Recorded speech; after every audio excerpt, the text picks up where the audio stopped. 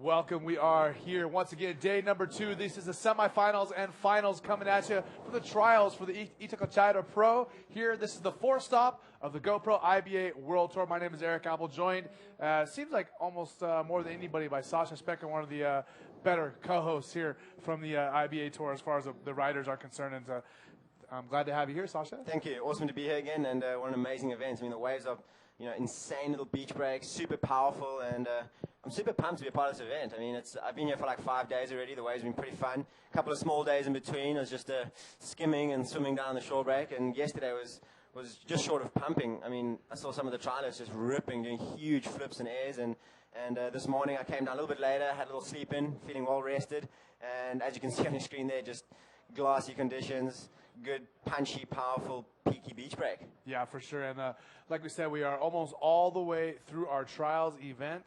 We have we're in the semis right now, and we're going to be getting to the finals right now. So basically, everyone who's left in the event at this point has qualified for the GSS event, because we're taking 9 people, I believe, correct? Wow. Okay, yeah, that's what I've heard as well. So semifinals, all of these guys in the semifinals have made it through to the main event and will be competing with the top 24 GSS riders in the world, and that is all going to start today. That's correct. So, and just to let you guys know who is in the semifinal, we're in the second semifinal, just started a few minutes ago. We have Nicolas Bastos, Heliton Lodiero, Lucas Rodriguez, and Lucas Nogueira. So that's an all-Brazilian affair. All Brazilian heat right here. We see, this is red, Nicolas Bastos paddling for a left-hander. And like we said, we have a pretty strong beach break waves. They're relatively short, but they're certainly powerful, aren't they, Sasha? Absolutely. A lot of scoring potential on some of these rides. If you manage to get to the lip with a bit of speed and some control, you're definitely going to be flying high and far out into the flats. Exactly what the judges want to see.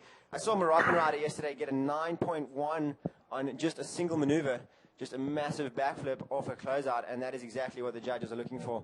And these guys are searching for that just as well. Lucas Nogueira, one of the previous Grand Slam Series riders, is Lucas Nogueira. He was on the tour for a year, and then he's looking to requalify. Yep, he's definitely looking to requalify. He's looking good with this result here now. I mean, if you win one of these trial events, you walk away with 1,000 points that go towards your Grand Slam Series qualification campaign. Yeah, now let's talk about, we had an issue earlier in the day with Ben Slimane Adnan, a rider from Morocco, who was he also previously qualified on the WSS? Not that I know, not in my time on the World Tour, but I know he's definitely got one of the higher caliber riders and knows how to deal with this kind of conditions. Now he had a wave that he took at the same time as we watched Lucas Nogueira on this left right here. Ben Slimane had a wave that he went on at the same time as another rider, and the judges didn't see his wave. It was a short wave, and it wasn't scored whatsoever until he had to come in and talk with the judges. They had to show some video, and they realized they did not score the wave, and it was one of his better waves. Wow. And they ended up actually amending his score and putting him through to the semifinals. So it's quite a turn of events here, and it's certainly a rare thing that happens when the judges are make a mistake like that, because we have really good judges from all over the world. But it does happen. Everyone's human, and one in a million times it does happen. But luckily they were able to amend that situation, as we see Lucas Nogueira on this left right here, looking for this roll. A little ARS into the flats and clean, perfect landing. This guy is such a powerful and fit rider that was, child's play for him. Pretty much bread and butter, everyday kind of stuff. Yeah. And going back to the judges, I mean, you mentioned, it's a mistake of the judges to have overlooked that and things like that.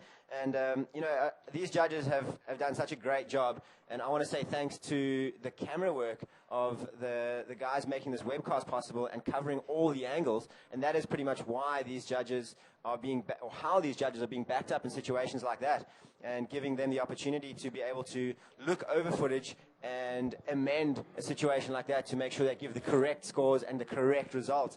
And I can't fault anything of these judges. I mean, you can only see one thing at a time. Yeah. And it is pretty easy that when the waves are short and heavy like this, that you may have overlooked somebody a little bit further down the beach, while somebody else straight in front of the tower maybe catches one set wave and is putting on a stellar performance nonetheless. And, both riders do deserve to receive a score. And thanks again to the amazing camera work for those guys to have all those angles covered. And the judges, great work. I look forward to competing and having you guys judge me in one of my future heats. So great job, guys.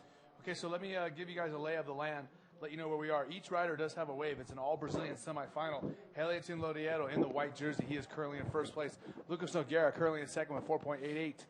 Lucas Rodriguez with a 4.25, and Nicholas Bastos with a wave he wants to improve. It's a 1.63. He's in the red. So again, white is in the lead. Heliatin Lodiero with a 6. He's all the way on the left-hand side of your screen down there, looking for those lefts. And you can see these guys are pretty close to the beach here. And, usually from my experience here in the previous year, this is probably one of the smaller days that we can expect. Last year we had a couple of days, I want to say, exceeding 10 feet. And it wasn't breaking that much further off the beach, which is kind of intimidating when you're ready to paddle out for your heat and there's massive peaks coming through, just detonating only a few meters away from you. The actual ground is shaking under your feet. That's awesome. So this is kind of a bit of a tamer version. Nonetheless, amazing performances here by these trialists. The final 8, and all of these guys are through to the main event, and we'll be meeting up in round 1. 8 heats in round 1, and it is a non-elimination round, that round 1 of the GSS. So nobody goes home after that. The 3rd and 4th spots of round 1 of the Grand Slam series will go into round 2, where they will have to fight it out, because only the top 2 out of that round will go through into round 3, where they will meet up with our round 1 winners. And not much has changed, as you can see on the screen there. You see some sets coming in on the left-hand side of your screen. We see that peak coming in. It looks like Nicholas Bastos might be in a good position over there. As you see, our heat leader, Heliatin Loureiro, powerful Brazilian rider here. He had a great run in Chile, just fell short, and now he's in the main event at home in front of local crowds, exactly what he was aiming for. Nicholas Bastos in the red. Look at this. Big invert with amazing landing. I don't know how he held on to that. It looked like he was headbutting his board on the landing. Big impact for sure. This is blue, Lucas Nogueira.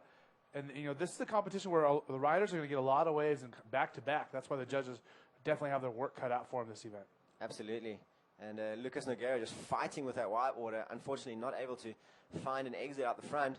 But he will receive a pretty good score for his previous ride nonetheless. And he is definitely going to have enough time to get back there and find a second scoring ride. Nicholas Bastos replay. Yeah, this is. How's that bottom turn? That is pristine, and his timing was pretty good here. Gets a lot of air, puts a lot of space between the bottom of his board and the flats, and somehow rides out of that control. The judges are really going to like that. And okay, so some scores coming through. Wow, Nicholas Bastos in the red with an 8.5. It's a big score. Heliatin Lodiero with a 1.08 on his second wave. Lucas Nogueira with a 1.88 on his second wave. And Lucas Rodriguez with a 1.13. So, wow, Nicholas Bastos with an 8.5. That's, I believe, the second highest scoring wave of the competition so far. We did have a 9 yesterday. That's right, from a Moroccan rider who did a similar size wave, just a little backflip. And Bastos just doing a nice clean invert there. And that is exactly what the judges are looking for. I know I've mentioned this before, but for those of you out there that not too familiar with the judging criteria or what is looked for in these kind of waves, that is exactly what these guys want to see. High flying, high risk, heavy maneuvers on the biggest possible wave and showing control when completed. And a little bit of positioning here. Look at this. You can actually see the strategic positioning here. Bastos kind of trying to get away from the guys maybe, down the beach a little. He knows he's got a good wave already, and he doesn't need much here. He's trying to replace a 1.63, so maybe a smart move to move away from the pack a little and get busy further down the beach. The two Lucases kind of packed together here in blue and yellow, and I wonder if they're friends.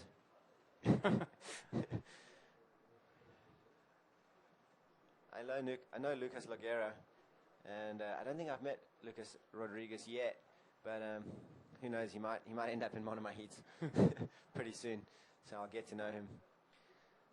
So we see a little change of tactic there. Nicholas Bastos paddling straight through the rest of that heat, and maybe just a bit of an intimidation game. He's in control. He knows he's got a good wave, and he's just trying to get up in their face maybe. And do you think it's would you say it's an advantage or disadvantage for these guys coming through the trials, surfing, 5 times, 6 times before they actually come up and surf against the top 24 guys? I think advantage because they're used to the conditions, and a disadvantage because they're tired. I think there's two sides to that story. Maybe I definitely feel like there's an advantage because these guys are on a good flow and a good rhythm, and they have a bit of momentum, so they definitely know what it takes. But like you said, there's definitely going to be a bit of fatigue here. Heliton Lorero just punching an ARS through the lip. Man. Trying to ARS through that lip. That was powerful. I mean, he didn't manage to ride out of it from what I could see there. He pops up, board in hand. And Lucas Nogueira just trying to emulate a bit of Nicholas Bastos there. Slightly smaller wave, but nonetheless. Good invert. And I want to say these guys are fit enough not to really suffer too much fatigue. It's not a heavy paddle. Well, to surf 5-6 heats. That's 2 hours of surfing that you're going to be doing in 2 days. I mean, I want to say these guys are surfing a minimum of 2 hours per day, regardless. But nonetheless, think about this. They're going to have to be dealing with a lot of nerves, a lot of emotional stress in the sense of, preparing, getting ready, physically preparing as well, stretching, warming up maybe, warming down after the heat. And all of that takes up a lot of energy and a lot of time. And mentally, that also is a little taxing. When you now have to enter with, the top 24 guys, that's a whole other ballgame. These guys are going to have to adjust their riding, adjust their mental attitude, and a bit of strategy is going to come into play. Lucas Nogueira here. Nice invert. Yeah. Good control, nice tweak. Just a wave. He did as much as he could with what the wave had to offer. Absolutely. Here we go, Heliton Lorero on the right. Just a ARS out in front of the wave. Clean landing. And I don't know if the judges are going to score that as complete, but I reckon that was enough done. And this is he was our heat leader, Nicholas Bastos, but once Lucas Nogueira got that 5.95, it bumped Nicholas Bastos down. But he has a score of a 1.63, so as soon as he gets rid of that, he's going to bump right back up into the lead because he has that big score. That's right. That second score was pretty low, so once he replaces that low score, he's going to be in a very comfortable position. You can see he wasn't looking for much there, just trying to ARS to a closeout. And I think we missed this. It's just a replay. Or was that Lucas? I think that's Lucas Rodriguez in the yellow vest. And wow. Ooh, look at that. So Nogueira finding a better invert last time. Last time he got a 5.95 for his invert on the left. This one seemed a little bit cleaner and better, although we didn't see the beginning of the wave. And not a very big wave, nonetheless, clean, smooth execution with good control. He is trying to replace a smaller score. I don't know what it is, but 4.88. There we go. So he's trying to replace a 4.88, and let's see if the judges give him that. I'm going to sign on to our Facebook so we can take some comments and questions and stuff and interact with our fans. Fire away. Give us some questions here. I want to know what you guys think of all of these Brazilians in the event. Yeah. I mean, we're in Brazil. These guys are literally dominating the trials, as you can see right now. And give us some support for these guys, so we can give shout-outs, give us some info, some insight about what you think about having an event like this in Brazil and having all of these local boys representing on such a high level. And time is counting down in this heat. It'll be under 10 minutes remaining.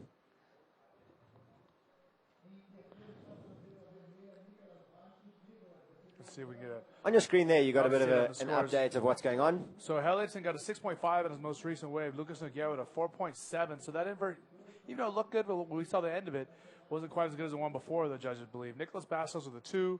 Now he's moving down to third place. He still has that 8.5, though. He only needs a 2.3 to move up with 6 minutes to go. And Lucas Rodriguez still a ways down there in fourth place. He's in the yellow jersey. He only has a total of 5.83 between his 2 waves. So again, Helliton Lodiero with 2 consistent scores, a 6 and a 6.5.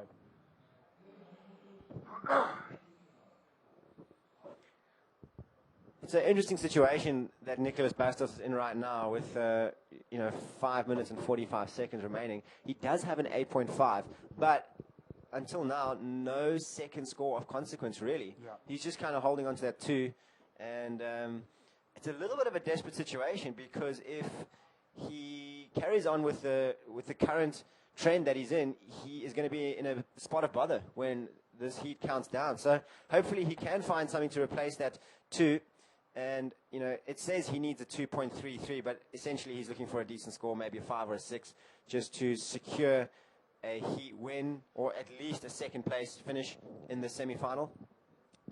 And, he's definitely wanting to look for some serious points to qualify. He wants to get as high as he can in this draw of the GSS trials. And another rider like that is Helliton Loureiro. I was in Antofagasta a few weeks ago with him, where he had an exceptional performance. I think he made the semi-finals. He went pretty far. He made semi-finals, and he was doing huge ARSs, flying down the line on this freight training left-hander that kind of offered, anything from wide-open faces to massive ramps and barrels. A very versatile wave. So he's definitely shown that he can perform in all conditions. And this being, it couldn't be much further from Antofagasta with regards to conditions. Water temperature. Wow, look at this barrel right on the left. Lucas Rodriguez trying to punch through the lip and just having to deal with a serious explosion out of that. And I think he will get scored for the barrel, though. For sure. He's going to improve one of his scores. I'm not too sure what it's going to be, but that is definitely something that he was looking for. And if he had landed that roll, he would have been right back in the game. So we're probably going to see a good score for Lucas Rodriguez right there.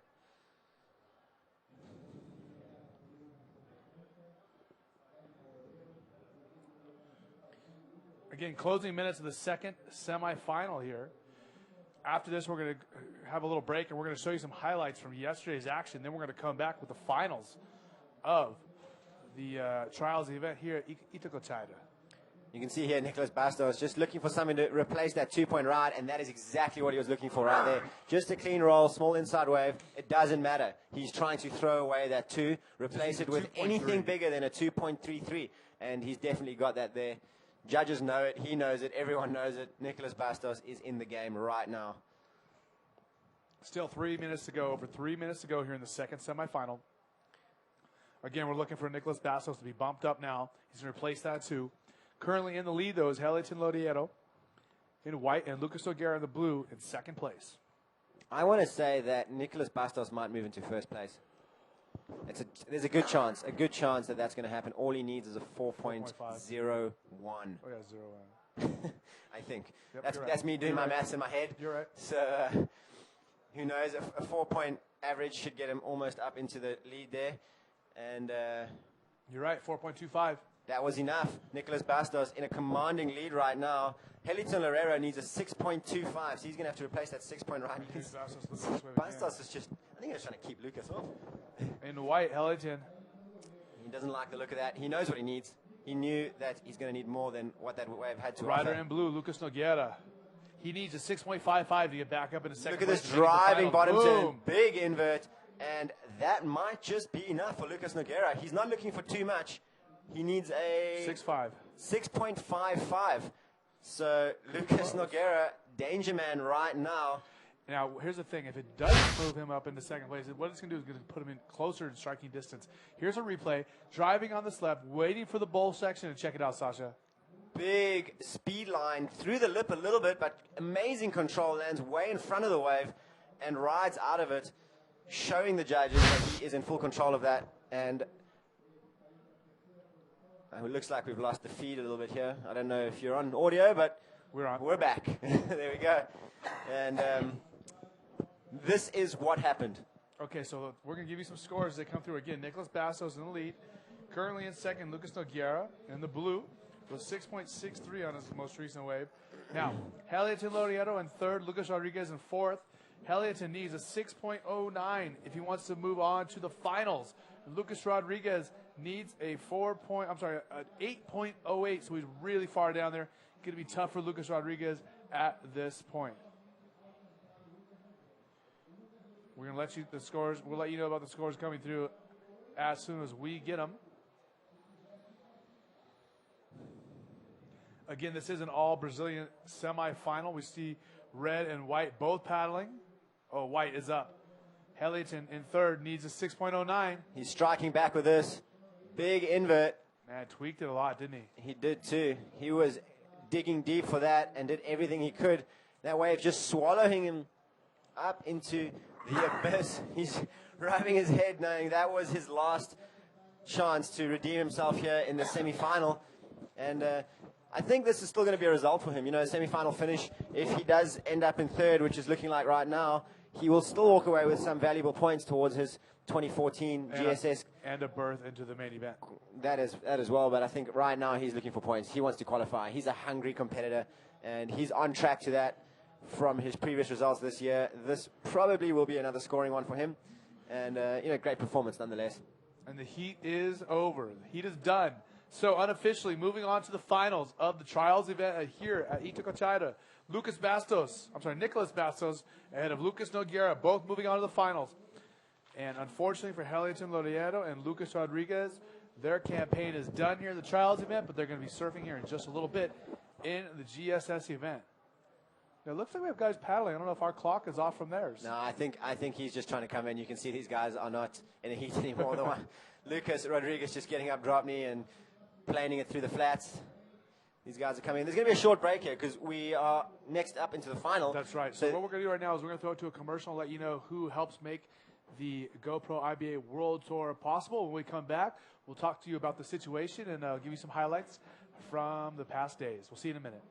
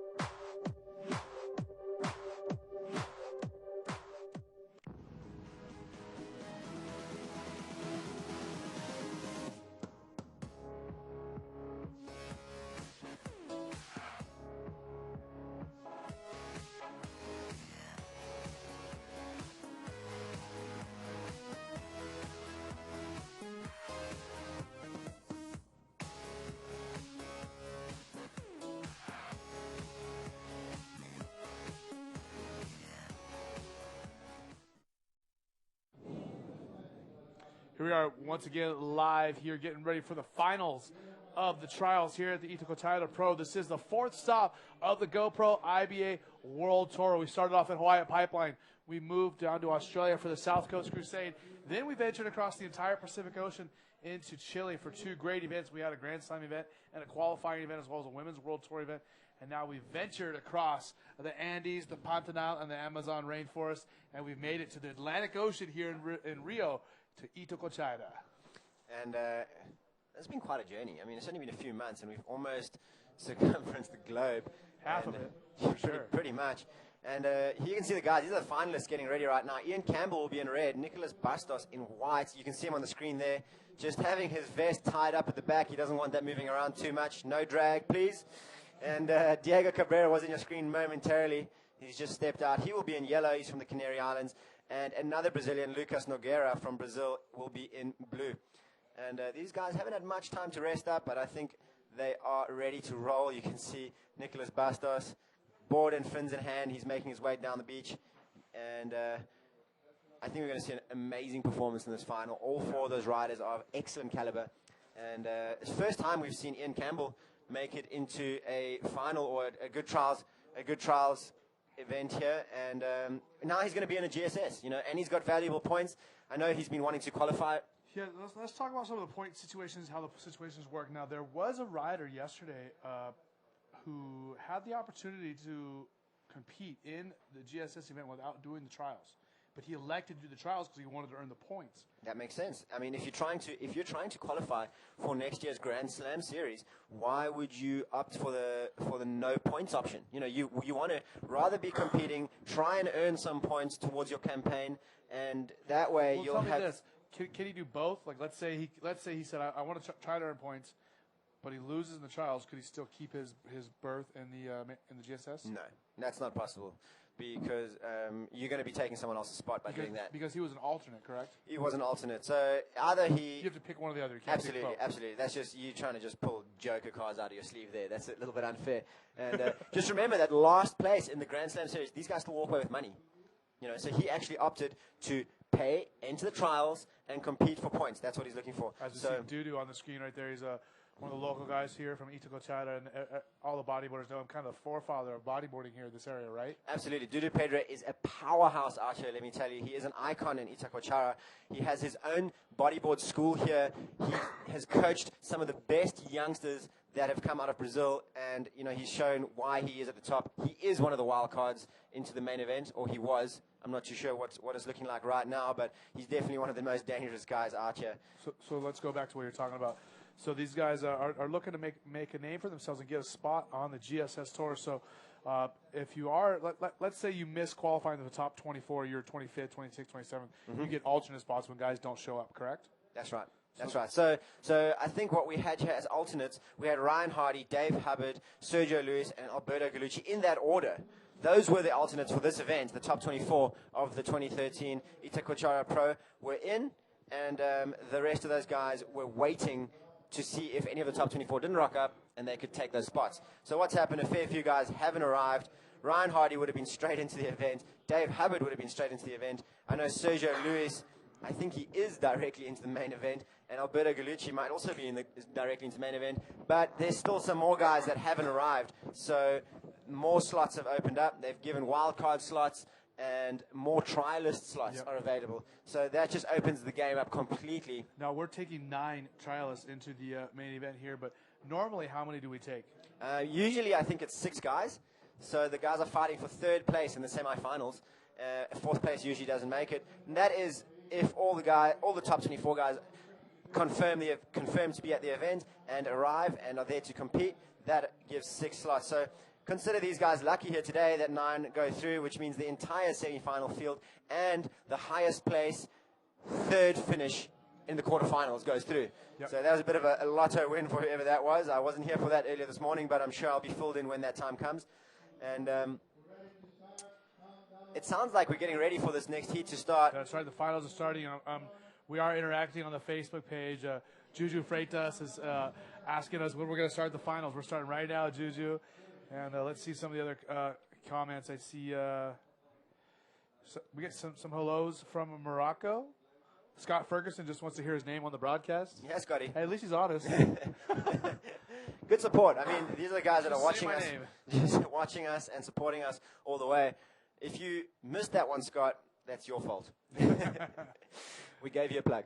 Right, in the order, Ian Campbell in red from South Africa. He is on the far right-hand side of your screen right now, opting to sit away from the pack. Nicolas Bastos, who won that last semi-final with an 8-point ride and then backed it up with a 4.25.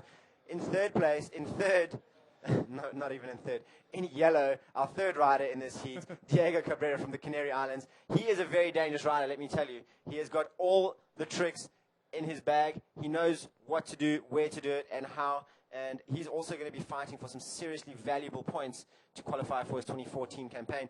And, of course, in blue, Lucas Nogueira, the dangerous Brazilian who was finishing off that second semi-final with high-flying inverts. He's going to be another dangerous man out here. I mean, this whole final is seriously stacked. Yeah, now let's talk about Ian Campbell, a guy who was he really found a lot of barrels yesterday, and that's something not many people were doing. As I see some a smaller set coming in right now, but you know these waves are very difficult to find makeable barrels, and Ian did a couple of times yesterday. I was very impressed. Absolutely, he's a very powerful rider and always drawing very good, clean lines, and I think that definitely helped him out. Here's Diego Cabrera on the left. From Canary Islands, look at this barrel. Talking about barrels, he's fighting his way through this, but not finding an exit. And, you know, that is all the judges want to see. They want to see you come out of those barrels. Yeah. You can pull into all the barrels you like. You're not going to get the high scores. You have to find a clean exit and show control. A lot of speed there on that one. And to be honest, it was close to makeable. It wasn't far. Not at all. This Ian is Campbell. Ian Campbell, the South African. Big roll there on the right-hander. Powerful bottom turn and a nice big clean roll. I think that was a bit of a safety move. He knows he's in the final. He knows he really needs to start flaring if he wants to take this thing out. And he's going to have to change his game because I know the other three riders are going to be putting everything on the line in this heat now. Ian Campbell's put on a great performance throughout the trials. I mean, he's been a very strong competitor, very calculated, clean line. I mean, even this nice, powerful bottom turn and hits the section well-timed. Boost through the lip right there, too. And, you know, as I said, it was a safety maneuver. Maybe I was a little bit, vague on that. It is definitely not a safety maneuver. That was a big, clean, punchy roll with a lot of air under this board. And the judges definitely are going to like that and reward him accordingly. So we're waiting for some scores coming through in just a moment. Nicolas and Lucas just sitting together. Maybe they've got a plan, a strategic plan where they work together in the final. So we see Diego Cabrera, Canary Islander. Wave. He's going to be looking for a little flip bowl here. Look at this. And textbook. You know, he knows how to do those. Smaller wave, but he knows what it took. Nicolas Bastos trying to do a spin takeoff, which was a bit of a bold move, but like I said, he knows he needs to lay it on the line if he wants to take this out and walk away with a win here today. This is our rider in blue. Look at this on the right-hand side. Lucas Nogueira looking for a big ramp and a nice invert. He did a bunch of those inverts in the semifinal as well, so he's got those down here at this spot. I like his style when he's doing the invert. He has a good tweak. He really contorts his body quite heavily and has good style. You know, he keeps his board nice and close to his body and turns it right upside down. Real high level of difficulty to pull those maneuvers off like that and to extend himself to that degree. For sure, and we're going to be filling you in on the scores as they come through in just a moment. Timothy Whale says he'll take a slot in the finals, and we have extras because it seems like we have so many this time, 9. As you see, Diego Cabrera, great flip right there. And there was nothing wrong with that. I mean, perfect execution, clean and full control. The only thing I want to say is that wave may be a little bit small, but he's just starting his campaign. The technique on it was very sweet. Lucas Nogueira on the right. I'm interested to see this replay. Look at how much he tweaks this invert. He really pushes it upside down. That was amazing technique and athletic ability. I mean, he really contorted his body heavily there. Here he is again on the left-hander now. Forward spin in the whole section. I want to say he's looking for a little ARS here, and that is exactly what he went for. And can he fight through this? He's definitely fighting with the white water here, and finds his way into clean, open water. I should say sand almost, getting pushed up the beach. And the judges are definitely going to reward him accordingly. Okay, so let's give you guys some scores as they come through. At the moment, before that last wave of Lucas's comes through, Diego Cabrera is currently in the lead. He has a total score of 7.26, only a 4.63 on his last wave. As we see Lucas Nogueira on this left, that forward spin to the ARS. I like that he put a little combination in there, that forward spin to ARS. I mean, if he had come out of this foam with a little bit more control and quicker, wasn't battling with the whitewater so long, I really think he would have got a pretty good score because combinations out here are very difficult to get. Yeah. They are very difficult to link up. And it's something the judges haven't seen. You know, it's something fresh. They definitely would have liked that. And Lucas Nogueira knows that, and he's definitely applied himself. Okay, so Lucas Nogueira with a 5.58 on that last wave. So he's currently in the lead, the total score 11.71. Diego Cabrera in second. Ian Campbell in third, although he only has one wave of 5.13. Nicolas Bastos, only one wave. It's not going to count towards his final score. It's a 0.83. Again, we have 14 minutes remaining here in the finals of the trials for the Itacoatiara Pro, the fourth stop of the GoPro IBA World Tour. Eric Apple, joined by Sasha Specker, one of our qualified riders for the GSS events, and one of my favorite co-hosts to join me on the webcast. Thanks for having me, Apple. I love being here. That's awesome. I get all the action right in front of me on the screen, all the points, all the angles, and we get to see what you guys see. So we're actually in a little booth here. The ocean is behind us, and we're looking at the screen, and I enjoy it. I mean, this is firsthand as it can get, unless you are on the beach. So we are on the beach getting it on a screen. So thank you very much for joining us here today. And I'm excited, man. It's all happening. We're in the final of the trials, and these guys are blazing. 6.13 for Lucas Nogueira. Diego Cabrera is sitting with a small score, 2.63 and a 4.63, and he's going to be looking to replace that. Ian Campbell still sitting on one wave, a 5.13, and Nicolas Bastos, the powerhouse from that second semi-final. He hasn't really opened his account with anything substantial, so he is looking to start again. And time is running out, let me tell you.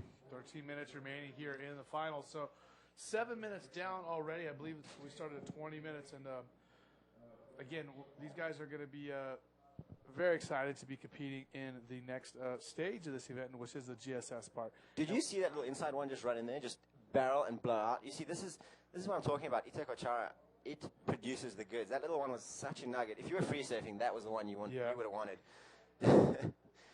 And here you can see Diego Cabrera getting busy, looking for just about anything, getting a little bit of tube time, and maybe he's just taking a leaf out of Ian Campbell's book from yesterday, just trying to find some barrels. Ian Campbell looked like he was in and out of that last one, didn't really offer much, and opting to get back out there to start again.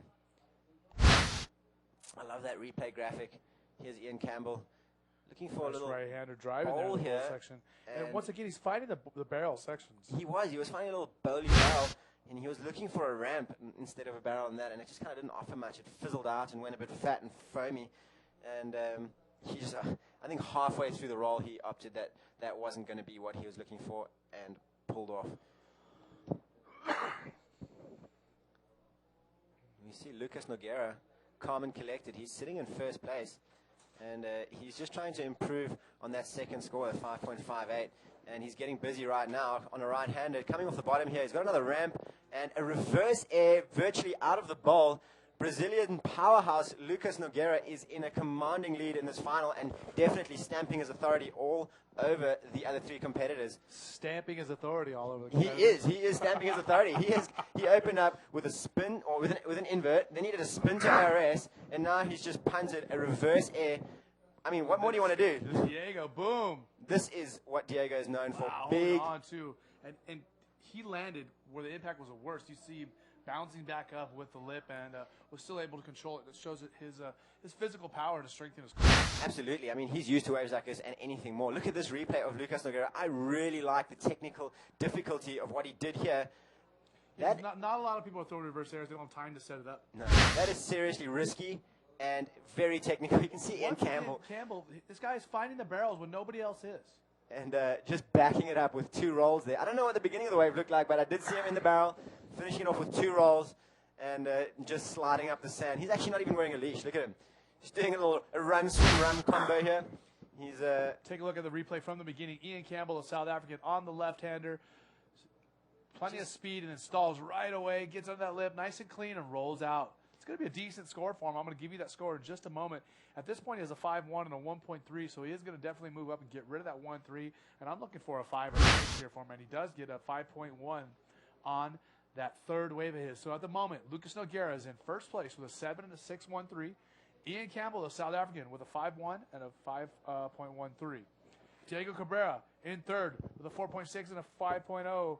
And Nicolas Bastos, still, he's in combo land. He only has a 0.83, waiting to get some good waves, and here he is.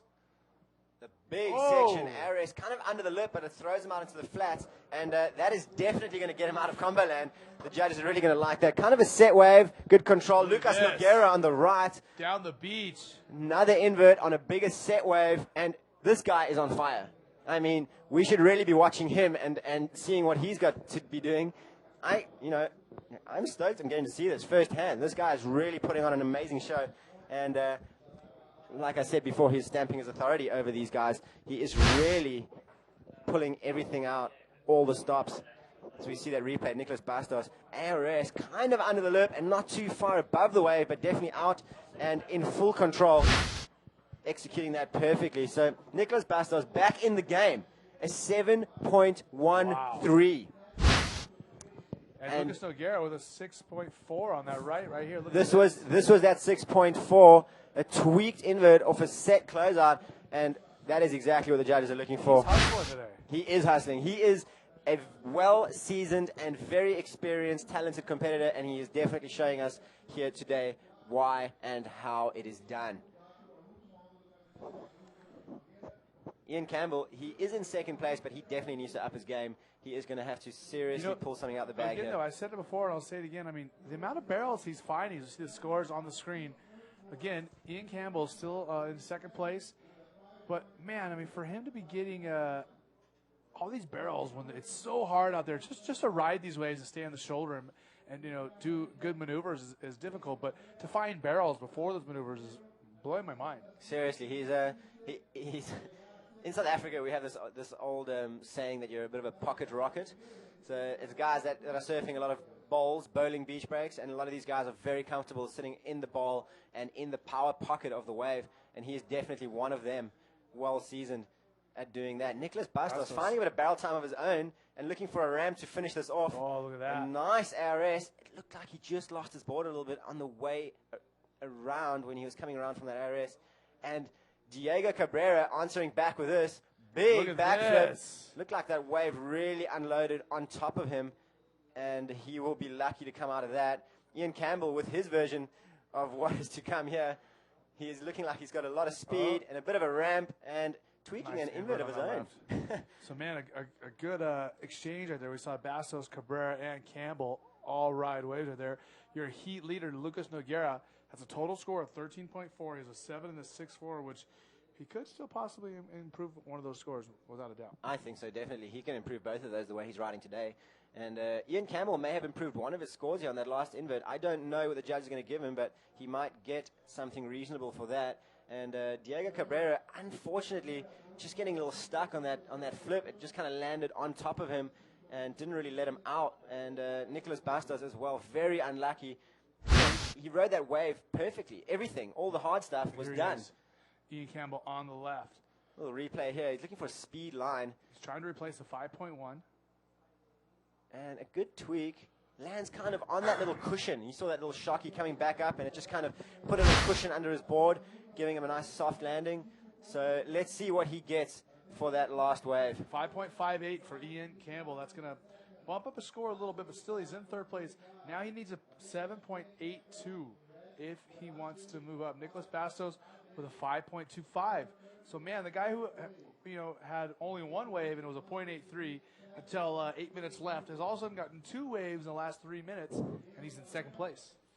Nicholas Bastos, I think he's one of the local boys here, and he really has shown why all that local knowledge has paid off. That 0.83 really didn't phase him in the beginning. He came back strong, and he is now in second place, only needing a 6.27 to catch his good friend.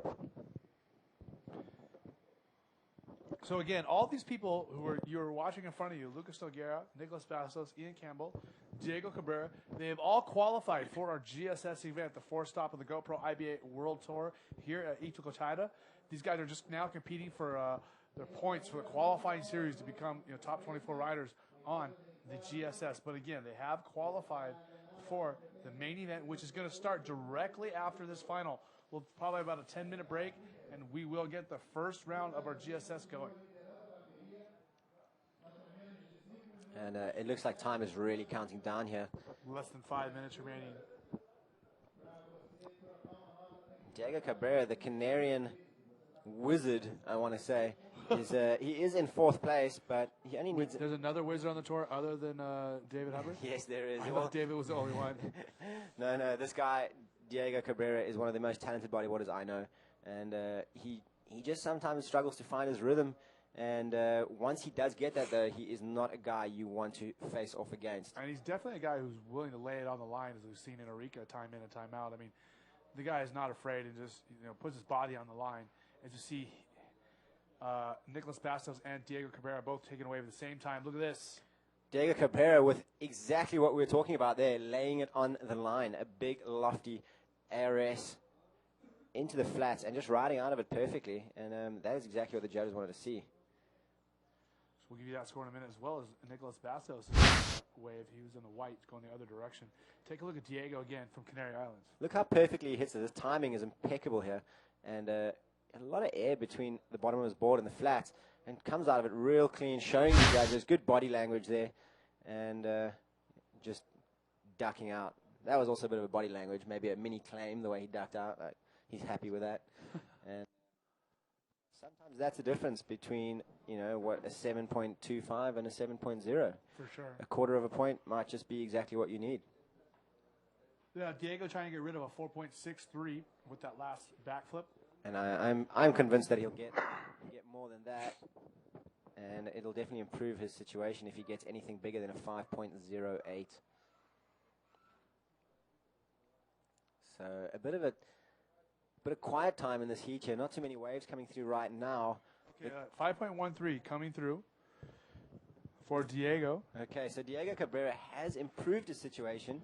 He now only needs... He still needs an 8.27 to win. Okay, well, that's not what these guys are going for. These guys are going for the win. They want to be in that top spot and take away that big package of points.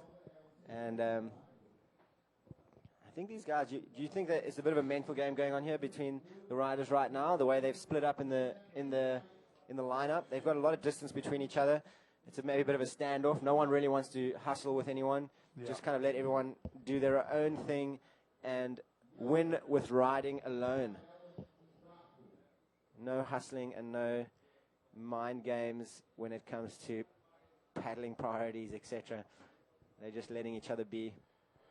As we see Ian Campbell here looking for something, and he's opting to go right, locking into a little barrel. Look at this again. This guy is finding the barrels every single wave. It's amazing. He is going to really improve on his situation right now. He needed a 7.82 going into that wave, and I'm going to say he's at it or close. I definitely think he's going to be very close to that, if not get the score that he requires. That was a good barrel. He had a pretty deep section. Here comes a replay. Let's have a look at this. Man, he was thinking about going left, too. And there's a pretty deep little section here. He comes disappearing, backdooring. And look how he hits this section out of the barrel. Clean, big roll, and through the roof again here. Shows full control and comes out the front pretty clean here. Bit of body language. He is happy with that. For sure. Ian Campbell putting a stamp of authority. Right there. He will respect my authority. Absolutely. He definitely showed that he is worthy of a win here today. Okay, white and blue, white and blue. Lucas Nogueira, he's in the lead. Look at this barrel. Not going to come out of it, though. So, Ian Campbell falling just short. Wow. He got a 7.63 for that barrel to roll combination. And that does leave him in a better situation. He has moved second. He's moved up to second, exactly. And on your screen, you can see exactly the updated situation right now. So again, Lucas Nogueira still in the lead, even without that last wave score. Ian Campbell needs a 5.77 with 30 seconds to go. Nicholas Bastos, he needs a 6.27 with 30 seconds to go. Man, these scores are definitely possible. Check out Ian Campbell. One of the strongest paddlers I know, and he just showed 5.7 is all he needs. Oh, look at that roll in the whitewater. Not going to be enough, though. It getting exploded down there. That was crazy. That whitewater filled our entire screen here, so I don't know how big it actually was, but he definitely gave everything he had and tried whatever it took to try and get that last score. And he'll be happy with a second-place finish. I mean, that's some good points, and he put in a great performance. For sure. I mean, that last wave, I thought maybe he could have got the score. It was very, very close. A good barrel, clean exit with 2 rolls. I mean, geez. Yeah, maybe if the wave was a slight bit bigger, he would have got the score. He rode the wave as good as it could have been ridden. Look at this. Diego Cabrera, the last second, he got a flip. Wow. So I don't know if that's going to change. Let's see if we can go back to the beginning of it. So here we have a replay.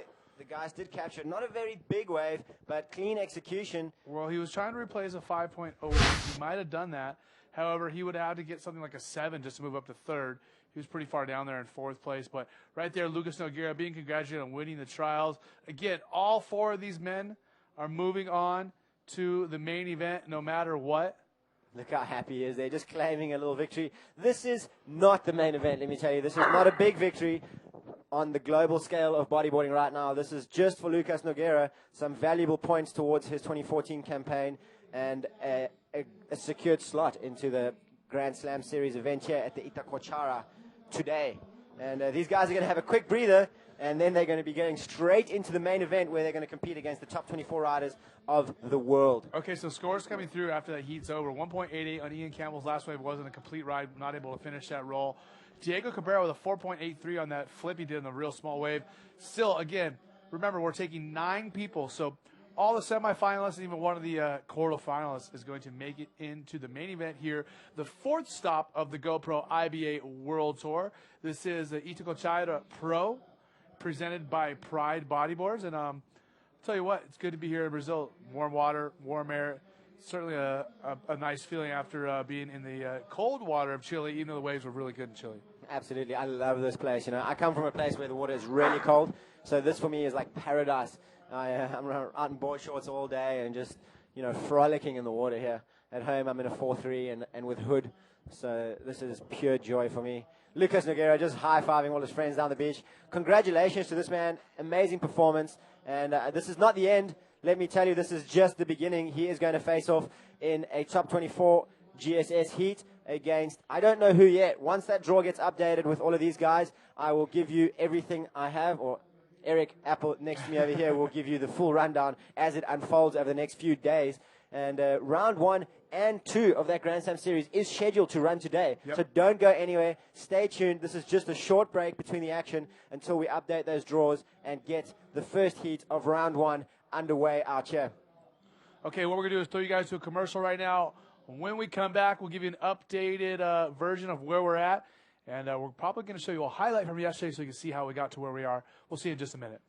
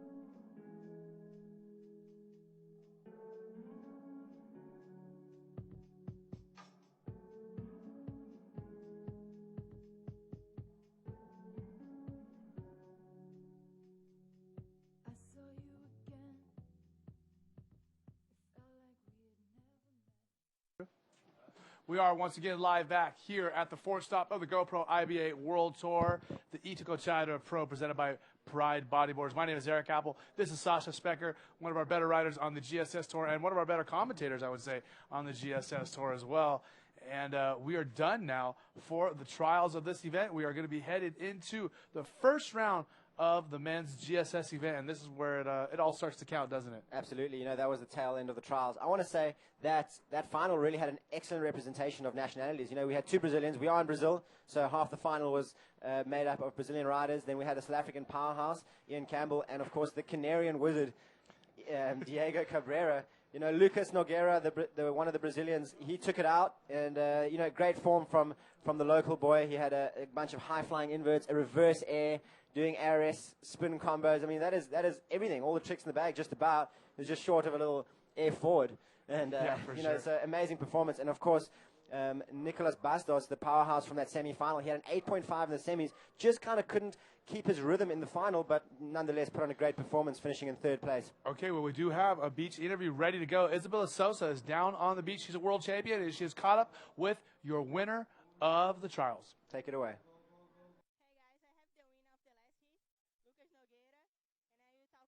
Em português, and you translate it for you guys. E aí, Luquinhas, como é que tá se sentindo dessa bateria? Como é que foi a bateria final? Pô, primeiro lugar, glória a Deus. Só ele sabe quanto que eu queria vencer. Tô feliz pra caramba. Vim pra ganhar, vim pra chegar no evento principal e ele me abençoou. Tô aí agora, vou incomodar lá no evento principal. Eu tô focado, tenho que dar o meu melhor ali, que eu sei que vai dar certo. He told that he's pretty happy, told that thank you to God, and then he focused now in the main event. E aí, como é que foi? Como é que vai ser as suas expectativas para a próxima bateria? Pô, agora é descansar um pouquinho de tempo que eu tenho ali, ver as condições do mar e tentar fazer o mesmo que eu venho fazendo aí no trials, né? Que é escolher 2 ondas bem e conseguir passar as baterias e avançando o máximo possível. I asked about the next heat in the main event, and he told that you relax a little time outside the water and you check the conditions and try to do the same that do the trials. E aí, quer mandar um recado para a galera que está te assistindo?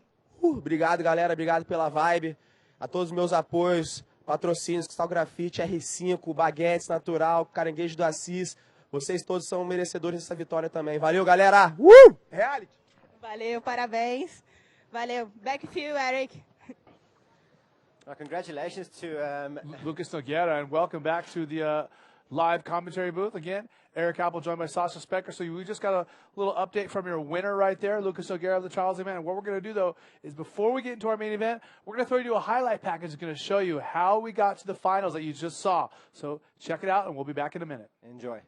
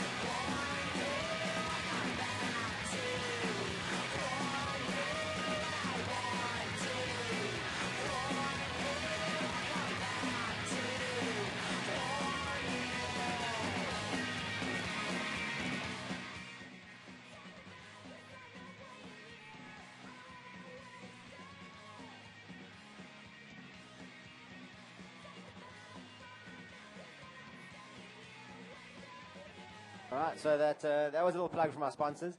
And we are getting ready for the first heat of the Grand Slam Series. And we just got an updated draw over here. I've got Amaury Laverne, Johan Florentine, Nicolas Bastos, and Jose Otavio in that first heat. And let me tell you, this is a seriously action-packed heat. Not to say that any of the others aren't, but this one is one way to kick off the 2013 IBA Grand Slam here at the Itacoatiara. And you can say it good, too. Most people can't say it. Itacoatiara. I've been here before. I love it. I love Itacoatiara, so I've made an effort to understand and. So again, we're not gonna take everyone through every single heat, but we'll give you the first couple heats. We just got the first one from Sasha. Second heat, PLC, Alamunios, as well as Ian Campbell and Dudu Pedera. Third heat, Eder Luciano, Alex Aranga, Haliton Loriero, and Ben Slamain Adnain. Fourth heat, Ben Player, Uri Valadao, Sam Bennett, and Lucas Mendonica. So again, we are going to have some of the big boys coming at you. And that's the first half of the draw. There's 4 more heats after that, and then we will move into round 2 of the Grand Slam series after that. But talking about that first heat, I mean, we've got Amari Laverne. He is a former world champion. Johan Florentine is someone who's actually grown up with Amari, surfing together, very similar styles, very powerful and smooth rider. Nicolas Bastos, you should all be familiar with him by now. He was a serious threat throughout the trials, finished in 3rd place. And Jose Otavio is actually one of the local guys here in Itacoatiara. He had caused some serious upsets last year in the draw, and I reckon he's going to be someone to watch out for, especially with these kind of conditions. It's tricky. You have to pick the best waves, and this guy knows where, how, and when to do that. Well, we talked about it before. I mean, this is where stuff starts to get really serious. These are some of the best riders in the world we have in this round, or I should say all the best riders in the world in this round. And this is, once again, it's a non-elimination round, correct? That's right. So the first round that we got here is it's a non-elimination round, although riders that finish in 1st and 2nd place will go through to round 3. So they skip round 2 entirely. But for those guys that finish in 3rd and 4th, they have to battle it out in round 2, where an elimination format is implemented, and only 1st and 2nd in round 2 go through, and they will meet up with the guys from round 1 again in round 3. It sounded like a lot, but win your first round hit, you go straight to round 2. Lose, you have to fight it out in round 2. That's pretty much the gist of it. Pretty simple. Not even I can figure that one out. There you go. It's just a non-elimination round. Let everyone just get rid of the nerves in that first heat. And for those that are in a good rhythm and have some great momentum in that round 1, they get rewarded, go straight through to round 3. They can rest for the rest of the day and have a little free surf and recover. And, the guys that didn't quite find their feet in that first round, they can, redeem themselves in round 2. And let's take a look at some of the highest scoring waves of the entire trials. We see Anas Arar right there. We talked about it. He had a 9.13, and he came back with like a 6 after that. So he actually had a total of a 15 or maybe 15 and a half or something like that. We see Pedro Valim from Brazil with an 8.88. Nicolas Bastos also from Brazil with an 8.5. And Leandro Chagas with an 8.13. So Nicolas Bastos, we saw him a little bit ago. He had that big 8.5, and that was on a big invert. It was a big invert, wasn't it? In that second semi-final. I was here for that, which was awesome to see firsthand. And those were all the stats. Just so you know, those are the stats of just the trials. Yep. So we had near perfect scores coming through in just the trials, and this is the Grand Slam Series event right now. Heat 1 in the water. It has started. 29.5 minutes. Amari Laverne opening up his account here today. Former world champion Amari Laverne on that left right there, throwing that ARS, trying to find his way back into the bowl section. He does, and he rolls it and does he punch it through? He does. He's That's sliding up the beach unbelievable. in front of spectators, only meters away from dry sand. Amari Laverne opening his account in a very strong fashion here and running up the beach here. Let me tell you, this man is fit. He's probably one of the fittest guys I know, definitely one of the fittest guys on tour, and he just showed how and why he is. Flawless backflip and backed it up with a roll. He's going to be very happy with that, and that is some kind of way to start off his Grand Slam Series event campaign here at the Itacoatiara Pro. Yeah, so that was the first wave again. Amari Laverne, Johan Florentine, Nicolas Bastos, and Jose Otavio. Two Brazilians and 2 Reunion Island. Look at this replay here. He just flawless ARS, lands, has a little bounce, legs out, shows good control, somehow manages to punch through this thick lip. That is huge unbelievable. explosion. I don't know how he comes out of this, but he looks like he just came out clean in front of those spectators there. They got a front row seat of Amari Laverne wrestling with the whitewater. I'm genuinely confused at how he was able to punch through that, and he was definitely rewarded a 7.75. Absolutely. I mean, that's an 8 would have been an excellent range. 7.75 is in the very good range, and that is, that's how you want to start a heat. He's, like I said, he's one of the fittest guys. That is why he managed to find his way through that thick lip. I'm 100% impressed. Yeah, on that wave. He's some kind of a machine, let me tell you. And Johan Florentine, Nicolas Bastos, and Jose Otavio have not yet opened their accounts. They're still waiting to find something rideable to get moving out here. Amari Laverne, 7.75. I mean, that is in just about any heat, that is probably one of the highest scoring ones. I think we had about 8 throughout the entire trials, we had 8 or 9 rides that scored higher than that, and that was it. Yeah. You know, so Amaury Laverne definitely showing that he is one We of the have world's Jose best. Otavio on the right, the Brazilian. Watch this man. He knows what he's doing out Oof. here. Clean, flawless invert off a nice wrapping oncoming closeout section. And Jose Otavio, you know, he's a dangerous man. For sure, 100%. So that's going to be his first scoring wave. We'll let you know that score in just a moment. Nicholas Bastos on his first as well, on the right, rolling. A little bit desperate there. He just wanted to get going, and he was a little late, had to punch through the lip on a roll. And that's going to be in the average range, definitely at the bottom end of that exchange. But he has plenty of time. This is a Grand Slam Series event. This is the first heat of that event, and these heats are now 30 minutes long. So these guys have a lot more time as we see Jose Otavio taking to the air, tweaking it. Look at that. And just launching and landing. Perfect. In my opinion, it's great technique. He did everything he could with that wave, right? Absolutely. He definitely made the most of it. And we were still waiting for the judges to deliberate that score. Once it comes through, we'll let you know. Late roll right there. So some scores coming through. Jose Otavio with a 5.75 on that invert. Nicholas Bastos a 4.13 on that small roll. So appropriate scores, I think. Yes, absolutely. And that just shows you the scale here. You have 3 scores. Amaury Laverne starting off strong with a 7.75. If you remember that wave, that backflip to roll through the lip, which was pretty impressive. And again, Jose Otavio keeping busy. He's looking for something pretty big here. Power roll through a very thick lip. And I think now he's happy. He's got 2 scores. Yeah, for sure. Maybe relax a little and just look for something bigger and something that offers more scoring potential. He can relax. Well, these are 30-minute heats. We have just over 25 minutes remaining. So these guys have a long time to get these good waves. And look at this set. Amaury Laverne answering back with a second wave here. And, just a nice roll.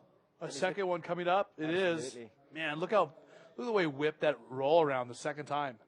His core is so strong. You know, once he chooses a direction and commits to it, he has no problem following through and completing his maneuvers with style and power. 100%. Here's a replay Look at of the replay. that. Check it out. He's eyeing out the section. It kind of warbled a little just before he got there. He managed very well to punch through it and put a bit of air between the bottom of the board and the bottom of the wave and just back that up with another clean roll. And, you know, back to basics. Sometimes that's all it takes. Yeah. And you can see here Nicholas Bastos. He So knows waiting- these boys. He knows waiting- these boys well. Yeah, for sure. We're still waiting for scores for Amaury on that second wave. And I'm thinking it's going to be in the 5 range or something like that. 5.25. I was right. So let's check out this wave of Johan Florentine. This is his first wave, busting through the lip on that roll. A second section. And Nice. I almost want to say he's going to get a slightly bigger score than Amaury on that. He showed more control, hit the lip a little bit better, got a little bit more air under his board. So let's see what the judges give him. But my call is Johan Florentine is going to walk away with something close to a 6-point ride. So again, a lay of the land. Still plenty of time remaining. 24 minutes. Amaury Laverne with a 7.7 and a 5.2. Jose Otavio with a 5.7 and a 5. Nicholas Bastos with a 4.1. And this is a replay of Johan Florentine's first wave. I like that angle, how you could just see into the bowl there and him sliding back into position. He's a very controlled and stylish rider, Johan Florentine. And, I was wrong. I think that angle might have just given him a little bit more, or might have intrigued me a little more, let me say it like that. Johan Florentine with a 5.15. So, similar score to Amaury Laverne, but not quite enough to get the better of that exchange. 25 minutes, 20 seconds to go. A lot of time to go, like we said. Set coming in, riders paddling, yellow, white, and red, all on the outside looking for this wave. Who's going to get it? Nicholas Bastos. Oh, taking off too deep. He's just trying to keep guys from catching the wave. A little bit of a strategic move there from Nicholas Bastos. But I don't know where he was in the priority, but he's going to go back to the bottom of it no matter what. White, Johan Florentine on his second wave. Doing very well to negotiate that bump. Oof. And I don't know if he was able to negotiate that photographer, whoever that was in the way there. But I hope they didn't connect. I would think they did it at least a little bit. And, I mean, the playing field is so small out here, you're nonetheless going to come across the guy who's shooting in the water with a GoPro there for us.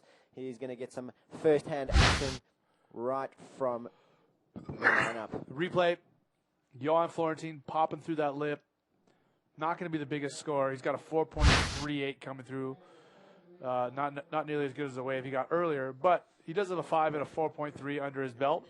So 9.53 total. Nicholas Bastos down there in fourth place with only a 5.13 total. So Amaury Laverne still leading the heat with a 7.7 and a 5.2. Jose Otavio right behind him.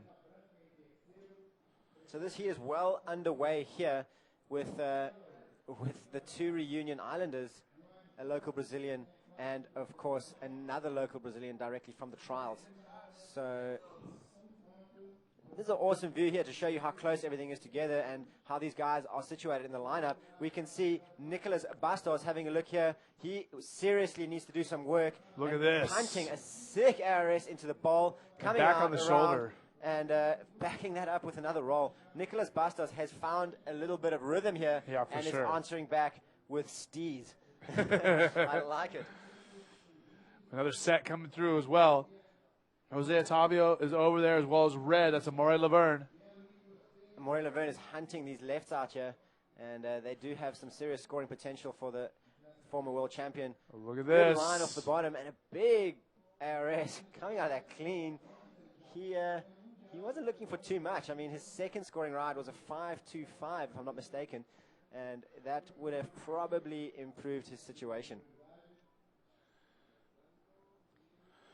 So again, we'll let you know those scores when they come through. Amaury with a decent wave there, and ARS, although it was only one maneuver on the wave, a short wave. He is in the lead, though, to see our replay of Nicholas Bastos in the yellow. And this wild card, I mean trialist, not a wild card. This trialist who just served a final a few minutes ago definitely has still got rhythm out here. We saw Jose Otavio answering back with that, and that lip looked like it guillotined straight down on his neck. I saw him rubbing his head a little. He might have got a bit of a sand rash on his forehead there. It would have pushed him straight down to the bottom. It's seriously shallow out there for you reviewers at home, let me tell you. And I saw Hub had a little scratch on his forehead yesterday, and he said he just headbutted the bottom trying to pull out. So it is seriously shallow and more dangerous than you think. You know, sand ends up pretty hard when it's compacted. So Amaury Laverne with a 5.83 on that ARS. And it did improve his situation slightly, I think. I'm actually surprised. Look at this. Barrel ride. Finding some shade. Keeping busy with a nice roll and backing it up with another. Nicholas Bastos is back in this heat with some serious maneuvers and barrel ride on that last wave. He's going to get a very decent score and definitely keep him in the rhythm. Yeah, a long tube right there is going to help him out. He already had a 6.25. He's looking to replace the 4.13. He's definitely going to do it. Look at the replay. Comes in through the whitewater, finds that open hole, and keeps going, doesn't he? He does too, and I like how he clean roll, and he lands kind of in the bowl again, slows down enough to punch off this last section here and slide up the sand. These guys are finding some pretty long rides considering how close they are on the beach. I'm well impressed. And let's see what the judges give Nicholas Bastos for that. 7.13 for the young Brazilian. Now moving up to second place with a total score of 13.38. Jose Otavio behind him with 10.75. Johan Florentine with only a 9.53. So Jose Otavio needs a 7.63. Johan Florentine needs an 8.23 if he wants to avoid headed to the next round. And these guys want to skip that second round and head straight to the third. Absolutely. First and second place is all it takes here. If you're in first or second at the end of these round one heats, you go straight into round three. You avoid that elimination format of round two. And, whoever finishes in third and fourth, they're going to be surfing again today, and they're going to have to redeem themselves in a big way if they want to stay in this event. 100%. And on your screen, this is the current situation. So see it for yourself. As the riders, look at them, they're perfectly spread out. They probably have a peek to themselves here. A couple of viewers on the beach, a couple of meters away. I mean, you could almost ask the guys on the beach, am I sitting in the right place? Where should I be going? Well, they were certainly yesterday. I mean, we saw a lot of Brazilians coaching each other on the beach yesterday. That's awesome to see the guys supporting each other and pushing each other. And this looks like the next heat getting ready here, if I'm not mistaken. Is that Juju? Oh, Dudu, sorry. That is Dudu Pedra, just waxing up what looks like a freshie. And he definitely is no stranger to the wave out here. He has his own coaching clinic. He gives classes to some of the younger guys and anyone else who wants to be a part of the bodyboard scene here in Itacoatiara. And he's waxing his hands. Look at that. I mean, that is a bit of inside scoop there for those of you at home who don't know. These guys wax up their hands before they paddle out, And that is just to add some Sasha, extra stickiness. I've been around the sport of bodyboarding competitively since 1989. And I don't think I've ever seen anybody wax their hands. Have I just been missing out? Is everyone doing that? Yeah, no, I think you've been missing out. I just never noticed. It's definitely been going on for a while. I just never paid attention to people waxing their hands. Yep, no, I've seen some definite how do you want to say, little tricks of the trade that the guys are pulling off here. You know, I sometimes like to wax up my knee and my shin when I'm going out on body heat. That definitely feels good. And the hands, I mean, that is all that really counts in bodyboarding, is if your hands are on the rail and on the nose, you are good to go.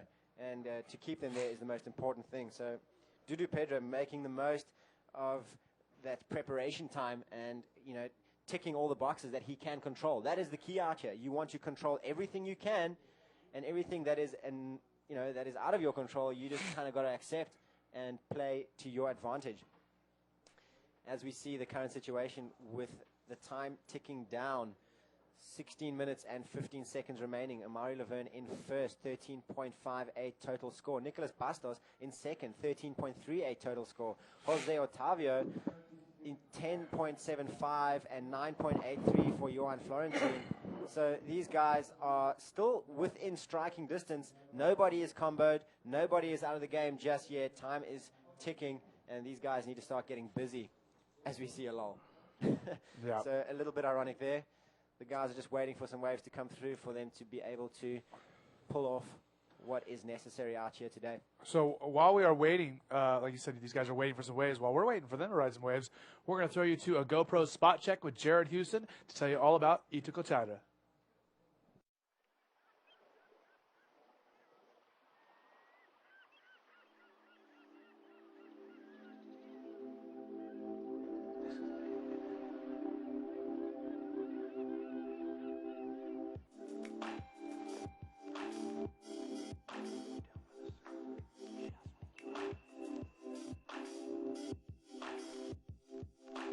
Super happy to be back here. Great crowd, great vibe, always something going on, and people love it here in Brazil. A fanatical crowd, and that's what makes it so special.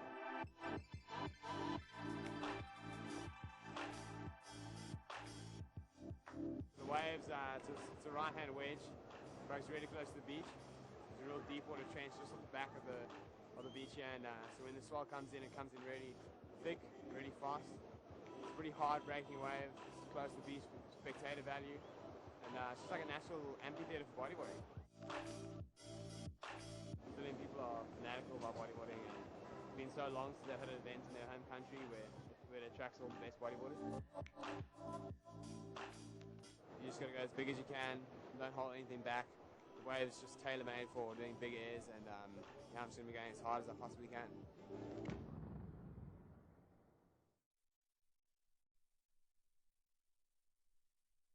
All right, okay. Little spot check. Sorry That's all right. to cut We you are off back. there. We are back again. Your host, Eric Apple, your color commentator over here, Sasha. He's the one telling you all the insight, and he's giving you his opinion because it is his expert opinion. He's one of the best bodyboarders in the world, and he's here helping me out on the webcast again, and we certainly appreciate it as we see our rider in white up and riding. That's Johan Florentine. He just tweaked quite a lofty little invert of a heavy section there, and that is definitely going to bring him back into the game. I haven't seen what the other guys have got. We've got a couple of replays. Hopefully can be pushed through the system here and fed to us so we can fill you in on what we have missed during that spot check. So let me give you the scores. We watched Johan on this left-hander. And this is a different wave to that invert. So he just does a little ARS through the lip a little bit, clean landing, comes out. And so he got a 4.88 on that wave, but the wave before he had a 5.7. So again, Johan is still in third. Jose Otavio is still in fourth. So none of the positions have changed since we've been gone. Amari Laverne, former world champion from Reunion Island, still in first place. Nicolas Bastos in second place. And again, nobody's going to be eliminated from this heat. The guys who finished first and second skip round two, head to round three. Third and fourth place will go to round 2, where they could possibly be eliminated, correct? Absolutely. Round 2 is not where you want to be. It's a sudden death situation. First and second luckily make it through, but third and fourth are gone, and they will have to come again next year if they want to be a part of the Itacoatiara Pro at any point in time. And Amari Laverne, your heat leader, just sitting out the back patiently. He knows he's in a commanding lead here. He is just waiting to improve on that 5.83 that he's currently counting.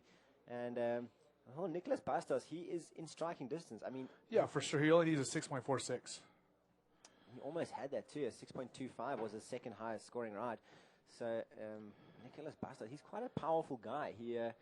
I don't know if you saw him earlier. He was on the beach just in between heats there, changing rash guards, and he is built solid. Yeah, for and, sure. That definitely does help in waves like this when you're having to deal with some seriously punchy beach breaks with big explosions and thick lips.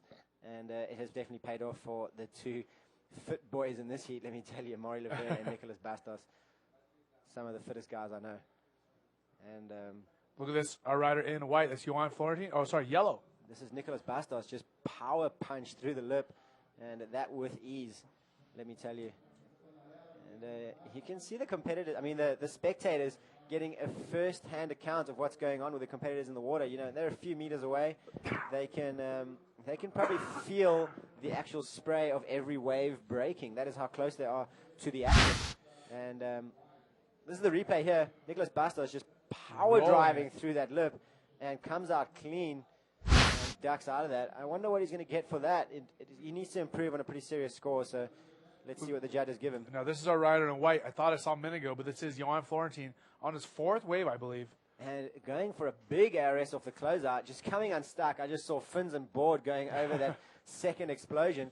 Johan Florentine, he is no stranger to powerful left-handers coming from Reunion. That is bread and butter at home, and usually over reef, but he definitely feels very at home in this warm, punchy beach break here in Itacoatiara today. Yeah, 100%. And one thing that I will say is, I paddled out the other night, and it was only about head high or so, but I can certainly, even when it's small, you can feel the power in this wave, and you can tell that when this wave gets big, it's definitely a wave of consequence. Absolutely. I mean, last year we saw some massive swells roll through here, and I'm not going to play it down. I was scared.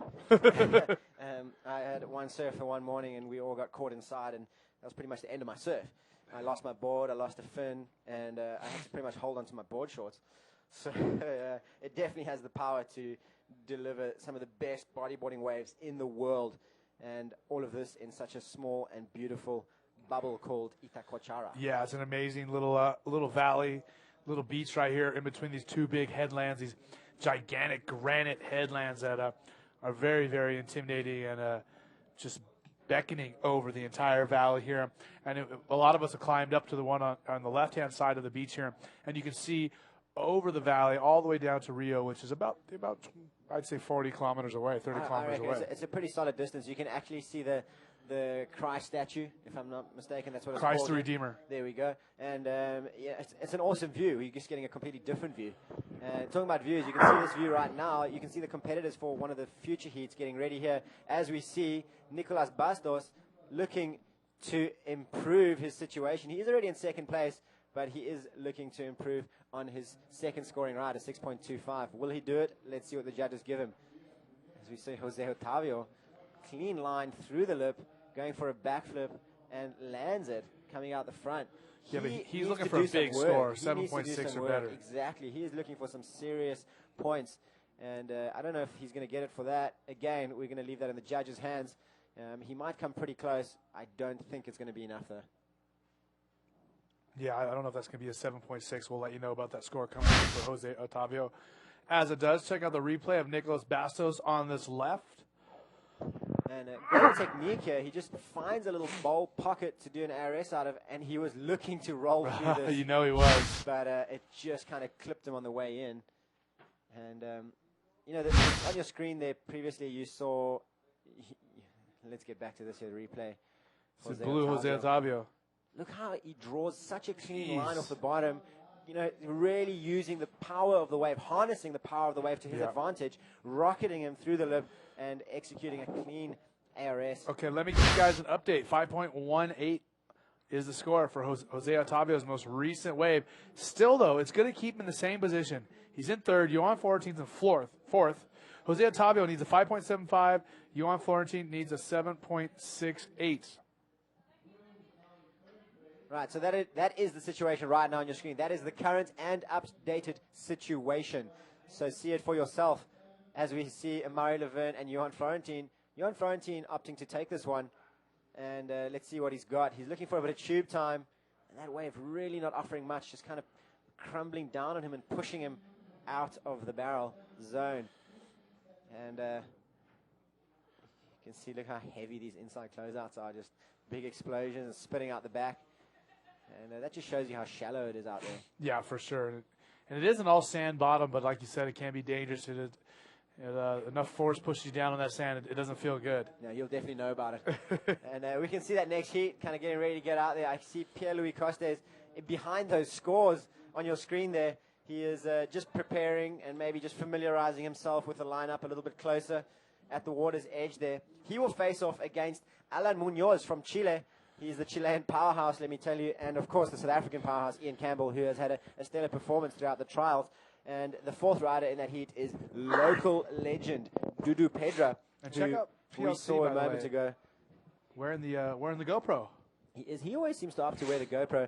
I guess he's used to it. He's been wearing them a fair bit, and it hasn't been putting him off during heats.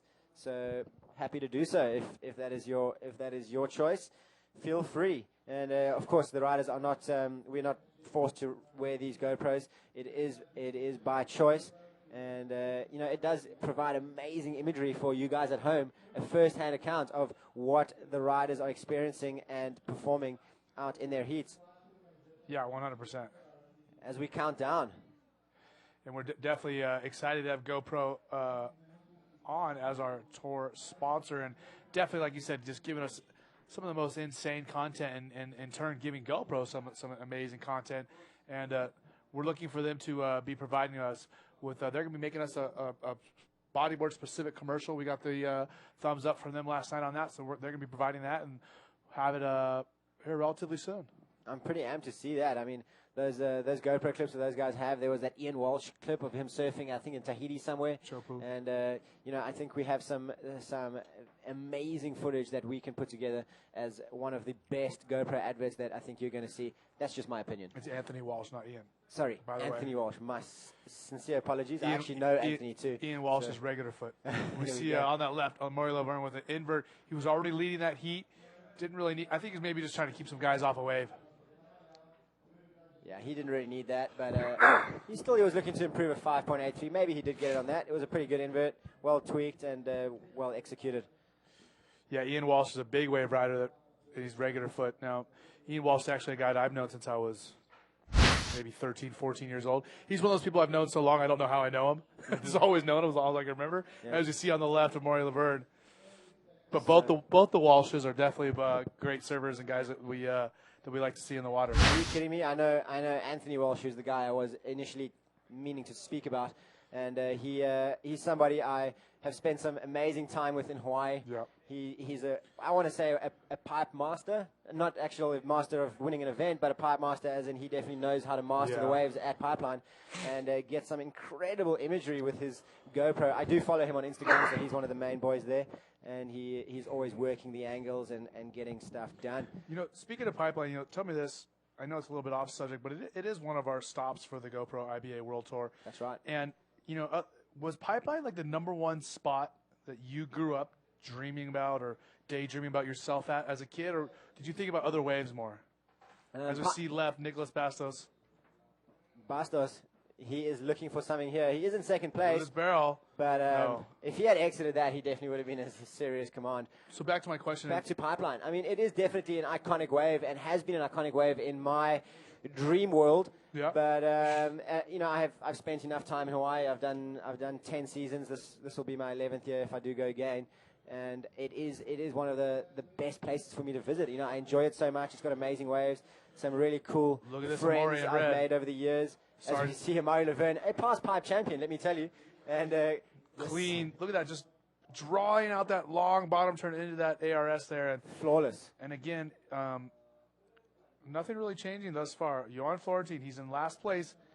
Wants to avoid round number 2 as he throws an ARS. And that might just change things. I He don't needs know. a 7.8, 7.6, so that's not gonna be up there. But back to the question. I mean, you kind of danced around it, buddy. I mean, was that the spot you dreamed of as a kid? Because I know for me as a kid, I mean, I must have spent a third of my life before I was 14 years old just dreaming, thinking about Pipeline and imagining myself a Pipeline and like seeing pictures of myself in my head at Pipeline. It was definitely. Did you have that same kind of thing growing It was up? definitely a part Or of was it. there I was there wouldn't- another spot for you? Yeah, I wouldn't say it was that much of an influence in my life, but it was a big draw card for me to let me say tick off my list. It's something I wanted to have experienced and have have being a part of. And how good of a feeling was it, as you grew up and you got older, and maybe not your first season or your second season, but once you had a couple seasons, as we see this ARS to the lip of Johan Florentine, which gives him a 5.75, still keeping him in third position though. But back to our subject, how good of a feeling was it once you were a little bit older, you're a professional bodyboarder, you're in Hawaii, and you're able to score some of the big set waves and get good clean barrel rides at pipe? Was it a feeling of accomplishment or relief?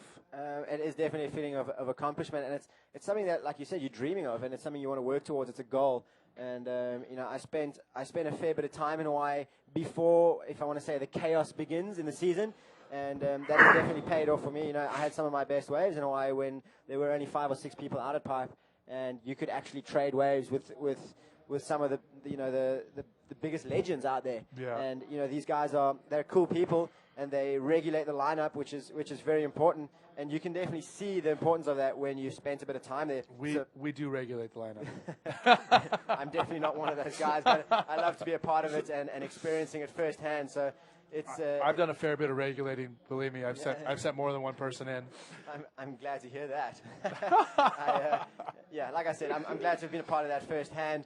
And Pipeline has played a big part of my life. I think that answers the question. We're winding down this heat, and we're going to finish out this heat, and we're going to come back, and I'm going to tell you actually a pretty funny story about someone I tried to regulate on that I maybe shouldn't have. Okay. And I'll tell you that in just a minute. Again, we are in our first heat of our GSS event, the 4th stop of the GoPro IBA World Tour, the Itacoatiara Pro, presented by Pride Bodyboards. Again, your former world champion, Amore Laverne from Reunion Island. 13.95 is his score. He's ahead of Nicholas Bastos, 13.38. Johan Florentine needs a 7.63 with only 15 seconds to go. Not going to happen. Jose Otavio needs a 7.63 as well. So both those guys are in a tough predicament. It's not going to work out. The heat is going to wind down. Again, unofficially your winners are Amore Laverne, Nicholas Bastos, man from Reunion, and the man from Brazil. Moving on straight to the third round. Headed to the second round is Johan Florentine and Jose Otavio. Again, Sasha Specker joining myself, Eric Apple, your host for the IBA World Tour, and we're going to be back in just a moment after these messages from our sponsors.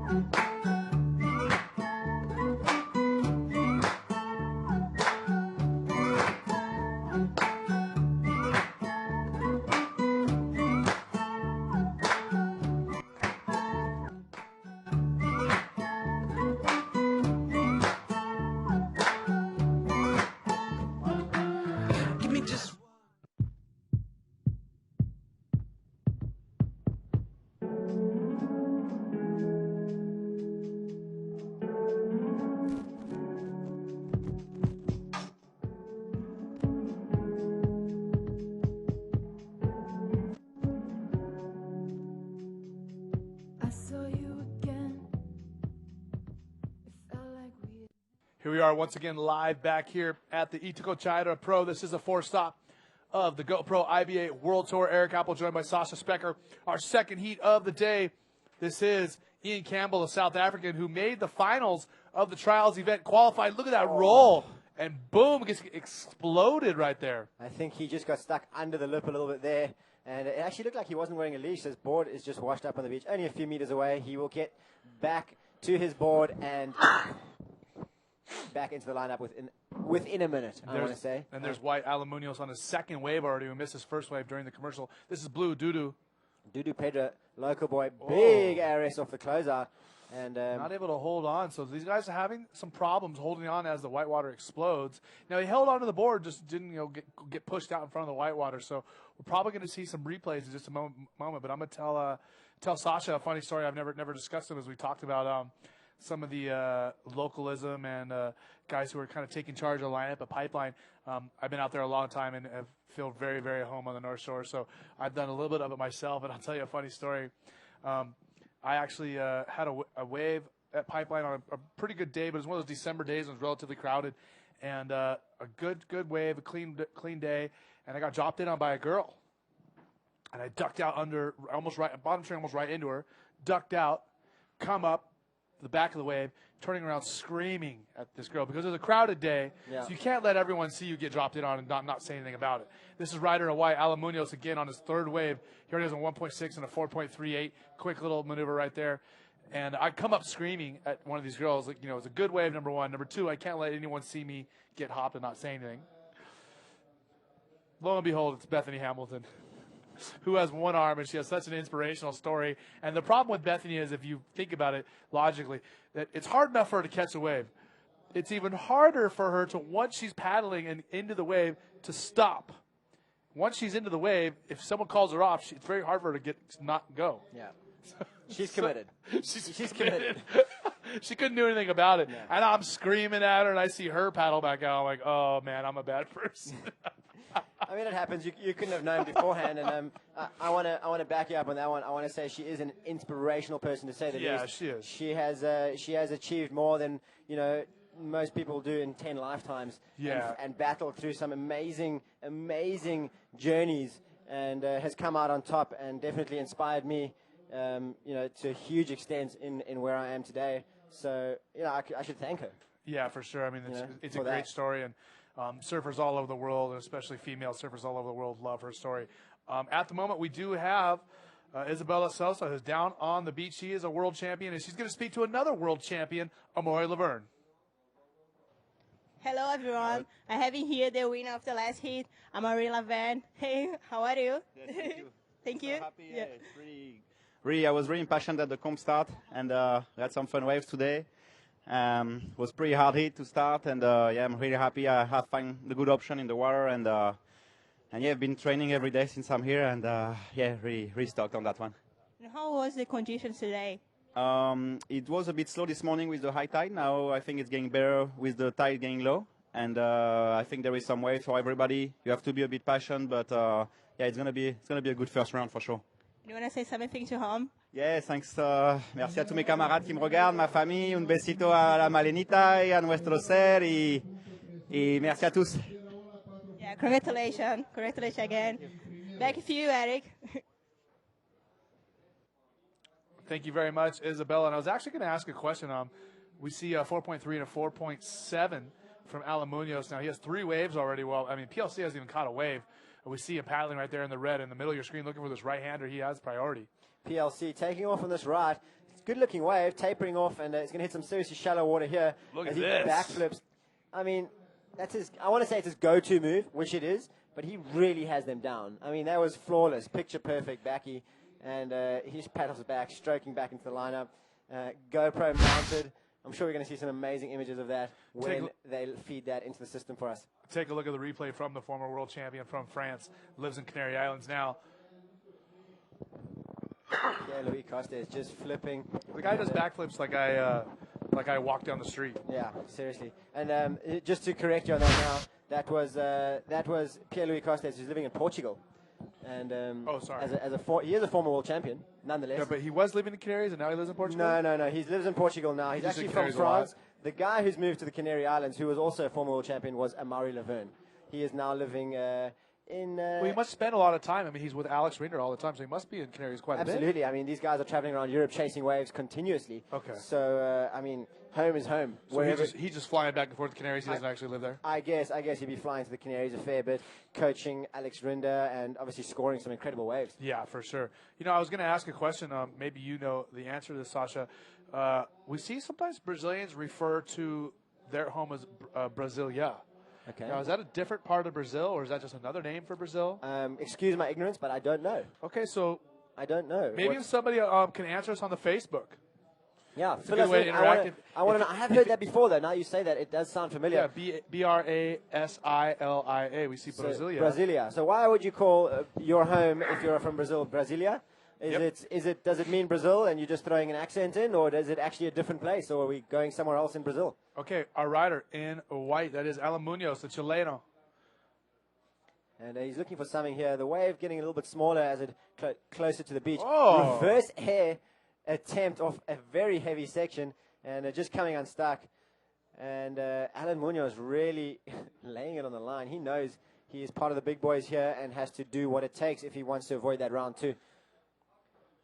And the crowd on the beach seems to be growing. You know, we had 2 or 3 guys on the screen on this shot earlier. Now it is looking like a whole lineup of people coming to enjoy the action firsthand. Well, it's certainly a nice day down here. And we do have questions coming in as we're waiting for an answer maybe about the Brasilia thing. But we have a comment for you from Carlos Figueiredo asking, Sasha, what's your do you have a most memorable session of your life? Is there one that stands out above the others? Wow. Well, it must be kind of difficult. Yeah, I think I've had a few. Probably the most memorable one I don't want to talk about because I don't want people to know where it is. But I think Carlos knows where it is. He was there with me. Oh, really? So, yeah, that was probably one of the most memorable sessions. Oh, so he of was my leading you in that question? Yeah, he did. This is our rider in red, PLC, on his second wave. I am not going to divulge that information. Sorry, Okay. guys. The other one was probably Pipeline, with nobody out. Just kidding. Really? Not possible. I surfed pipeline by myself, but it wasn't any good. I did too. It was 1 a.m. It was white. Alan Munoz, the Chileno again. Look at all that white water bouncing through that foam. And Alan Munoz, he's just busy. I think he's just playing the numbers game. Eventually, he's going to stroke into a bomb. Brasilia is the capital of Brazil. Well, there we go. I didn't know that, Oh, so thank you very much. Rute Pinedo. Rute. That's awesome. I love the internet. See how quick that was? Do you know who that is? Ruth Penedo? No. That is Pierre's girlfriend. So Pierre just filling us in on some Brazil facts. As we see Ian Campbell taking to the air with a lofty invert and lands out the front of the wave, riding it out onto dry sand. This is true form of Ian Campbell, really laying it on the line. He has stepped up to the plate as he moves into the Grand Slam Series heats here today. And the judges are definitely going to reward him handsomely for that. I'm willing to say the highest wave score of the heat so far. And that was sick. He 100%. doesn't have much of a score right now. He needed it. So this is the replay. Let's have a look here. Good, clean bottom turn, drawing a very fast line. Hits it perfectly, full body air, and lands with a big explosion, but getting clean execution, pushing out the front of the foam, and just sliding up the beach with a smile on his face. Ian Campbell. Look at this. That was Alan Munoz right there, just And the Chileno power driving through the roof. I was just going to say, you know, he shows a lot of power because he needs it. Coming from the other side of South America, Chile has very, very powerful waves. Spots like El Gringo, these guys learn to deal with the open ocean power and the impact of those lips. So all of their maneuvers in the critical section are, you know, come with a lot of speed, a lot of direction, and with that core strength they need to really bust through those lips. Absolutely. You know, Alan Munoz is a very powerful bodyboarder. He is not afraid of taking on some seriously big and powerful waves over some very shallow, dangerous reef. So that just wraps him up. And, you know, he's out here, he's making a point of it, and he's definitely shown that he can do it. Sitting in first place, you know, he doesn't have any massive scores, but he is in a lead. And Ian Campbell, hot on his heels, he's trying to replace a very small score. As well, yes. The updated situation on your screen right now. As we see Pierre-Louis Costes having a look at this tapering right-hander. Let's see what he's got. Well, he has a 6.6 and a 1.6, so he's looking to get rid of that, and boom, flip it into the whitewater. So he's definitely going to get rid of that 1.63. He only needs a 2.21 to move into advancing position ahead of Ian Campbell. But again, the heat is so young. As we see the Chileno again, a lot of waves for all these guys. Yeah, these guys are keeping seriously busy. I mean, Ian Campbell, he has got a 7-point ride for that lofty invert that he busted. Pierre-Louis Costes, his high score is only a 6.63, and he's counting a 1.63. So him and Ian are in very similar situations right now. Once Pierre gets that score into the system for him, then we will see he more than likely will move up into second place, but Ian Campbell still needs to answer back to replace that second scoring ride of a 1.83. Dudu Pedro sitting with a, an average ride, average to good, 5.65. It's not bad, especially out here, and he doesn't need much at this point, but I think once those scores come through for Pierre, he's going to be in a spot of bother. Can you believe this? Alan Munoz with a 4.4 on that last wave, but that's his 7th wave, and we still have 17 and a half minutes to go here in this heat. It's a lot of waves. That is a lot of waves, but for those of you who don't know at home, he is allowed to catch 12 waves in half an hour. So he has a bit of time. He's allowed to catch 5 more waves. And maybe he needs to slow down a little. If he keeps going at the rate he's going, he's going to be out of the water with 12 and a half minutes to go. Exactly. So he definitely needs to slow down a little. So PLC with a 5.5 on that last wave. So just to give you an update, former world champion from France, now living in Portugal. He is the leader of the heat. Alan Munoz in second, the Chileno. The South African Ian Campbell wants to get rid of a 1.83 and get back into contention. And Dudu Pedra with a 5.65 and a 2 that he's looking to dump. As we see PLC paddling. So Pierre-Louis Costa is in the lead, yes, but I want to say Ian Campbell might be in a slightly better situation with that 7-point ride. He's only going to need a high 5 if he wants to take the lead again, and only a 2.5 or something like that to go into second place. Things are wide open here, let me tell you, and plenty scoring potential out here on just about any wave these guys pick. So plenty of action coming, and time is ticking down, but there's still plenty of time for things to change in this heat. Don't go anywhere. For sure. And definitely a nice day here at Itacoatiara. It's a real warm day. You can see everyone on the beach. Everyone's got their shirt off. They're enjoying the sun. It's just a paradise down here. I want to say I call this place the bubble, because you really feel like you're in a bubble of paradise. Surrounded by beautiful mountains and lush jungle, beautiful beach, pristine beach, I want to say, and pumping waves with warm water. So, I mean, what more could you want? Get yourself to Itacoatiara. That's all I'm saying. You can see some peeps on the beach playing a bit of soccer. We see white and blue paddling, Alan Munoz and Dudu Pedra. Splitting a peak, Dudu taking off with a spin and finishing it off with a roll. He is looking for a pretty average score here to move up into second place, but I've got a feeling he's going to have to replace his score after that. Yeah, for sure. He's like I said, he only has I believe it's a 2 on his lowest scoring wave that he needs to get rid of, and he has a mediocre wave of 5.65, but it's going to take more than that when you're competing against former world champions and guys like Alan Munoz and Ian Campbell. Absolutely. 5s really aren't going to do it when you're competing against PLC.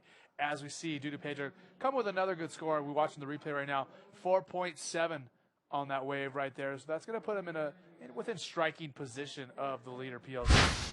Absolutely. Momentarily in second place, Dudu Pedro, in third, Alan Munoz, and in fourth, Ian Campbell. And a lot is still going to happen in this heat, let me tell you. 100%. As we see Ian Campbell very patiently waiting his turn. I've got a feeling he might be in first priority at this point. Ian Campbell is right up there with Dallas Singer, as far as I'm concerned, as like the barrel master. He is. He definitely is. He sniffs them out wherever they are, and definitely finds his way to the lip on his way out of most barrels. So he's dangerous on that front. You can see PLC just having a look on a little bit of an inside one, but definitely a wave nonetheless. Sizable right.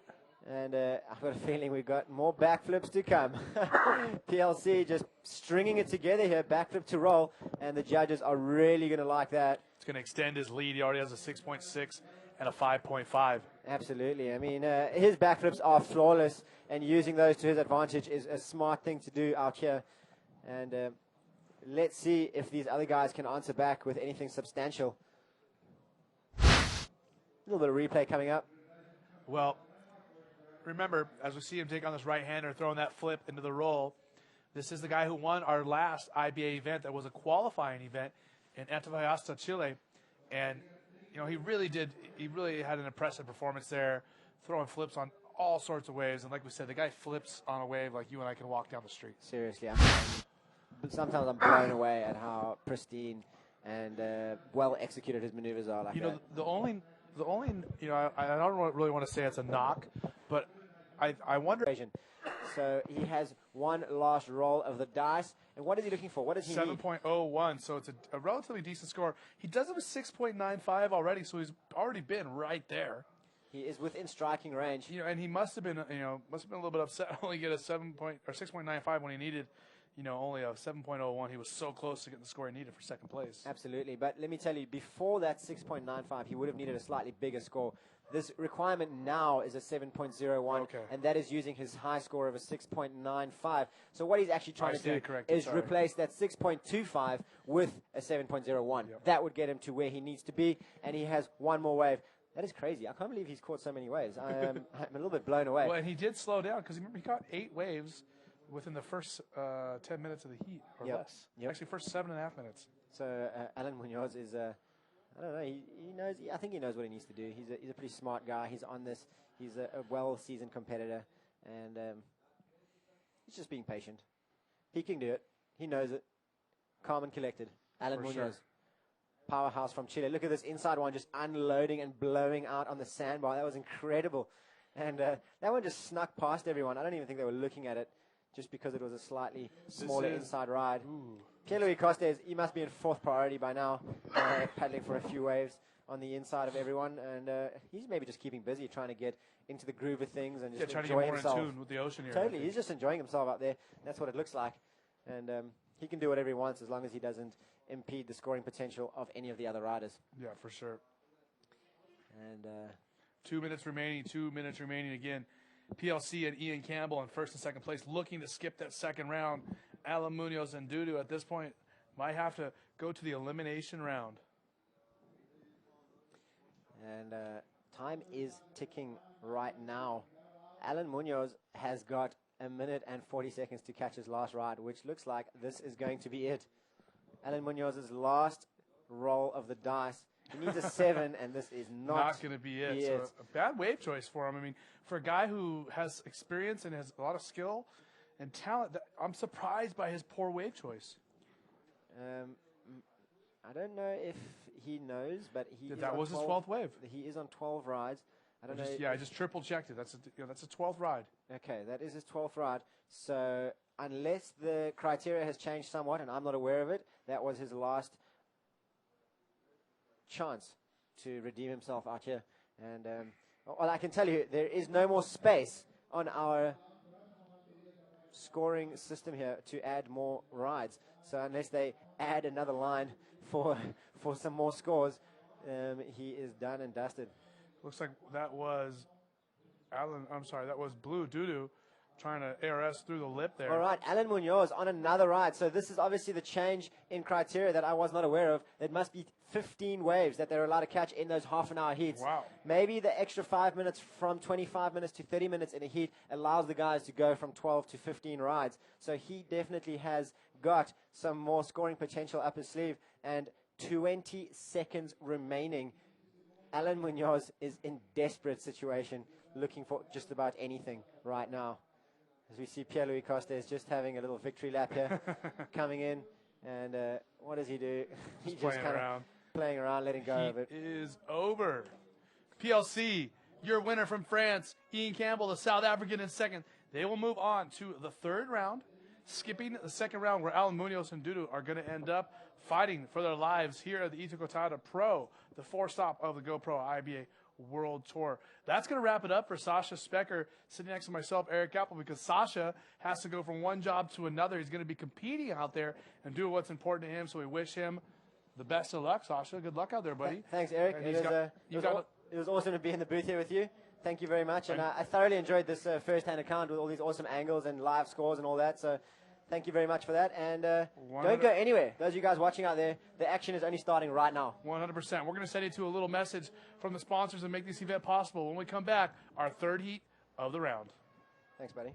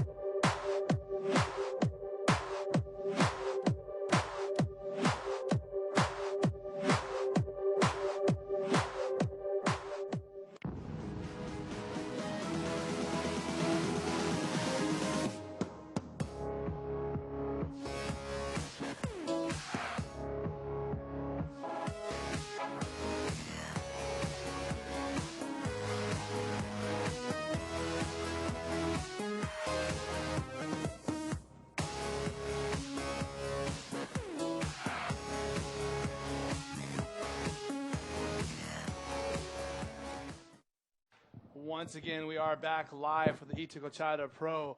This is our third heat of the first round of the men's GSS event. Eric Apple, your host for the IBA World Tour. I am with you, talking you through all the action. And just to let you know who is in the heat, we do have Eder Luciano in the red jersey, Alex Uranga from the Basque Coast, Heliton Lodiero from Chile, and Benjamin Adnin from Morocco. So definitely an international cast of characters joining us here in the third heat of the round. Again, Eder Luciano, the only one with a wave. He is the Brasileiro with a 5.13 on his opening wave, and you're looking at it right here as we see this ARS. They're getting some good projection, getting pitched out in front of the wave, landing nicely in the white water and ducking out the back out to get another one. Again, these are 30-minute heats, 4 men. Best 2 waves count. We've only got 2.5 minutes through, and this is a second wave for Eder. Look at this. On the right with that big invert, tweaking it out, getting all the way upside down is Mr. Luciano, and he has a 5.63 on that wave. So 2 decent scores there for Eder. His 2 5s, a 5.1 and a 5.6, so he's got to be feeling pretty comfortable out there in the lead. And joining us here in the commentary booth next to myself is multi-time Brasileiro world champion Guilherme Tamega. GT, welcome to the booth. Yeah, thank you. It's a pleasure to be back. Very stoked, and yeah, there's waves, guys. There's pumping. You know, it's not the best ever, but it's pretty good. There's a lot of actions happening right now. Definitely some good competition, and GT I've already mentioned on the webcast before, but this is a spot that even at this size you could tell that there's some real power in the ocean here. Correct? Yeah, I can feel the ocean wraps. The ocean likes this spot so much. You know, when the swell hits, man, this is like it's twice as big as Rio most of the time. And man, you're gonna get some really big bits here if you want to. Can you give us some local insight or some local knowledge as we see our rider in blue, Benjamin Adne, paddling? Why is it bigger here than everywhere else in Rio? Yeah, like I said, the swell comes straight here. I think this is an open beach that, you know, that the swell directions loves it. Is the water deep off here? Is it like a shelf that falls off, so deep water coming in, or I don't know. Is there a canyon that leads the swell in? I don't know. You why. just know it's good. I don't know why it's good. It just is. It's the position of the beach. You know, when the swell comes from the south, you know, I think Itacoatiara is right in front of the swell and gets the most of the power. And just the right direction, huh? Yeah, like here today is bigger than Rio. For sure. Yeah. For sure. Well, we have some good action already heating up. Eder Luciano doing a good job there with 10.76. And did you see the last heat? Alan Munoz had 14 or 15 waves. It's a lot of waves. Really? For a 30-minute heat. Oh yeah, if you want to get waves in your heat, this is the place, man. Yeah, you can certainly get a lot of waves. And Yeah. tell me how the wave changes as it gets bigger. Will it start to break further out, or are there other sandbars farther out? Yeah, there is. When the swell hits, you see the waves breaking further out, and the tide, makes a lot of changes to the bank and the waves as well. When the tide comes in, you're gonna see the waves breaking even closer to the beach, and sometimes even bigger because helps the swell comes bigger and faster because of the tide. But yeah, right now it seems like there's still some sets coming through, and look like maybe it's getting bigger. I don't know. Yeah, we've had so many different changing of swell forecasts. As you see yellow, Elliotton paddling on this left. This is a Brazilian rider. Yeah, Elliotton Loureiro, Amarelinho, well known as Amarelinho, his nickname. The lion? Amarelinho, no, little yellow. Okay. Yeah. Yeah, he's wearing yellow too, so that's he rides good in a yellow jersey. That's his color, huh? Yeah. You see Elliotton on this left driving, punching through that lip with the ARS. And, for the people at home who don't understand, it's one thing to do a roll through the lip, but to do an ARS or a backflip through the lip is really, really extra challenging, isn't it? Yeah. I saw a wave in the heat before that. I think Otavio got one through the lip, and he did a backflip through the lip. Yeah, those are the hardest. Those are the ones that you need more, a lot of skills, and but the judges don't like it too much. They don't score very well. Yeah, rolling right there, Alex Uranga on the left. He is from the Basque Coast. Saw him coming up late on that roll right there. Again, a very international field. We have a Moroccan, 2 Brazilians, and a man from the Basque Coast in this heat right now. And let's talk about the Moroccan, Ben Slimane Adnain, who came all the way through the trials to qualify for this GS event. And here he is paddling right here. And he's a very small rider, and he's able to do airs in all sorts of ways. And check him out right now, GT. Yeah, they're so light, the Moroccans. They little guys, huh? Yeah, they're little guys, and you see them speaking to each other. Yeah. I think it's one of the hardest language to understand ever. And the other thing is, Ben Slimane, he's in his 30s, although he looks like he's about 14 years old. Yeah. He looks older with the mustache. But if you shave the mustache, you're going to look like a little kid, a 15-year-old or something. I think he found the Fountain of Youth in Morocco. He didn't tell us about it. Let's go find it. He looks like a little boy. It's pretty funny. He's actually my age. Is it funny to put him next to me? We're the same age. Yeah. It's crazy, just right? Just go and smash him with the point. So a score coming through for him. Let's give you an update on the scores. Elliotton Loureiro with a 5.28, a 4.25 for Ben Slimane. Alex Uranga with a 3.75. Again, 22 minutes remaining, a lot of time in this heat, and the scores are going to change a whole lot. As we see a rider in yellow, Elliotton on his second wave. Yeah, Amarelinho is not wasting time. I think everybody's trying to warm it up, try to get the scores on the way. You see Alex, it wasn't a good wave, but he decided to go anyways and try to get something. It's kind of frustrating waiting for someone. There go the Moroccan. Ben Slimane, look at this. Boosting up right there with the ARS. And, he's pulled off 2 Gorfs already in the competition. Did he? Yeah. GT's like, I don't know. I don't watch the trials. It's not my problem. I saw him doing it on his last wave, but didn't count on his last heat. Yeah. So some more scores coming through. This is white. Alex Uranga from the Basque Coast driving on this right-hander GT. Yeah, there you go. Big barrel roll. Clean roll right there, and he gets punched out. And, we like to see the guys who are doing the rolls and their bodies and board are completely separated from the water, right? Oh, yeah. The more height, the more clean you do the maneuver, the better you're going to get score. And, the rollos, that was a classic perfect roller right there. And I think he's going to get pretty good reward as, counting as a roller, he's going to get a good score. Yeah. Now we're going to throw it down to the former world champion PLC, who was with the other world champion, Isabella Sosa, on the beach. Hello, everyone. I have here the winner of the last heat, PLC. How was your heat, mate? Yeah, it was good. The waves were really tricky, not as big as everyone was expected. So there was a couple good ones, but it's really tricky to get to find the good ones. And with the tire, and it's a little bit better. So it's good. Couple good waves. How was your maneuver there? The new maneuver that you did? Yeah, I had 2 good waves already. So when I took off on that good right, I wanted to do something big, and I kind of hit it too early, and so the invert I was gonna end at the back. So I went for an air reverse after. So I'm pretty happy. I think it's the first one, maybe the second one I made in the comp, and pretty happy to get an 8.5 for that. Yeah, congratulations, mate. You want to say something to home? Yeah. I want to say hello to Ruth. I love you. I miss you. I hope you're watching. And just hello to all my friends, my family, everyone who's watching. And just hopefully you can go all the way. Congratulations again. Back with you, Eric. Yeah. GT's in the house here. Like you see, Eder still leading with a 5.13 and a 5.63. The waves, the ocean look kind of calm right now. Everybody waiting patiently for a good score. Still a lot of heat left. 20 minutes left. There's a lot of time. And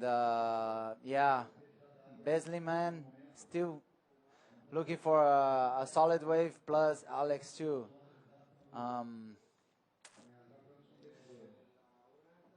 Alex's best score was the big roll. He got a 5. That was his last wave. It was a pretty good, awesome rollo. You gotta be very lucky to be in the right spot here. You know, the sets that comes on the right and the sets that come on the left. You know, if you get the right timing, there's a big set coming through now. Whoa, look at that thing. Wow. Who's gonna get it? It's gonna open. Any open face? Wow, that thing closed out. Everybody's head. Yeah, it was a big closeout. Nobody wanted it. Wasn't worth it. Whoa, bad limit. Alex went for it on the left. Snowboarding. Whoa. Nonetheless, he pulled a pretty nice roller there, but I don't think he won't be able, he wasn't able to hold it. It was a very white, snowy wave, that one. Snowy. Yeah, snowy. I call it snowboarding when somebody take off on a dodo. Oh, there you go. Snowboarding action.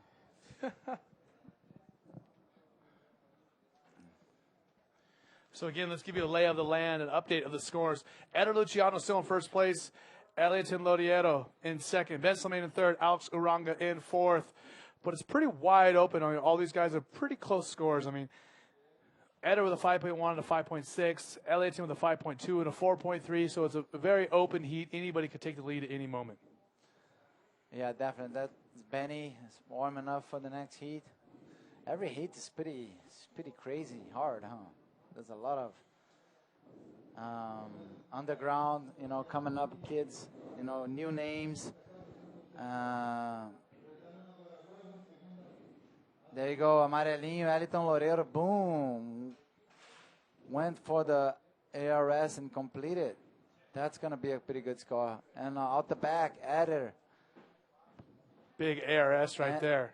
Answering Amarelinho on the same page. That's going to be a good exchange right there. I want to see who got the best score. Seems like Eder's wave was a little cleaner. But nonetheless, I think both is going to get a pretty good score. Again, we're just about halfway through this heat. We have 16 minutes left. And the heat is on fire. How's the first heats with the two biggest locals? Some good action, yeah. Unfortunately, they both got fourth in their heats, and they still have another shot with the repercharge. But yeah, Eliaton Lodiero with a nice ARS right there, punching out of that white water. Looks like some more scores coming through, and yes, now Eder finally kind of separated himself. He got a 7.25, so he's separated himself from the other riders. As we see Alex Uranga, look at this set wave. Yeah, Alex looking for the lip patiently. Good invert. Nice invert right there, clean. Yeah. I mean, not too crazy, but good nonetheless. And check it out, Ben Slimane Adnin, the Moroccan. Oh, a Gorf, another one. What is it? What is that move? I not even know. That was a Can you Gorf. explain to me, Eric? We'll see the replay. It's sort of like a front flip when your body's on the side of your board. Or like a reverse spin or something? No, it's more like a front flip, but you push your board off to the side and do it next to your board. Okay. Yeah, I want to see the replay. This is the wave of Alex Oronga. This is a nice clean invert, nothing too big, too crazy, but clean nonetheless, right? Mm-hmm. And he tweaked it out really far. Yeah, he's pretty good on that. He can bust those kind of moves any way with any speed. So that's. Let's see if we can get a replay from Ben Slimane. He got a 2.13. He wasn't able to finish that Gorf, but we'd like to see it nonetheless. Alex Oronga with a 5.08 on his most recent wave. There you go, the replay. Let's see. Oh. Kind of hard to explain, huh? 5.08 for Alex Oronga on the last wave. Whatever it is, it's pretty cool. I like people charging big stuff, big moves, especially in the contest. Yeah, taking chances, taking a risk. That's pretty awesome.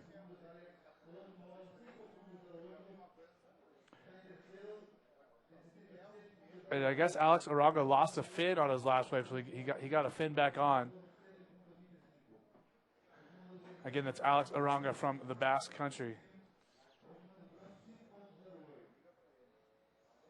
There you go, Ellington Lorero. A good right. Whoa. Boom. Whoa. Yeah, that's a really hard type of move to hold on. That was a through the lip, into the lip, inside the barrel. I don't think that's pretty hard to make. But yeah, it was worth it a try, I guess. It's good about this place. You paddle like 5 times, you're back in the lineup again. That's why Alan got 14 waves. I don't blame him. Sometimes you just gotta charge and try to anything you see, just keep going. He just felt it like he probably felt like he needed to keep trying non-stop, and he did it. Like 14 waves is a lot of waves in a heat. Scores coming through once again. Alex Oronga with a 5.08 on that last wave. Still not enough to put him up to second place.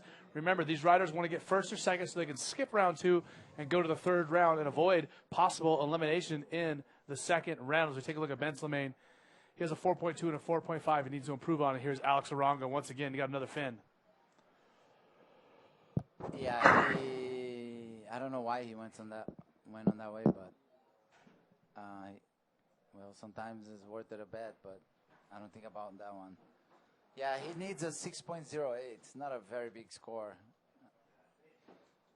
It's a couple lines, a couple Yeah, I was sets. just going to say, I feel like we see some waves coming in here from the Atlantic Ocean, getting ready to set us up for some good waves. And GT, I got a chance to climb up the mountain here. It's pretty awesome and a beautiful view of Rio and everything, right? Oh yeah, this place is a paradise, hidden right in the heart of Niterói, Rio de Janeiro. Look at this on the left, Ben Slimane. This is the Moroccan rider, GT. Yeah, there you go. Whoa! Ooh. Big projection. And when look at that, he rides made it it. out, completes it. He's so little, he's able to really get pitched out. Oh, yeah. And he made it all the way to the semifinals in the trials. Went through, I believe, 7 heats to get there. 6 or 7 heats. Wow. It's a lot of surfing in the last 2 days. Yeah, I got to take my hats off for him, especially on this big ARS. Well, this is already his 3rd heat of the day today. That was huge. R's. I mean, that's what happens when you weigh about 50 kilos. I know. I wish I was that way. Man. Any lip you hit, it just boom. Boom. No matter how wrong line or bottom turn you do, you're gonna be. It's just flying. You gotta get projected anyways. Just like Jeff Herbert. Yeah. Jeff is just a flying freak. And he hates his nickname that he used to have. Remember they used to call him the Flying Squirrel? Oh, he doesn't like it? No, I called him that a couple of competitions ago. He got mad. He said, "Don't call me that. Nobody calls me anymore." Oh, and I said, "Well, try to erase the you squirrel. can't choose your own. You can't choose your own nickname, buddy." Yeah, usually goes on the one you hate most. Exactly. People loves it. You know what's funny is that Mike Stewart said the exact same thing. He said, "Oh, he doesn't like it." I said, "No." He goes, "Oh, I'm calling him now every time I see him." Oh yeah, me too. Hey, flying squirrel, flying squirrel. Big ARS from Benzelmain. Look at that. Completes it so well. And look at the big score coming through, a 7.5 for Benzelmain. Yeah, he went straight to second place, and It did. yeah, well worth it.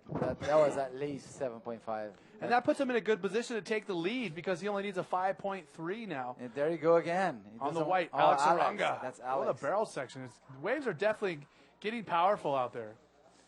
Yeah, this place is tricky, man. You gotta really paddle on the right ones, on the right spot. This is your heat leader, and look how big this set is, GT. Boom! Spitting as he throws the invert. Is that an extra point there if a wave spits while you do your invert? Yeah, that makes nicer, I guess. It looks better. Yeah, totally. In yellow, Eliatin Loriero, the Brasileiro who did so good in Chile.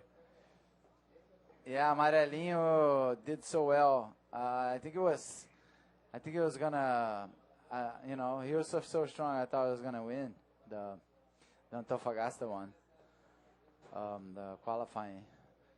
But yeah, he's on the run. He's just came from a good result from Antofagasta, and now here on the main event, and he looks hungry. In the red, Eder Luciano, that big tweaked out invert as the wave spit behind him, completes the ride and claims it. Wants the judges to know that he was right there. Yeah, Eder he's riding so relaxed. You can see he's feeling really good about the waves and about the place. This is Eliatin Loriero. With the right choice. Man, rolling through. And that was a pretty big, thick lip right there. Landing in all that white water, snowboarding out of that wave. Yeah, he got a 6.13, I guess. So let's No, 5.83. Let's give you guys a lay of the land again. Eder Luciano in the lead with 7.2 and a 7.7. Benzelmain now needs a bigger score of 7.46 to get up there to the lead. Eliatin in third, Alex Aranga in fourth. 7 minutes and 45 seconds remaining here in the third heat of the round. Yeah, Ellington Loureiro is still in third place. He still needs 6.21. This is Wow, our rider is in getting red. all the best waves. Oh yeah, he couldn't quite hold him to that one. Big explosion there. Alex Aranga from the Basque Coast up on this good size left. A good wave right here for him, GT.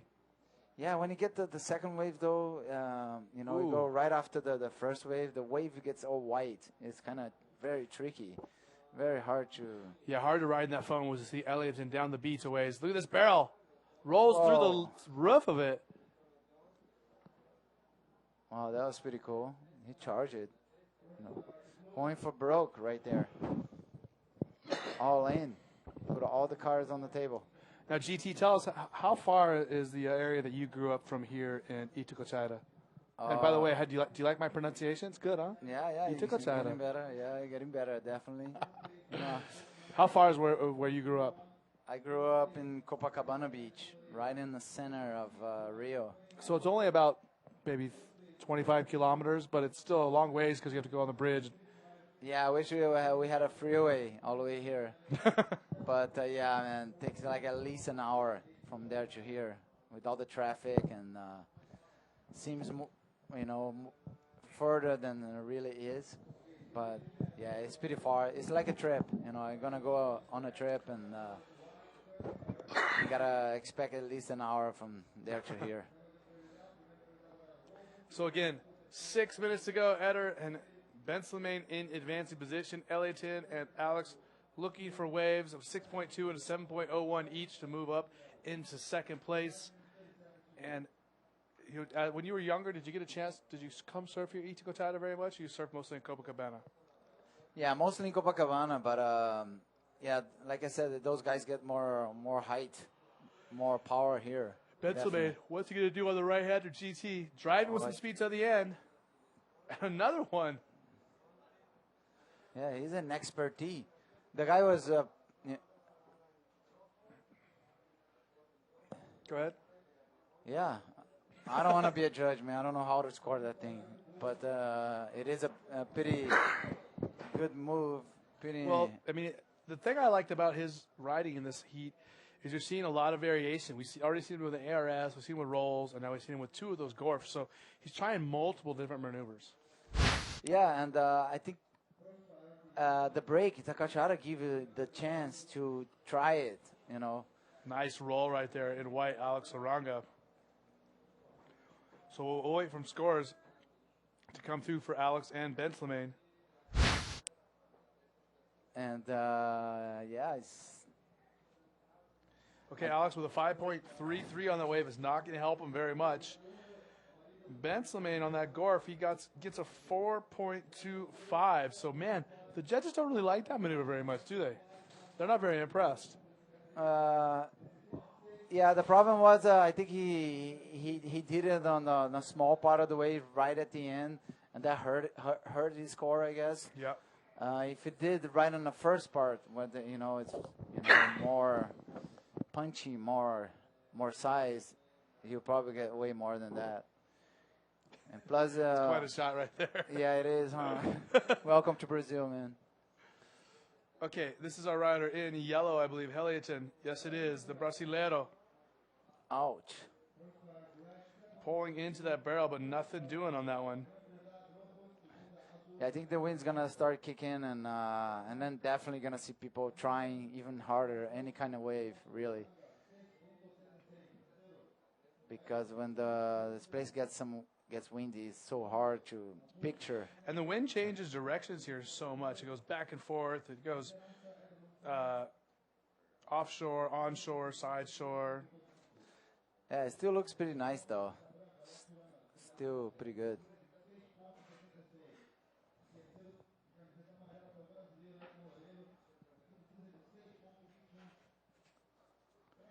Again, 3 minutes to go. We're winding down this heat. Our next heat, just so you have an update of who's going to be in the water, we're going to see Ben Player, Uri Valadao, Sam Bennett, and Lucas Mendonca. Yeah, Lucas is a local boy, wild card. It's going to be a tough heat. Every heat is tough. Yeah, for sure. Once you're in the GSS events, it's the best bodyboarders in the world, bar none. Yeah, definitely. And you're going to be in the last heat of this round, GT. You're going to be competing against Jared Houston, Diego Cabrera, and Rui Pereira. Yeah, I'm pretty excited about my heat. Been concentrating, not now because I'm doing this, but yeah, being focused the whole time. And well, Sasha talked about it earlier, and I wonder if you feel the same way. Do you think that, watching as I see Alex Aranga on this right hand right now, do you think commentating and watching all the heats and the scores and what the guys are getting helps you? As we see a 4.75 I think so. I think you can get pretty excited. I mean, you can get pretty motivated, commentating. I see it as a plus. I see it as a good thing. Instead of, getting nervous and... but like I said, you're getting more information. You're sitting here, you're seeing the scores, you're knowing exactly what guys are getting, you're seeing replays. It's almost like you have more information to have in your head and know what the judges want. Oh yeah, definitely. You get closer details about every score and every detail, how the moves being done and how the judge is being scored, and which is sometimes you down there you don't really pay attention to those details, and here it's pretty cool. It's pretty awesome, and I like it. A lot of people like it too. Yeah, Alex got a 4.75. The judges, when you don't get in the barrel, if you don't ride inside the barrel and come out, if you don't get really deep, you're not going to get a good score. It's been like that for ages. If you try a barrel, just try to get as deep as possible, and if you do a move coming out, even better. You're going to get rewarded for that. But, Alex, it looked like he didn't quite got in. He got a small chandelier. Yeah, and look at the set coming through. Look at this big wave right here on the left. This is Elliton. Oh, yeah. Elliton with the 30 seconds left. Whoa, wow. Oh, perfect ARS right there. Great positioning for him. He needed a 6.21, and I'm going to say right now that's a 6.21 if I've ever seen one. Yeah, we're not supposed to commentate on scores, but yeah, I think that's pretty comfortable. Heat change, but where's the white jersey? Where is the blue jersey? Benson, I can't see him anywhere. Yeah, what did he do? Where is he? This is Alex Aranga on the right-hander. We didn't see it. ARS there at the end. He needed a 6.76, but that was a smaller section on the inside. So let's wait for some scores to come through for Elliott. And remember, he needed a 6.21. This is a replay, long, drawn-out bottom turn in the bowl. Yeah, he's got totally projected. You know, flying legs. His whole body was totally off in the air, and usually they reward pretty good on those moves. I think he's gonna get it. So we're waiting for some scores. We'll see Benson trying to come in. What we're going to do is we're going to throw it to a commercial. When we come back, we will give you the updated scores and let you know if Ellioton or Benson made it through to the next round. Actually, we'll give it to you right now. 6.75 for Ellioton. He got the score he needed. He's going to advance all the way through to round number 3 with Eder Luciano. Benson and Alex going to round number 2. We're going to head you off to a commercial right now, let you know who helps make the Itacoatiara Pro possible. And we'll be back with the GoPro IBA World Tour in a minute.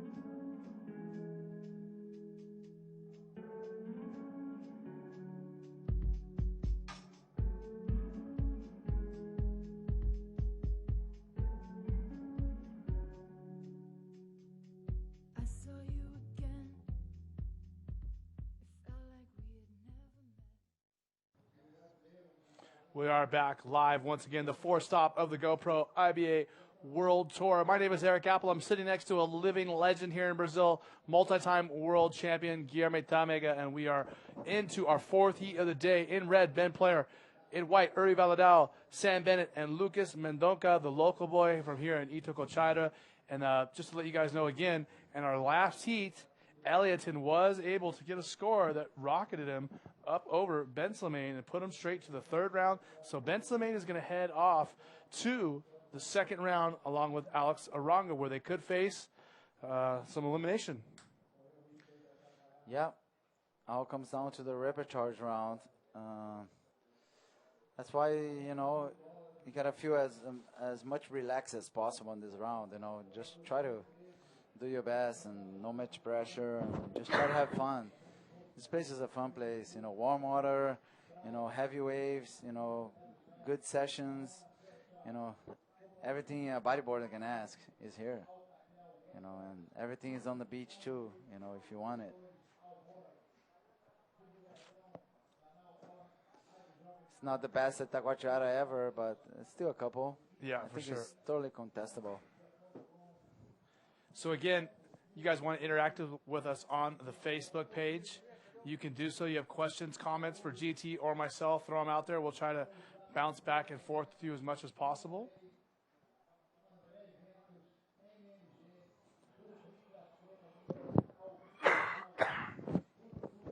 So 26 minutes through the heat we are right now. This is our rider in white. That is Uri Valadao. Uri is starting his campaign with the ARS. Pretty good way to start a heat, I'm supposed, but... Take a look at this replay. Driving down the line, kind of a short wave. Some good projection going all the way vertical on the wave, completing that ARS. Lands right there with the whitewater, but clean nonetheless. Yeah, I thought it was going to get lipped, to tell you the truth, but...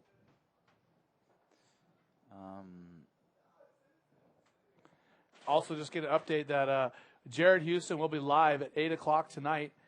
I'm not sure what time zone 8 o'clock, but 8 o'clock tonight local time 8 o'clock here at Itacoatiara to chat with the fans on the IBA Facebook page.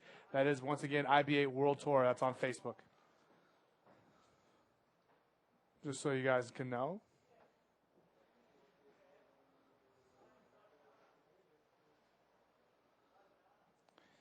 And again, if you guys want to interact with us right now on the Facebook, we are here to do so. Some scores coming through. Just one score so far. Uri Valadao with a 5.5 on the ARS on the left.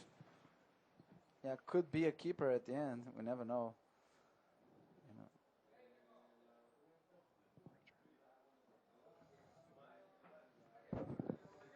There you go, yellow. Sam Bennett open up his campaign with OK Rolo. He's trying to warming up, trying to get himself into the scoreboard and go from there. So a second wave of the heat ridden. So quite a bit of a lull here in this heat.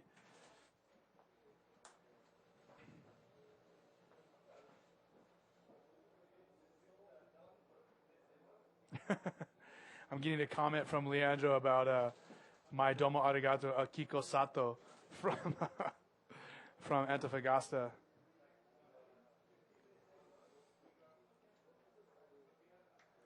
Yeah, I just put up my fan page on Facebook the other day. Yeah? Yeah, if you guys, Look at that. like So my look work. at the shameless plug right there for GT. He wants you to like his or subscribe to his Facebook page.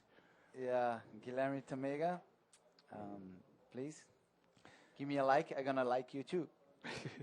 And I got Francis Duty asking me who I think will make it to the final.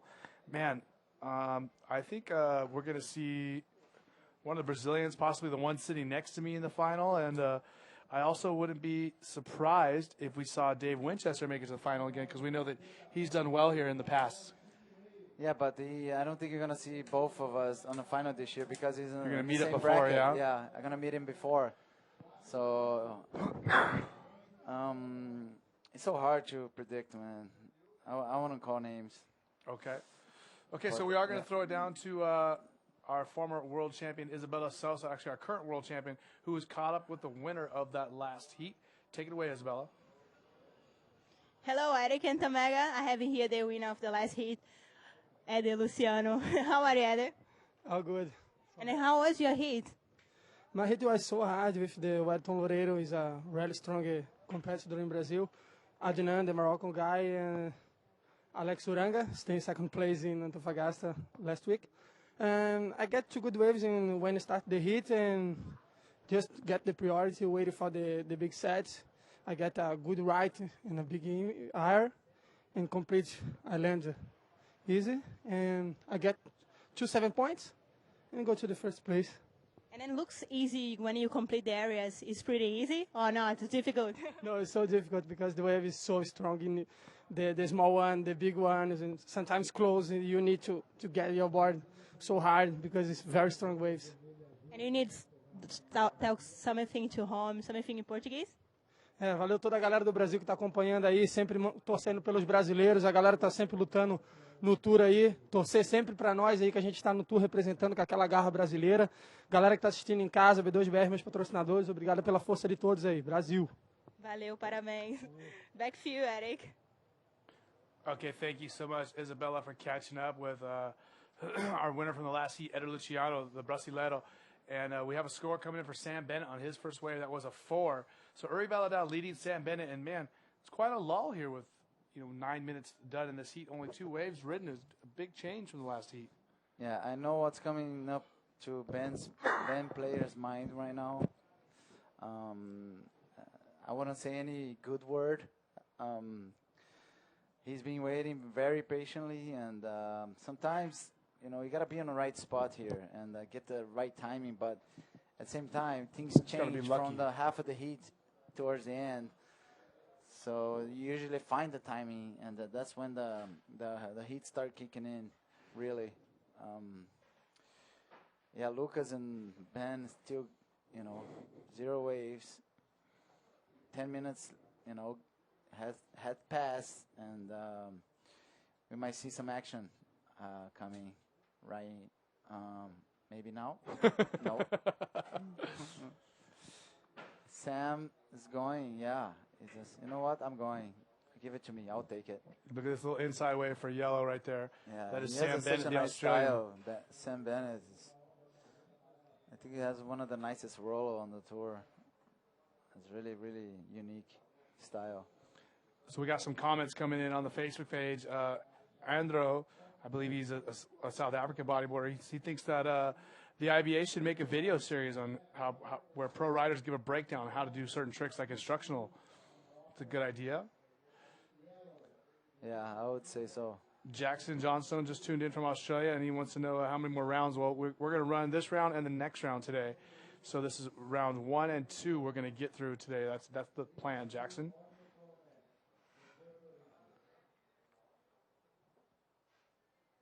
Also, Francis wants to know, GT, what do you think about the waves at Sintra in the past? I like Sintra, sometimes I seen Sintra being the best wave of the tours before, and then you never know. Yeah. I don't like to say, oh no, Sintra is a bad wave. Depends what you say about bad waves. Could be good, just like any place else, and any place else could be bad. So, yeah, I have a lot of kind and a lot of carinho for Sintra and Portugal. They've been supporting the tour. They've been with us so many years, like over 10 years. Ever since the sport started doing the tour, Portugal has been a supporter. So, you got to take your hats off and really, appreciate them. Of course. Again, we have a second score coming for Sam Bennett, 3.75. Ben player, and still yet to catch a wave. Lucas Mendonca, he just got that nice little inside ride, a 4.3 on that. So, again, Sam Bennett in the lead, Uri Valadao, Lucas in third, Ben player in fourth, yet to get a wave. Yeah, this heat's been slow. What's going on? 18 minutes left. 12 minutes has been burned, and not much action. Only 4 waves ridden so far. Wow. Ben look like he's uncomfortable right now, like with the situation. He's gonna start paddling around, try to search his first wave. Yeah, almost halfway. On the scoreboard. So sometimes you're sitting there for so long, you don't know if should I leave this spot or should I try the other one. If it didn't come here yet, it's gonna come anytime now. So if I leave now, I know the set's gonna come here, so I gotta stick with this place. And I think that's what's coming to Ben's mind right now. He doesn't want to leave that spot. He believes that spot. He thinks that spot the wave is gonna come, and it's been coming all day. And I think that's a good strategy right there. It's gonna come eventually, and just gotta believe, I guess.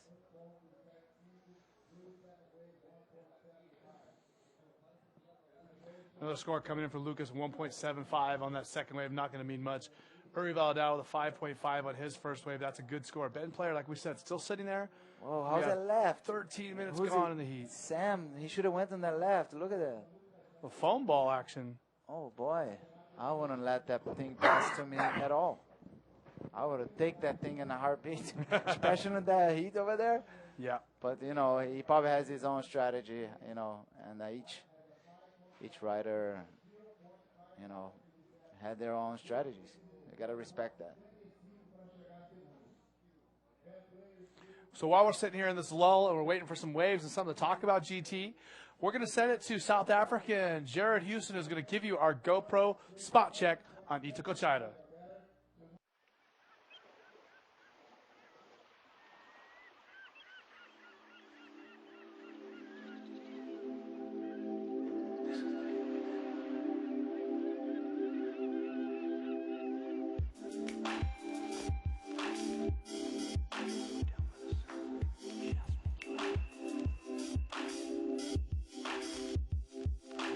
Super happy to be back here. Great crowd, great vibe, always something going on, and people love it here in Brazil. A fanatical crowd, and that's what makes it so special.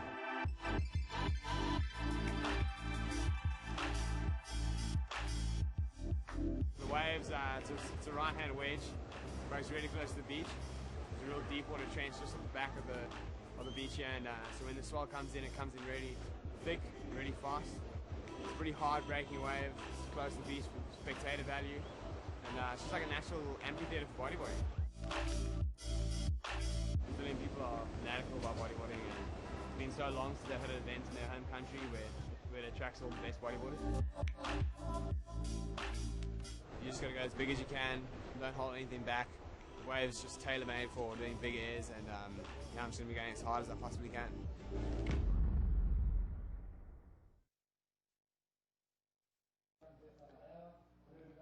Pretty cool image from Jared Houston. For sure. We love those spot checks, as you see some different angles and just see the area right here besides just the water in front of the scaffolding where these guys are surfing. And, you know, like I said, after being in Chile for 2.5 weeks, coming over here to the warm water here at Itacoatiara, when I got here, I was like, man, this is heaven. Oh yeah, my body, my board, everything works so differently on warm water. It's unbelievable.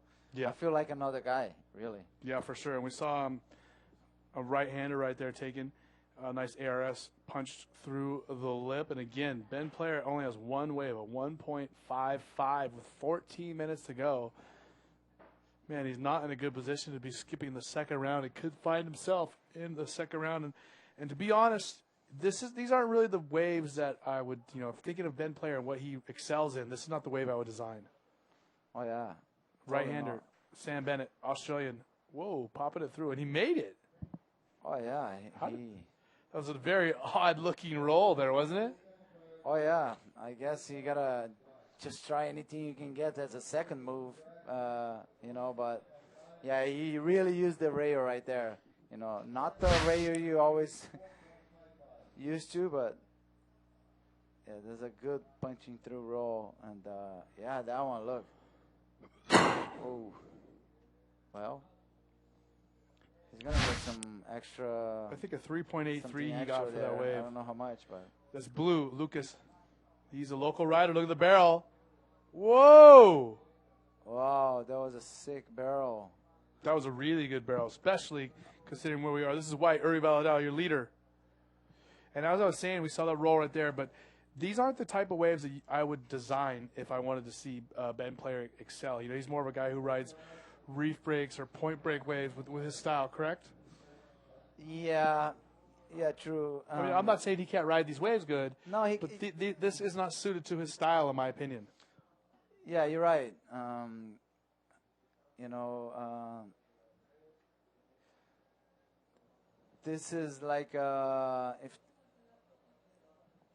yeah, that barrel that Lucas got, that's a kind of wave is more suitable for Ben and many other riders. But still, Ben is capable. You know, I see him, you know, always come up at the end, and you watch. It's not over yet. You're gonna see him. All he needs is 2 good waves, and I seen a lot of happen on that way before, and I think is.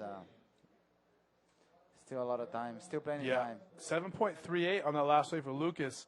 So the local rider with a great score on that long barrel, a really long barrel considering the waves there too. Yeah, you saw he used his knowledge Yeah, pretty good. Yeah, 100%.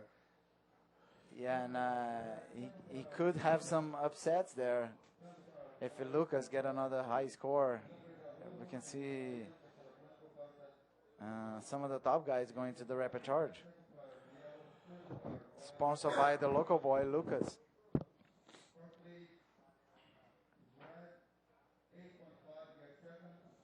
So again, 11 minutes, 15 seconds to go here. Lucas Mendoca in the lead. Early Valladal in second.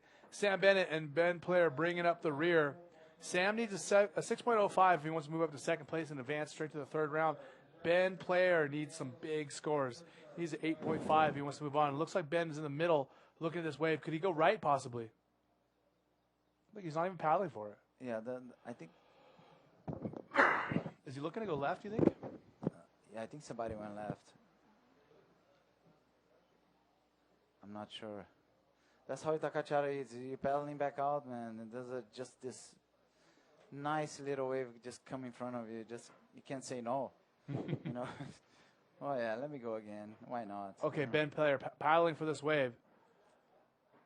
And this wave looks a little bit walled, but he's going to go anyways. Yeah, good set looks wave. pretty good. It's going to give him a good Look session. at this. Nice roll. Lands in the barrel. Yeah, he did. I mean, he rode the wave really good. Yeah, that Good was projection on the yeah, roll. Really nice roll. Really nice. I don't think he would have liked to land in the barrel and get closed out on, though. Yeah, he's still going to get the score, but not as high as if you rode off. But, yeah, I think he's going to get a pretty good score. Something to start with. I think he's going to start his hit right now. Now he's going to start pedaling for anything he sees. Okay, so we'll let you know what that score is for Ben Player as it comes through here in just a moment. Again, Lucas in first, Uri Valadao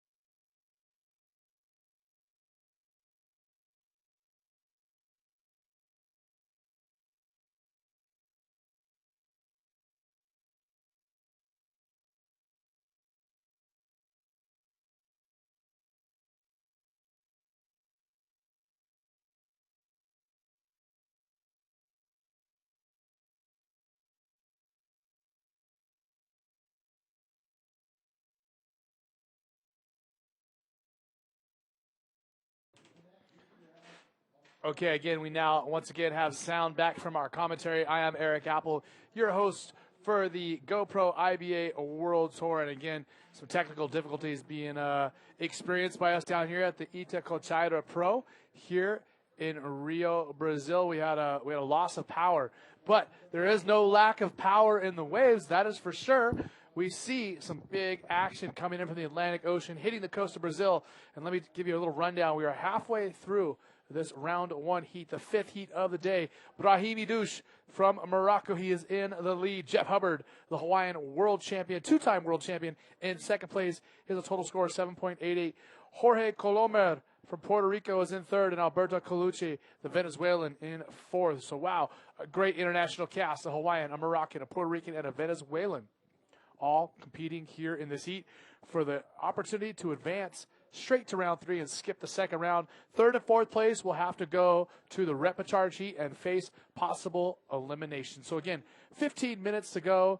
Brahim Idouche is in the lead, the 5.8 and a 3.5. Also the 5.8 is Jeff Hubbard, and his lower score is a 2. And this is in white, your leader, Brahim Idouche. And Brahim throwing that late second ARS right there. And look at this set. Alberto Colucci in yellow. Big barrel. Nice size barrel. Really, really pitching out there. I thought he might have a hope of coming out there for a moment. Look how far he went. He did make it quite a long way. As we see Jeff Hubbard, the Hawaiian world champion, big ARS back to the open shoulder. Looking good on that wave. Going to definitely up his score of a 2 is Mr. Hubbard.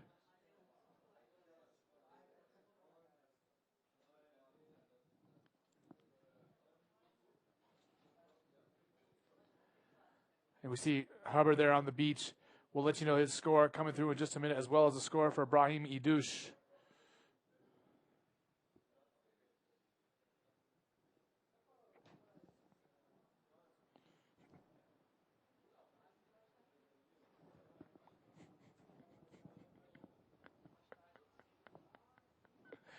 Big wave exploding right there, all the white water.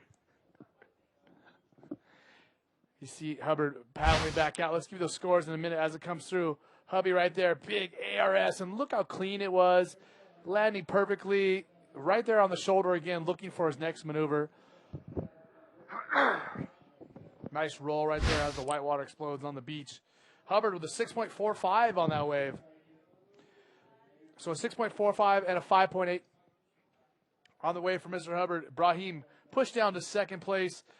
Jorge Colomer in third. Alberto Colucci in fourth in the yellow.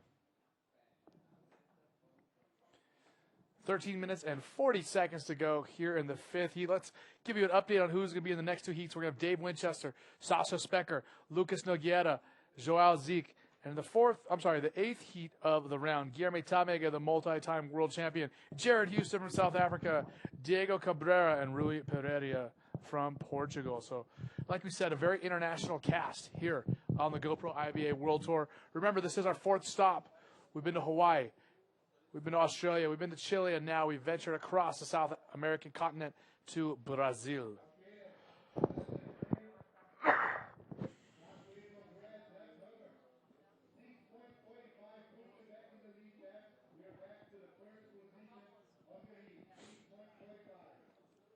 And just to give you guys an update, just so you know, we have lost power here twice. It is up to the local promoter and the people here who put on this event to provide power and internet, so we could bring you a show. But we've lost the power twice today. That is the cause of the lack of the webcast. The webcast dying twice today. We've lost power, and there's nothing that anybody here at the IBA or myself can do about it. We apologize for the technical difficulties, but that's what happens when you travel around the world and you're working with different promoters. You're kind of at the mercy of their actions, and if they're prepared for us, we put on a good show. If not, sometimes the show is not so good. But we've got some good action and some great riding going on out here. We see Dallas Singer getting ready for his heat. One of the better barrel riders in the sport of bodyboarding, I would say. He really found all kinds of great barrels in Arica.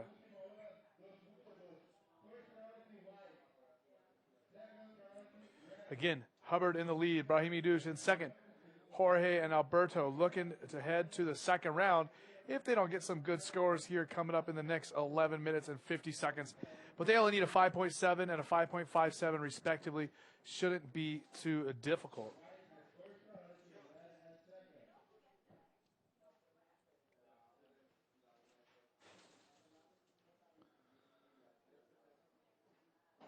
We see the riders paddling, looking for some action. I see some lines possibly coming in down the beach on the right-hand side there. Maybe Jeff Hubbard could just be in the right position to get a good wave. We're going to know here in just a moment. But he is in the lead. He probably would still like to get rid of that 5.88 and improve upon that.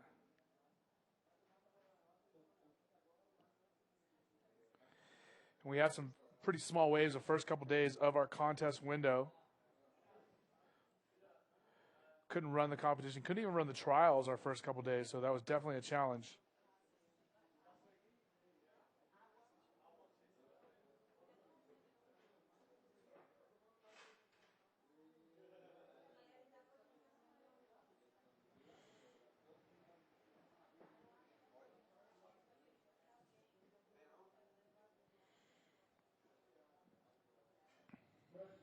Again, little wave right there for Brahim Idouche, coming across the entire Atlantic Ocean from Morocco here to Brazil. He was with us in Chile, though. He excelled in the waves over there. We see right there busting through that roll, punching through that lip.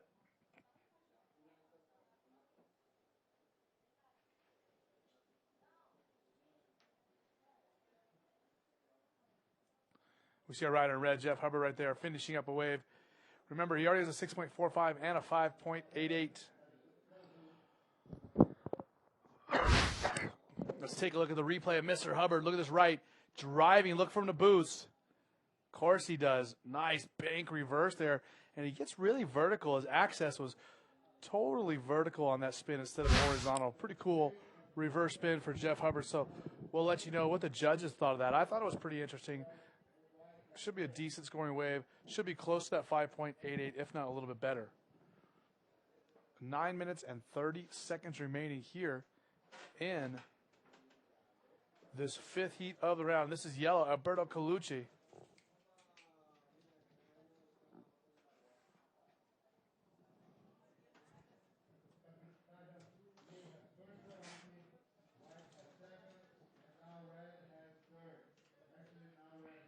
This is white. Look at that big section trying to roll through his Brahim.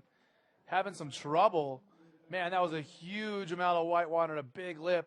And that was a legit little beatdown, I would say, he got right there.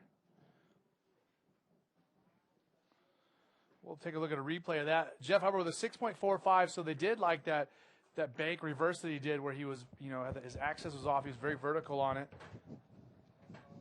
Again, a 6.45 on that last wave for Mr. Hubbard.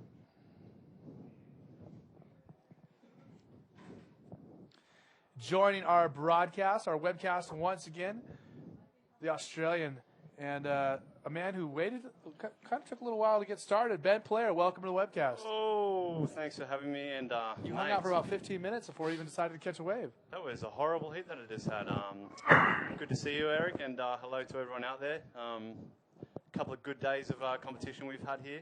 Yeah, guys, ripping out there. Not sure if you saw my last heat, but I had a bit of a shocker. And, here. Look at this. What I would have given for a wave like that, I'll tell you what, Eric, that was a beautiful little roll. Jorge Colomar, the Puerto Rican. So, again, Hubby is in the lead with a 6.45 and a 5.98 counting. He has a total score of 12.43. Brahim Idouche with 11.88. And can we get a replay of that wave from Brahim Idouche? It'd be insane to see that big, thick left, see what he had on that. Jorge Colomar, Alberto Colucci bringing up third and fourth place. But, Ben, I want you to see this replay if we have it queued up for us. It'd be awesome. I love a couple of replays. But, yeah, I have heard the kind of crowd kind of gone pretty wild on the beach in this heat. I heard there's been some big stuff obviously going on, so, yeah, I'm pretty excited to see it. But I saw like one or two waves. Here we got the replay. Brahim driving down this section. Look at that. Oh, pretty thick. He got a legit beat down. You know what that reminded me of, Apple? It reminded me of, big pipeline going into gums. Like in Hawaii, it's like just a thick little mutant slab. Thick waterfall. And as a rider, like in the heat, you have to go for it and try and see if you can get through that lip. But yeah, it was really tough out there. The conditions were really tough. I managed to get a little second place and make it through. So I was stoked on that. But man, I had a pretty bad heat.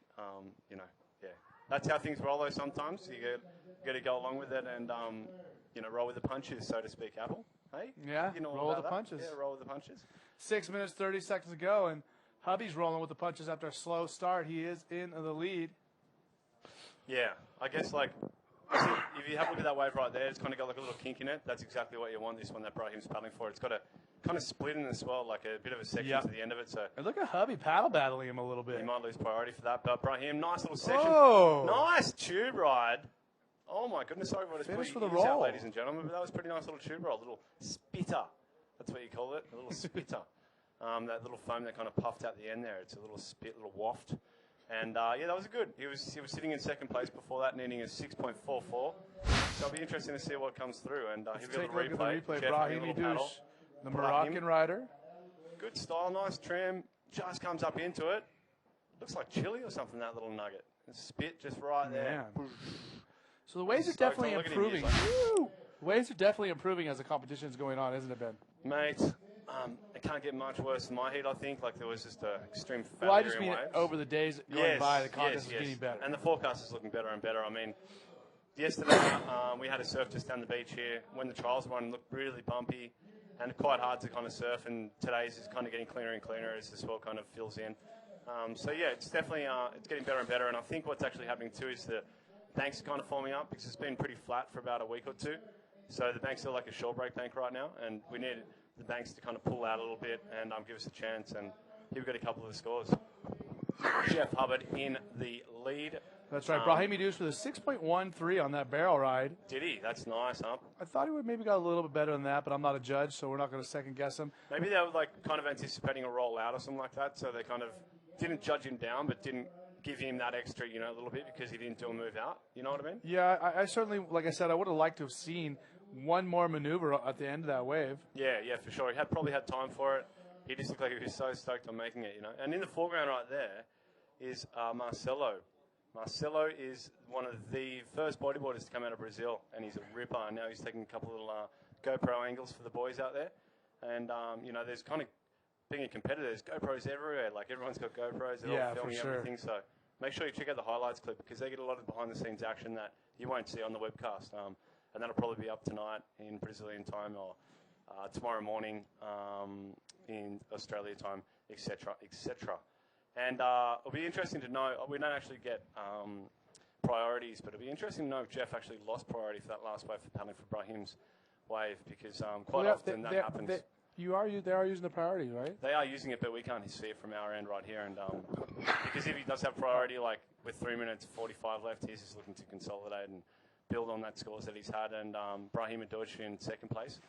He's got that's a good combination score, 12.13 right there. And Jorge Coloma, 11.38. Doesn't need much to push up through, 5.25, which isn't much at all in Alberto Colucci, needing a 7.43. It's not over yet, guys. There's still 3.5 minutes left. It'll be interesting to see what kind of goes down. But what's been the best thing that you've seen today, Apple?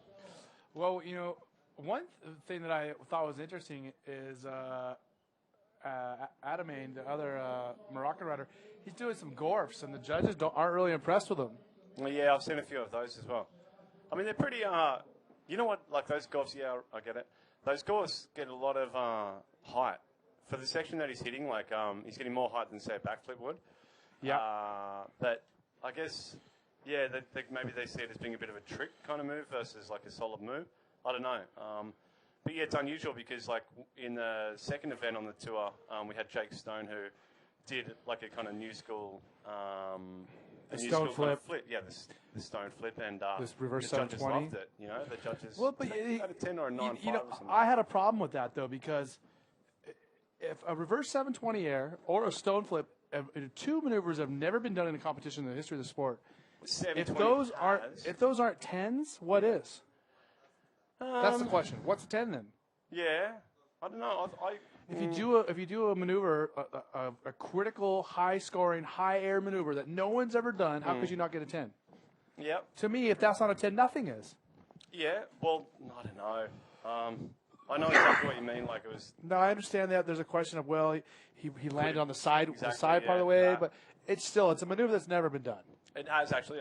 Ryan Hardy did it at A 720 air? Yeah, he did it at 720 at a place called Mystics in Wollongong. Back in the day, actually, it was on an Australian tour competition, and I was in the heat with him. Unfortunate for me, but yeah, he did a little 720, and he never really got credit for that, but that was pretty amazing. Back in the day, everyone was like 720, 720, I have to do 720s, and now I guess like everyone's it's like a balance, like doing like this crazy radical stuff and like really solid surfing. And someone like Jake Stone, who did that in that second event, he's got it all, like he does a perfect reverse air, and he's very capable kind of athlete. I think there's going to be big things to come from Jake, actually. I agree. Yeah. And that brings me to another thought. As the sport of bodyboarding is moving forward, do you think that we're going to see, as we see Hubby on this right-hander? Oh, he's good, isn't he? How crazy was that flip? Yeah, well, it's just a flip, but he tilts his board. Smart, though, because he then lands forward with momentum and pushes out of that kind of closeout. For sure, and he spin to win right there on the sand. Yeah, buddy. Little tummy twirl. Yeah, he's going to be a hard man to beat in these conditions, I'll tell you that much. And he's a solid competitor in all conditions. And look at his little watch there. He's got a little, like a chick watch. He's had those for a couple of years. Him and a couple of the other boys stack up on these little Casio watches in Chile every year, and he's got one right there. And those are good, huh? He's coming in. Nice and small. There's 20 seconds left. He's won that heat, and he's decided to call it quits. I don't think this is what you want to wear in a heat. No, I don't think so either. Eric's showing me his big, looks like a massive Rolex watch. Probably wouldn't want to wear that out there. Might lose it. It's probably worth a couple of grand. I got a couple of them. All right. Okay. Jeff Hubbard in first place right there. The Hawaiian world champion, two-time world champion with a holiday named after himself. And I told him it's not really that big of a holiday unless the kids get school off.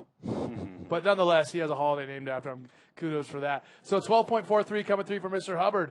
Brahim Idouche, the man from Morocco, with a 12.13. So a relatively close score right there.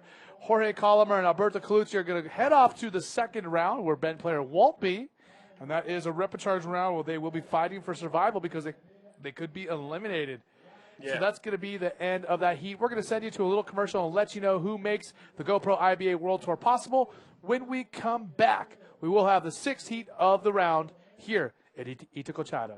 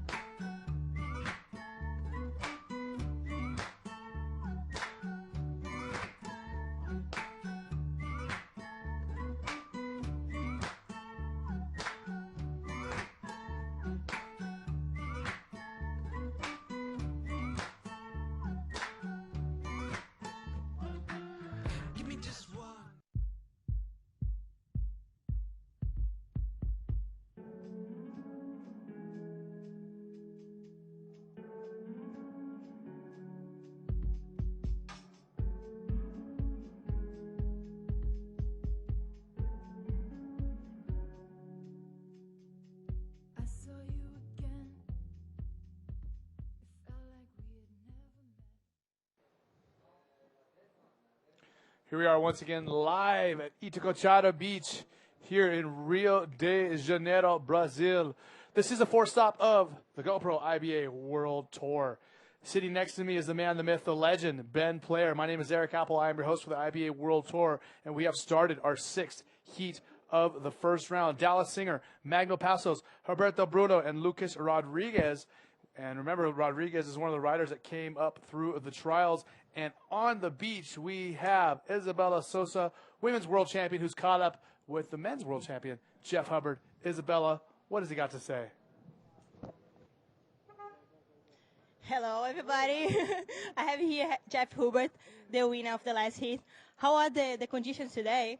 It's typical of Itacoatiara. It's really powerful and strong, and there's some good peaks out there. And the guys are ripping, so you just got to go out there and just try and rip, too.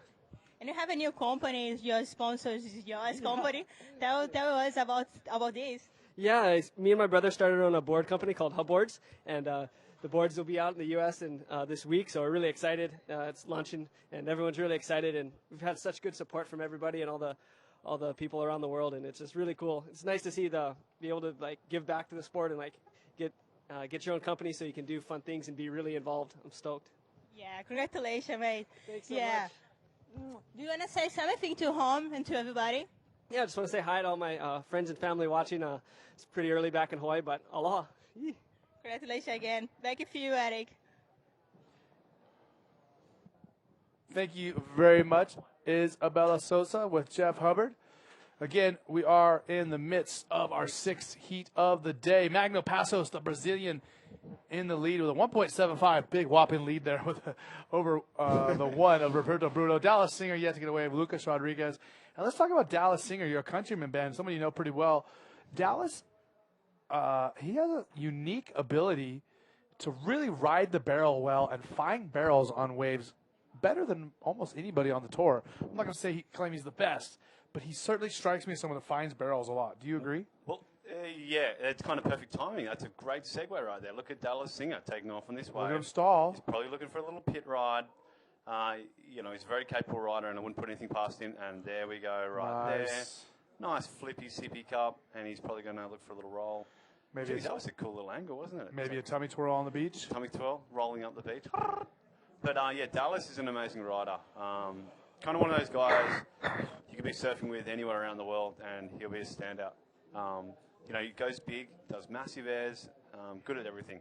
And, he's got a really, I love his style. It's personal to him, his style. He's not like anyone else, and it really works for him, and he just goes big. I love that, Yeah, in Chile, I had the semi-final with him.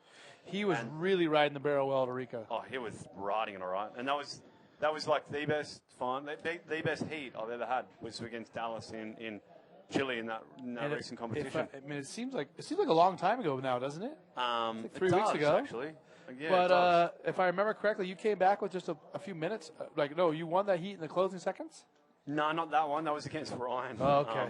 No, the one against Dallas was really technical, because he got a massive score, and then it just went higher and higher and higher each wave.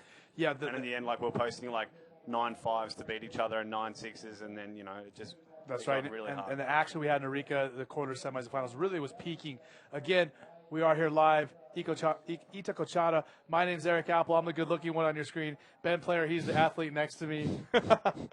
He's an amazing bodyboarder and an amazing co-host for me, as we see Magno. And Magno's a big guy to be doing maneuvers in these beach break waves, isn't he? Yeah, he's surfing really good.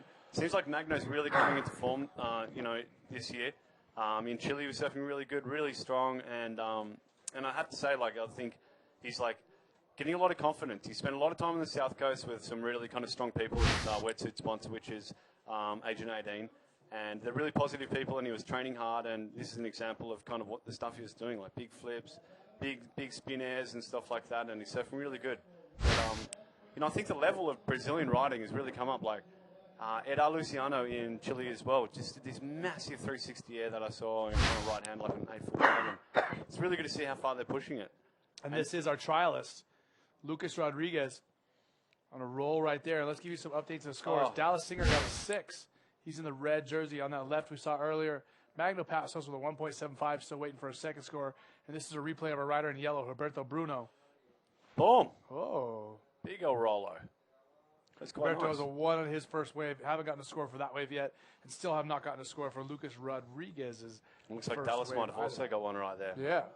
You know what? Like, it's pretty hard for you guys on the screen to see how hard it is to ride out there. But, you know, I didn't really pick up on it. Oh, sorry, here's a replay of Dallas's last wave. Second wave for Dallas Singer, the Australian barrel rider. Running through it. Oh, look at this. Little invert. Oh, little tweaky tweak. Nice, man. That was really nice. That was smart surfing. I had a little chat with him before his head, and I was like, mate, just get busy. Get anything you can get out there. And Don't do what I did. Yeah, don't do what I did because, you know, I really struggled. And here we got Roberto Bruno driving down the section. A 6.25 for Magno Passos Pretty big in roll. the white on that second wave of his. And it seems like there's just a flurry of waves after that. Everyone seems to have got some pretty good waves, so it'll be interesting to see the scores that drop after that last exchange for sure. And here we got a nice little right-hander coming Look through. at this set wave coming for Lucas Rodriguez. What's he going to do? Oh.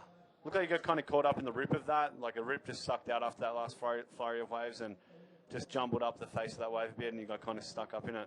But like I was saying before, like, it's really hard for you guys to see how hard it is to surf out there. It's a really short, dumpy little wave, and if you hit the lip like a tiny fraction of a second too late or too early, you won't handle the air or the roll or whatever it is that you're doing. So timing is critical out there, and you don't have much room for error because really, like, you're lucky if you can get 3 good waves of heat. Yeah, for sure. And Dallas Singer coming through with a second score, 4.83. So total score, 10.83. He's leading the heat at the moment. All 4 riders have 2 waves.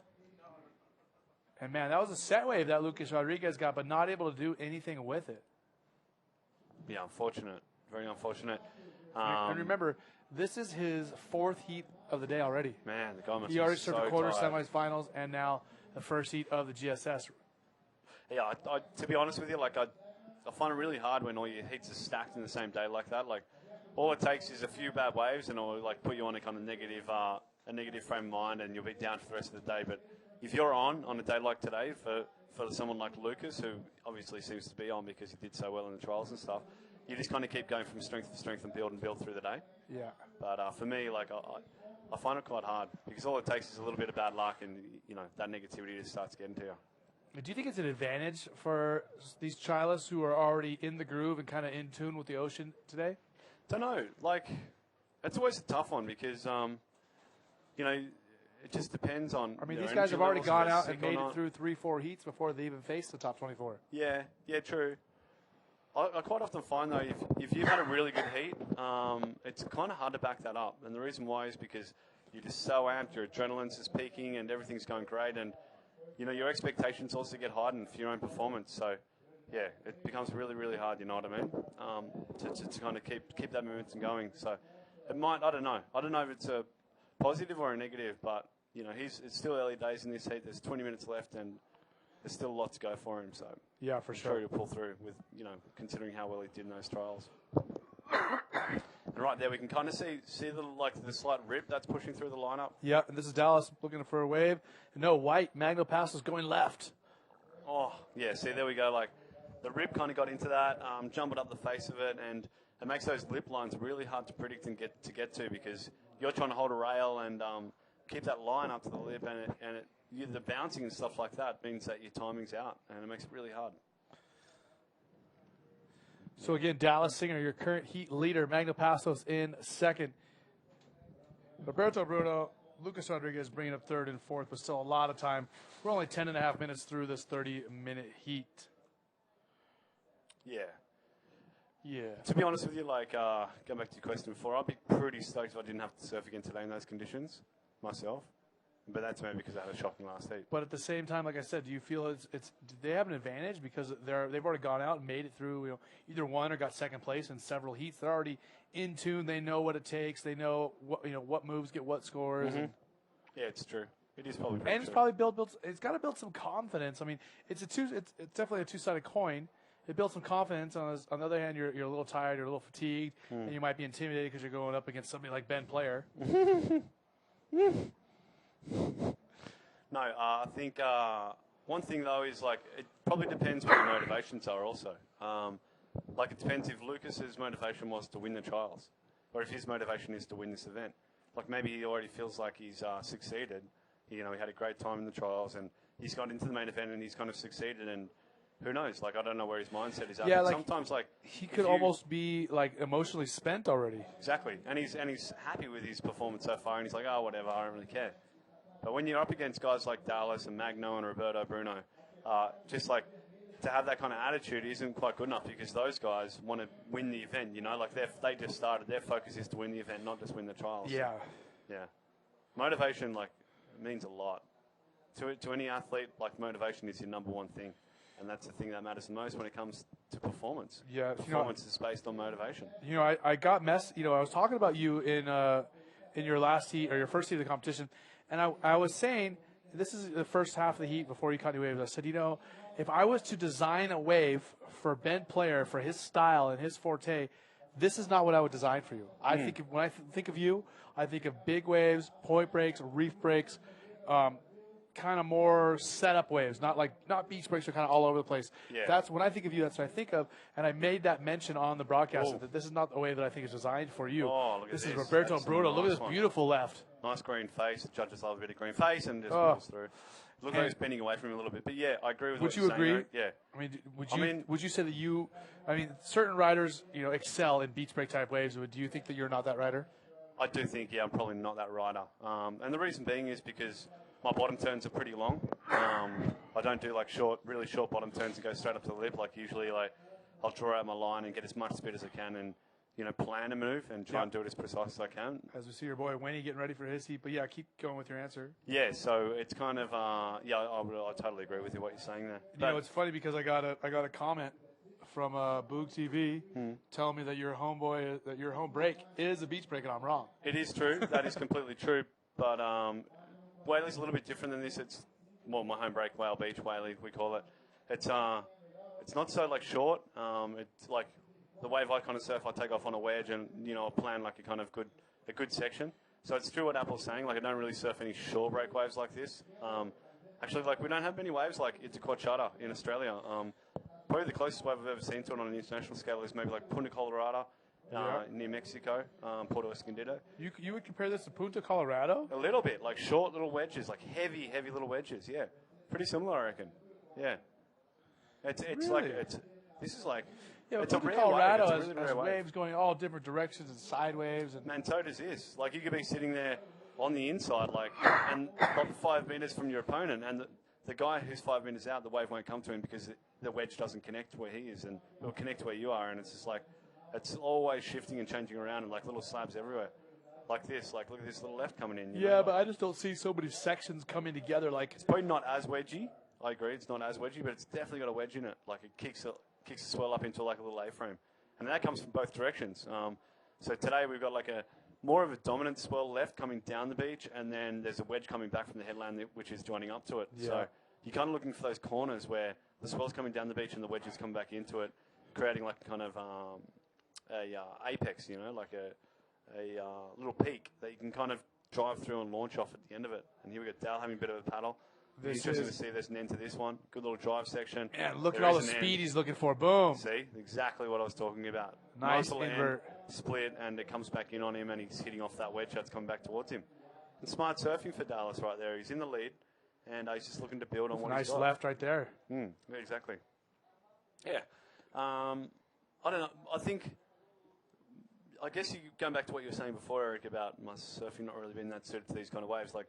I definitely focused a lot on trying to surf reef breaks and surfing in places like Indonesia and stuff like that. And I guess that does affect your style of riding.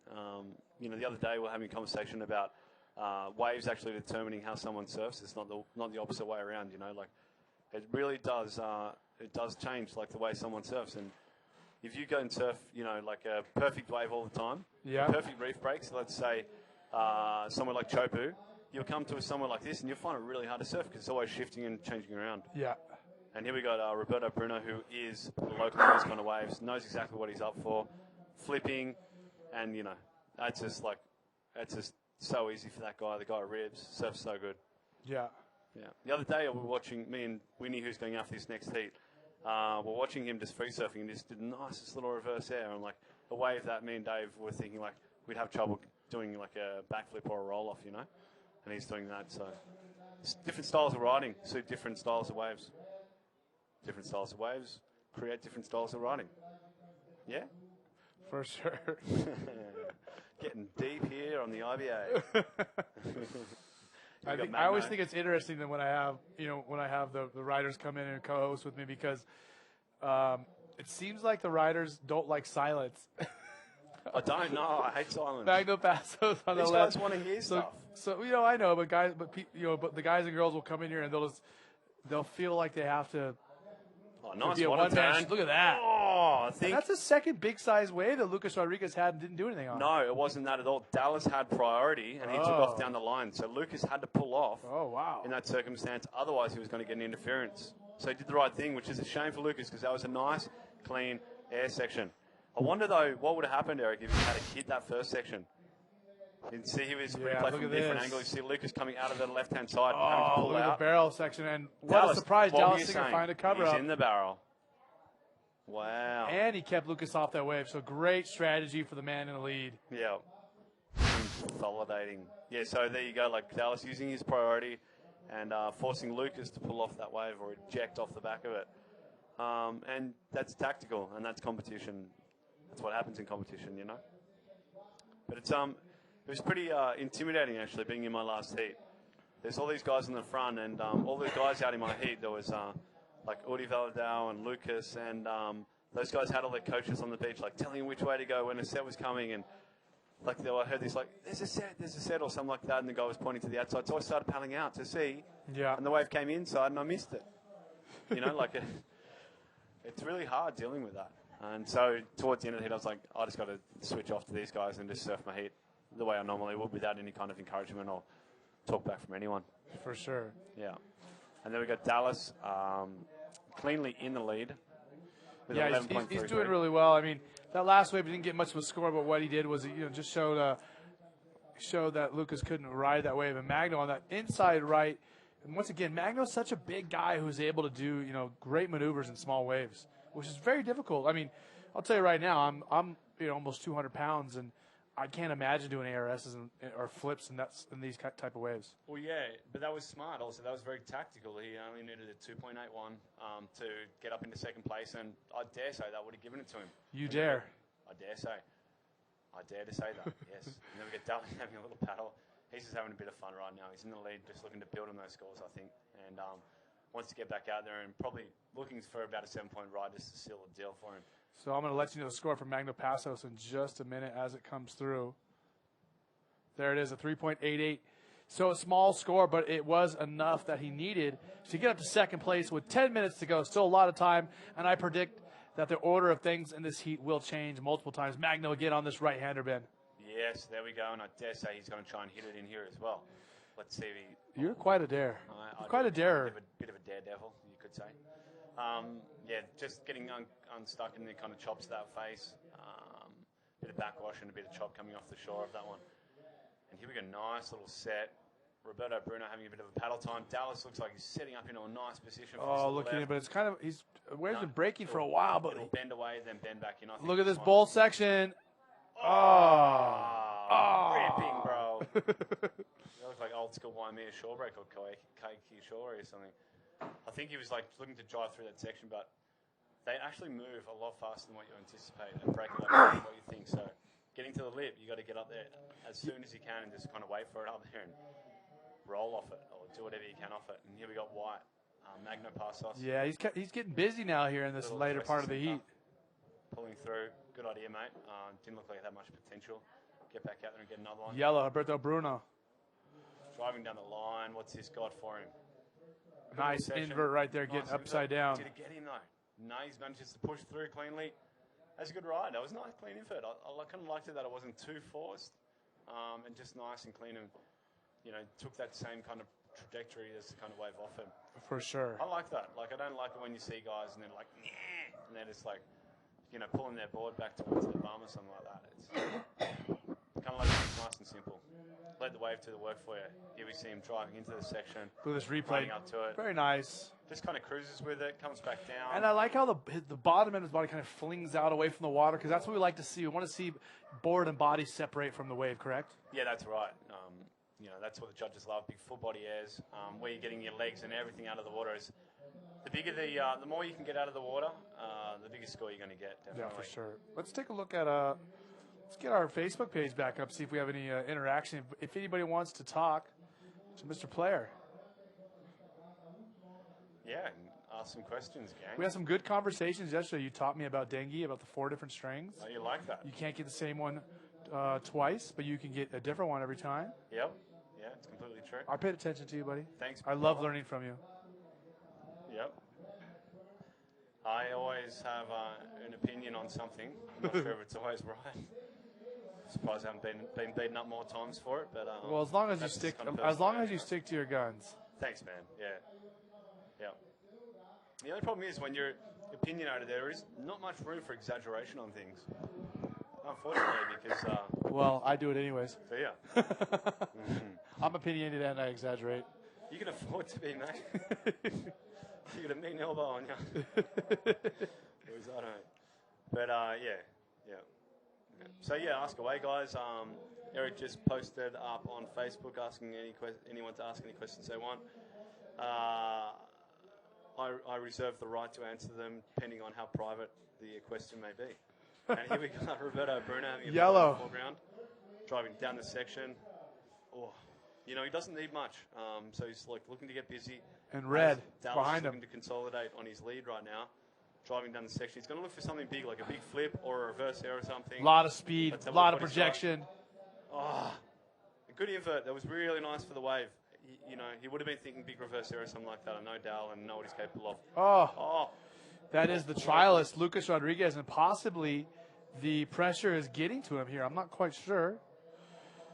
Yeah, I guess time's kind of, you know, there's not much left, and guys are looking just right now to build on what they've got and get through this heat. And unfortunately, Lucas hasn't had much of a start in this heat. He hasn't had many good waves, and here we've got a replay of Dallas's last wave, driving down the section, nice clean line into it.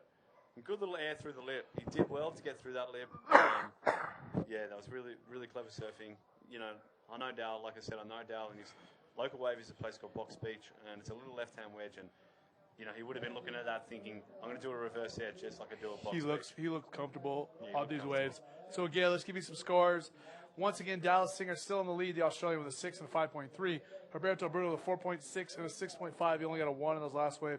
Magno Passos in third. Lucas Rodriguez in fourth. Just so you know, Magno Passos only needs a 4.94 and Lucas Rodriguez needs a 5.74 if they want to move up to second and advance past round number 2 and head straight to the third round. Let's check out some of our comments.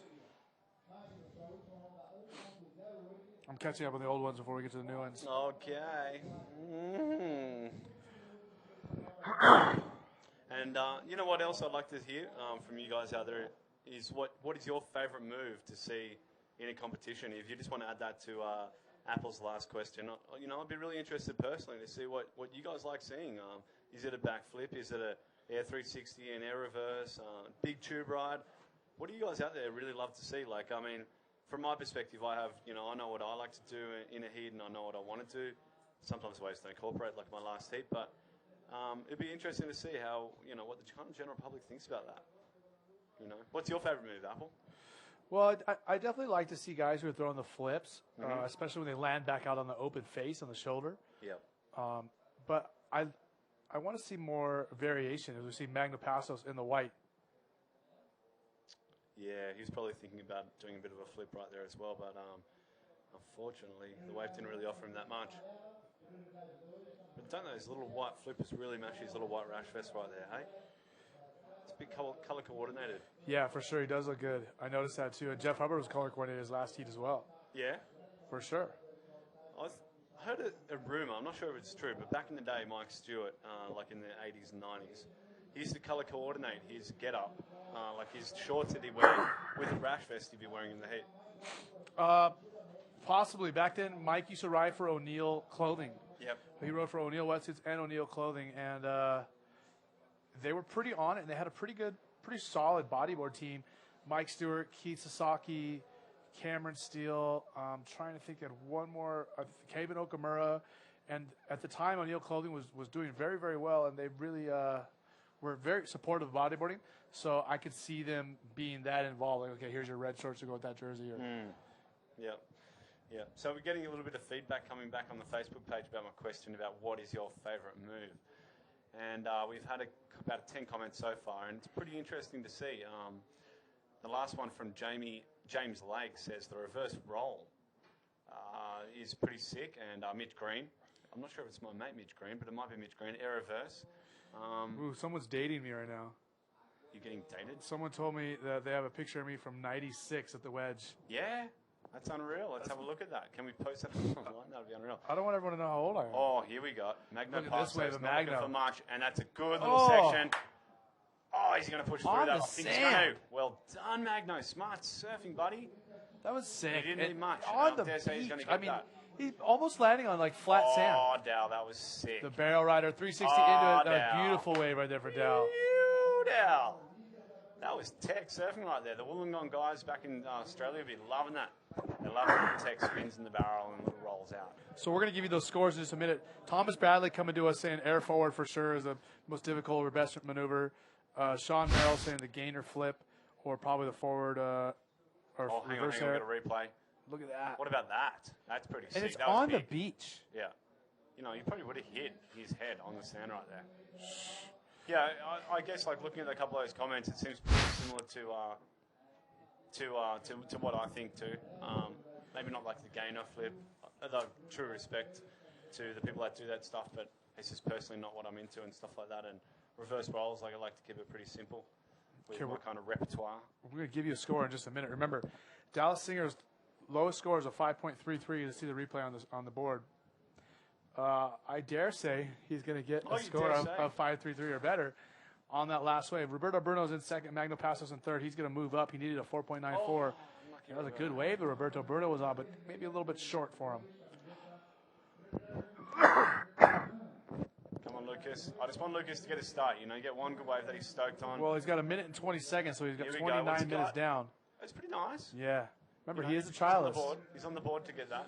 He's got a 5.45 right now, which is not a bad score, and he needed a 5.89. Magno Passos with that ARS on the beach got a 6.1, bumping him up to first place. Dallas Singer, we have not got his second score, though. 5.95 for Dallas. That bumps him up as well. He has a total of 11.95. So with less than 1 minute to go, Roberto Bruno needs 11.1, and Lucas Rodriguez needs a 6.5 if he wants to make it through. So let me rephrase that. Roberto needs a 5.4. Lucas needs a 6.5. Here's a replay of Lucas Rodriguez, our trialist winners, right there on the big right. That was nice. Yeah, it was a nice little air. It was good to see him getting up and out there. Remember, we took 9 trialists through to the GSS event here at the Itacoatiara Pro. Itacoatiara Pro. Itacoatiara. Yeah, this is a tough heat, and just looks like, you know, it's really tough. These first heats in the main event are always really tough. You know, people are pretty jittery. They've got a few nerves, and no one wants to get stuck, getting knocked out in the first round or, you know, the second round, because we go through if you get third or fourth in this heat, you go through to the repechage round. And so Roberto Bruno and Lucas Rodriguez looks like they're going to go into the repechage round in the next one, unfortunately.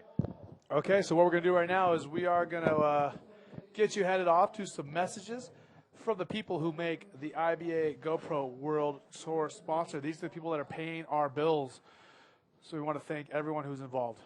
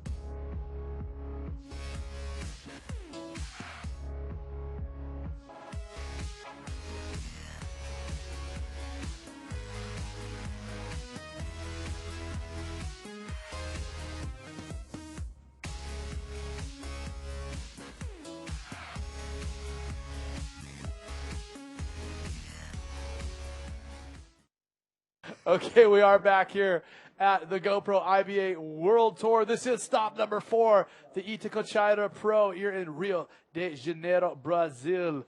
After we've competed in Hawaii, Australia, Chile, and now venturing across the South American continent, we went over the Andes, we went past the Pantanal, we went through the Amazon, and here we are in Rio. And guess what? I've got world champion Amore Laverne next to me. Amore, welcome to the webcast. Yes, thank you, Eric. Hey, hi, everyone. Hi, all the people watching this comp. And, yeah, welcome to you guys on the 4th stop, Brazil. Get some nice waves, nice beach, paradise. And, yeah, I've been enjoying this place since a week now. And we've got some right there, South Speaker, South Africa. South African rider in the white. And let's just give you a rundown again. We have Dave Winchester in this heat, Sasha Specker, Lucas Nogueira, and Joao Zeke from Brazil. So 2 Brazilians, a South African, and an Australian.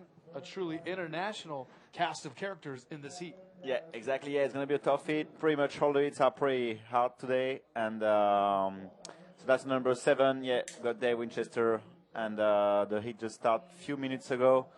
And we're going to have, straight after this round, the round 2, the repechage. And the waves are doing great. The tide is getting a bit high now. And we've got some right, Joao Zig, the wild card from local guy. Oof. And a big, nice roll through that lip. And that's he's going to make it. The waves are really close to the shore. We've got Dave Winchester straight away. The Hunter, get some speed. The wave is really wide, but yeah, really tough section. And Winnie, talk about Winnie, his experience here. He's a guy that did very well here in the past. Oh yeah, he pretty much killed the heat, like to kill the contest last year. He's been ripping free surfing, and I remember that final against Tamega, the first 20 seconds, he had like a 9-point air reverse, and yeah, the waves are pretty much like this, like pretty close to the shore and maybe a bit smaller. Yeah, it's pretty hard to know where to sit today. We're gonna have the replay there of Dave Winchester. Nice big roll through that lip and made it clean until the beach. So that's gonna be his first score, and you can see the beach there. You can see some riders are sitting just right on the left side of the beach and the other side on the right side, and yeah, pretty wide area. Okay, so you guys just remember, we have Sasha Specker in the lead at the moment with a 4 and a 4.13. Here's a replay of his second wave on the left, the South African. Finding a nice roll there on the sand, risking it. Lucas Nogueira, he's one of our trialists, has a 5.88. Dave Winchester with a 5.6 on his first wave. Joao with a total score of 5.13. He's got 4 waves already, the Brazilian rider. 4 waves in 4 minutes. The guy's busy. It's getting pretty busy. You can catch many waves there, and some other rider prefer to wait really 2 good waves because you have to surf like 2 good waves during your heat. Like the judge is going to take your 2 best scores, and you can take 12 to 15 waves. And we've got the replay of the last wave of Joao Zeke. And that's going to be second best score, maybe one better than his last wave, the 1.13. And he just needed a 1.9 to get back to the second place, but just the beginning of the heat. And yeah, many waves coming tomorrow. Still some waves. Gonna have the replay there of Lucas' last wave, a big roll in the set wave. They really clean. Got a lot of support on the beach, this guy. And yeah, he's a freak. I've been traveling a bit with him a long time ago, and he already won a comp in Portugal a few years ago. And here is the replay of the South African rider. Look at this, another wave for Sasha Specker. This is third wave. He already has a 4 to 4.1. So everything happened, but I'm pretty sure the last wave of Lucas Nogueira, from what I see, is going to be the best score of the heat. It was a set wave, it was a big roll. It's sometimes pretty hard to go through that lip, which is pretty thick and really powerful, as it's really close to the shore. But you want to arrive really early on the lip and try to find projection to land pretty far from the V. And we're still waiting the score. Waves are coming. A lot of close out, a lot of waves in the rip. In position again. Is he going to go left? He does. The South African rider, one of the top 24 in the world. Look at that barrel he pulled into, and I don't know what happened there. Yeah, I don't know really, but maybe we can get a replay of that. I don't know. Yeah, have the replay, and yeah, the judge loved the barrel today, and we saw some good score on the barrel. South African rider in the trials. And then in my heat this morning, Nicolas Bastos had a 7-point ride on the barrel. And yeah, it's pretty hard to find some good barrel out there. because the wave is pretty short and really close to the shore, but sometimes you can find a good section, pull in, and the judge love it. Love it. They love it. I love it too. Yeah, I love it too. I love the way you say love. Let's get a score for Sasha Specker. A 7.25 on that barrel ride that we weren't able to see. And he's on a fourth wave now. Look at this barrel. Oh, come on, Sasha. Get some. Just talking about barrel, and he put the best barrel of the comp. That was amazeballs. That was Can amazing. we see? I'd like to see the replay of the wave from before, the left-hander, though. So maybe he's going to so we've got... I guess we don't have the replay of the 7.25. No, the 7.25. No replay. And let's take a look at this one, though. Sasha just his fighting. last one. The 7.25, he must have made. Yeah. So he's got two great barrels in this heat. Jeez, Sasha's hurting first feelings. section, really deep on that one. Shock wave, but it's keep barreling, speeding. It's not there, and he's get there. How then find a really... You got to be section. kidding me. That's got to be a 9.93. It's a 9 point. I'm pretty sure. Let's see how the judges score it. And Sasha just come in. Yeah, and we saw him on the left before. He might have a good barrel. 9.25. I said a 9.93. I'm getting good at this. Okay. Joao Zeke, nice IRS on the right, but not gonna make it. Back out there, buddy. You can catch many waves, like I said before, because it's really close. The lineup is really close from the shore. But you got Sasha Specker just killed that hit with a 7.25. And with a barrel on the left, I'm pretty sure maybe a move couldn't really see. And 9.25 on his last one. Best barrel I saw. Best wave of the comp so far. There's been another 9-point ride. I don't know what it was a 9-point but there was a 9-point ride by the Moroccan rider. Yeah, we've got Lucas Nogueira on this right. Pull into.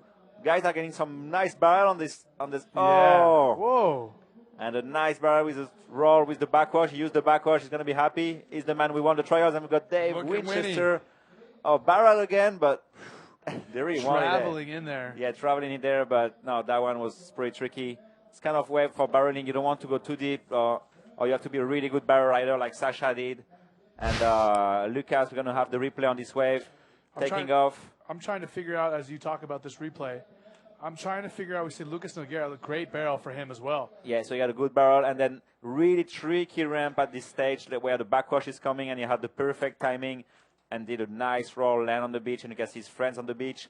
It's really good to see how the Brazilian people support between each other. Yeah. It's really rare, and I mean, from Réunion, we are pretty famous to support our friends too, but Brazil, they are just the best there. They're just coaching each other, like in every comp, you got a guy surfing, there is his friend of the beach with a board to make a sign when the set is coming and everything. It's it's really good to see, and you see the guy is really happy for his friend, and I really like this side of the sport. And a lot of support for sure, these guys. Yeah. So on the situation, Lucas Nogueira. So in the lead, we have Sasha Specker, the 16.5. We see Winnie on the board right now. No, ducking out. Look at the sets behind him. But again, Sasha Specker with a huge score, 16.5 at a possible 20. Behind him, Lucas Nogueira, third, Winnie, fourth, Joao Zeke. We have 20 minutes to go, only 10 minutes down. And look at all the action we've already had in this heat. A lot of actions, eh? Just, last wave of the Winchester at 1 point. 20 minutes remaining. Lucas had this nice roll at the beginning that we saw on the set, and then that barrel to roll out on the right. Sasha had 2 good barrel.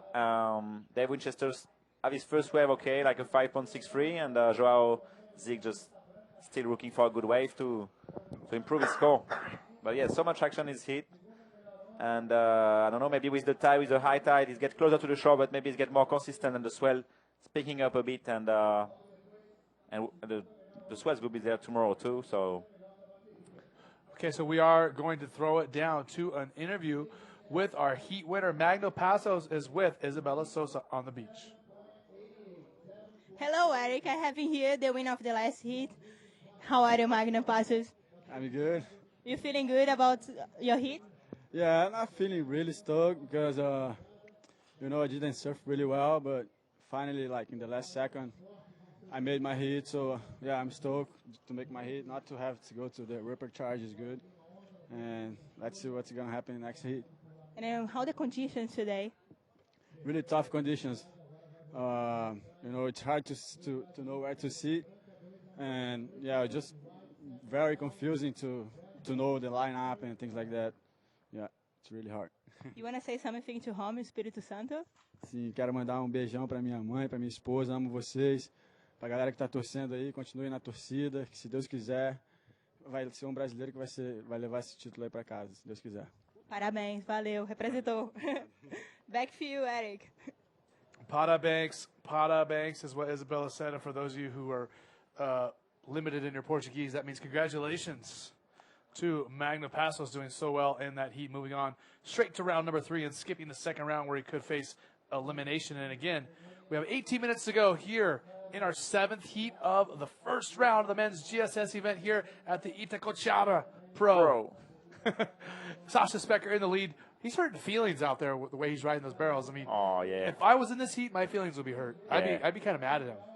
Yeah, he's a really good competitor. And his home brake is actually like a right under beach brake, like wedge beach brake. So yeah, he's really comfortable on beach brakes and been competing since a long time and used to work on the IBA. And then now we've got Lucas Nogueira, trials winner on that left, bottom turn, and that wave's going to be pretty fast, on the reef. So yeah, just back out there. He's going to lose his priority for that wave. That was another rider. Was that red? And that was another ride. That was Winchester on that right. We're going to have a replay of that. And so Dave Winchester is looking for... He's down there that's in the third replay. position. And he he was wants looking for something happening. 7.88. Look at that big invert right there. That's pretty cool invert for the section. Let's see how to just like it. 7 point something. Yeah, it could be. Could be close. I don't know if it's going to be quite. I think he's going to be in the 6 range, to be honest. Yeah.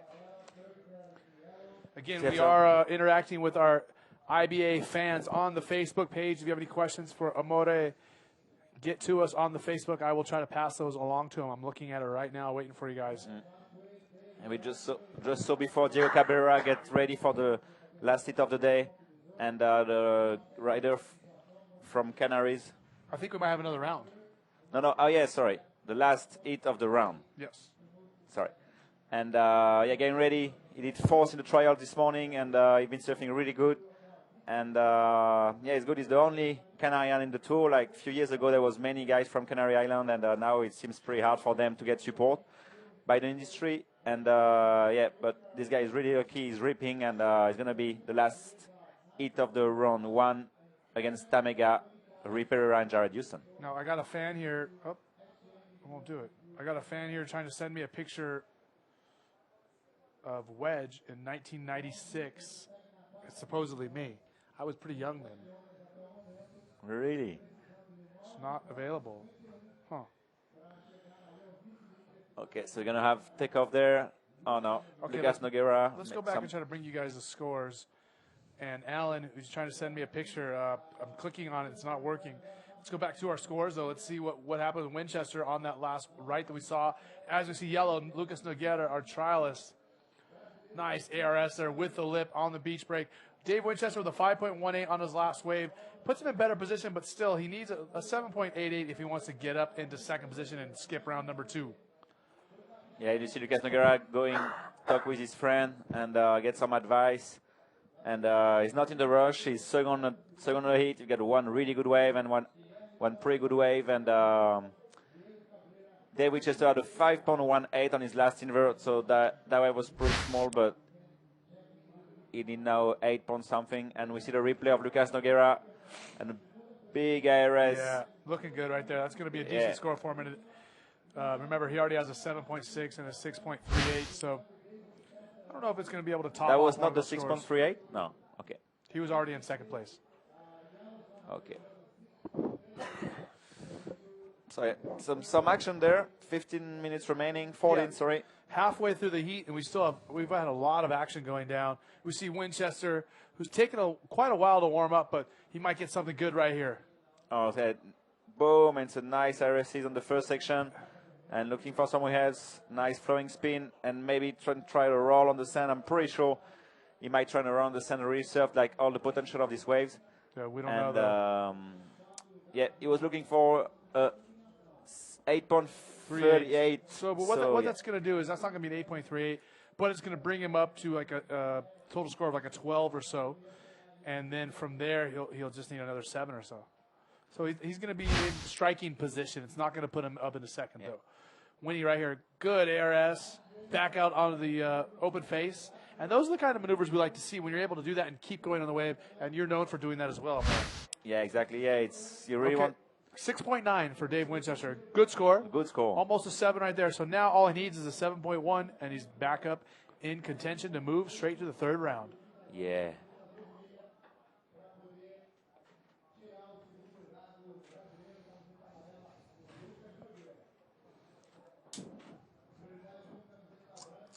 So 13 minutes to go here in the 7th heat of the first round. Again, our next heat's going to have Guillermo Tamega, Jared Houston, Diego Cabrera, and Rui Pereira.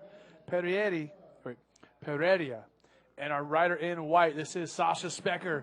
Look at this. Oh, ducked in there. Don't tell me he's going to come out again. Pretty late, and he just tried it, and he already had 2 gut barrel on that hit, and he really wants something else. I'm pretty sure now he just want to have fun. He just want to get some waves and enjoy this hit. I'm really happy to see this guy on the top. He just wants to rub it in how good he is. Used to work for the IBA, and now he's just, we've got rider Zeke on that right. Boom, and a nice IRS on this right under.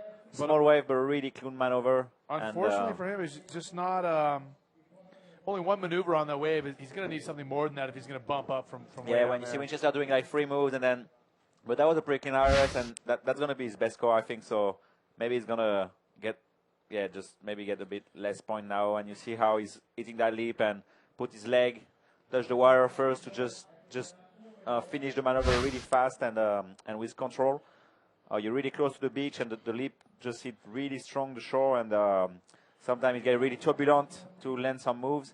Well, Joao got a good score in the wave, a relatively good score, 5.9, but it's not enough to bring him up into second or first place. He still needs an 8.11. It's a big score if he wants to move up.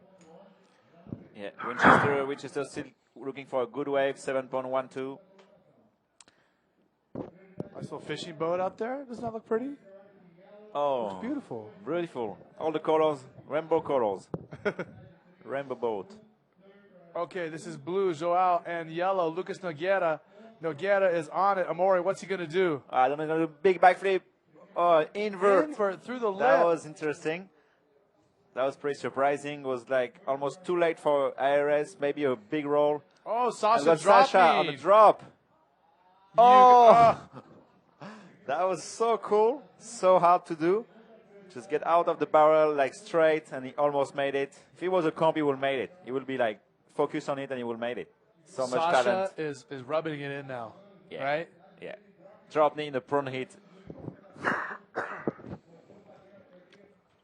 That's now, cool. back in the day, in like the late 80s, early 90s, you would see guys who would drop knee, and they were successful. Keith Sasaki was successful on the original tour, was the PSAA, and Jackie Booter as well. I don't know if you know him. Yeah, I know him. Jackie made it through all kinds of heats and was consistently in the semis and finals on the knee. Yeah, true. I got a friend, Thomas Richard, who was on the tour before, and he made a semi-final in the contest in Scarif in Indonesia when the Super Tour organized this comp. He's from Reunion Island. He's from Reunion Island, yeah. And he finished 5th there on the knee with a helmet, just getting some 12 seconds barrel. I don't know how they might judge these kind of comps, like with a watch and just to see how the deepest barrel and the longest barrel beats like barrels between 10 seconds to 15, 20 seconds.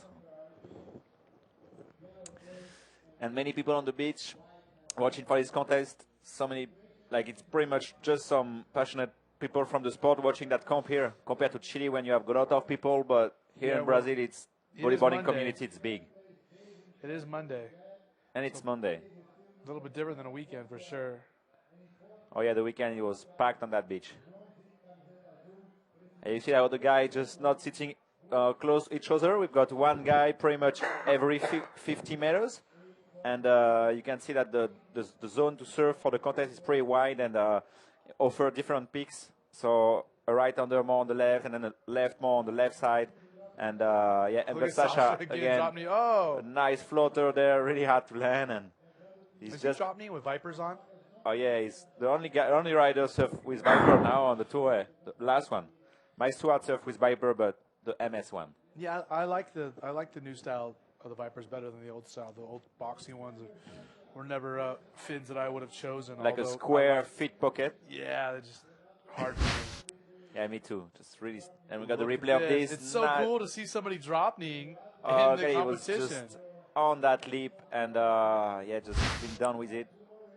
And it's still with no win. Got replay of Winchester on that return right, but he needed a 7.12. He wants to something happen, and he's throwing like a small reverse there. And yeah, didn't have to. That wave did not offer much, but 8 minutes remaining. And 7.12 for Winnie, looking for Lucas Nogueira still in the second place. And we got Jozik, the local boy, there with a small barrel, and he's not going to make it. Pretty tricky section. You don't want to go to be deep in this kind of waves, and yeah, really hard to put a good barrel today. Except in that hit after what Sasha did. So enjoying your time in Brazil so far? After being in the cold water of Chile, this is like paradise. And look at these sets coming through Amore. Check it out. Looks like a rider red. Winnie's about to get caught inside over there. Barely makes it under that wave. Might have almost get sucked over. I don't know. I just had a free surf at the end of the beach before, and it was just so powerful, so much rip, really hard to stay there, and yeah, now with the high tide, I think it's high tide at 4:30. So it's going to be really close to the shore, and the last hit of the day, it's going to be pretty crazy. Rolls, sandy rolls. For sure. And I've got my friend Johan and Alex Ronga in the round 2. This is rider in white, Sasha Specker, back on the prone position. Flipping right there, back to the open face.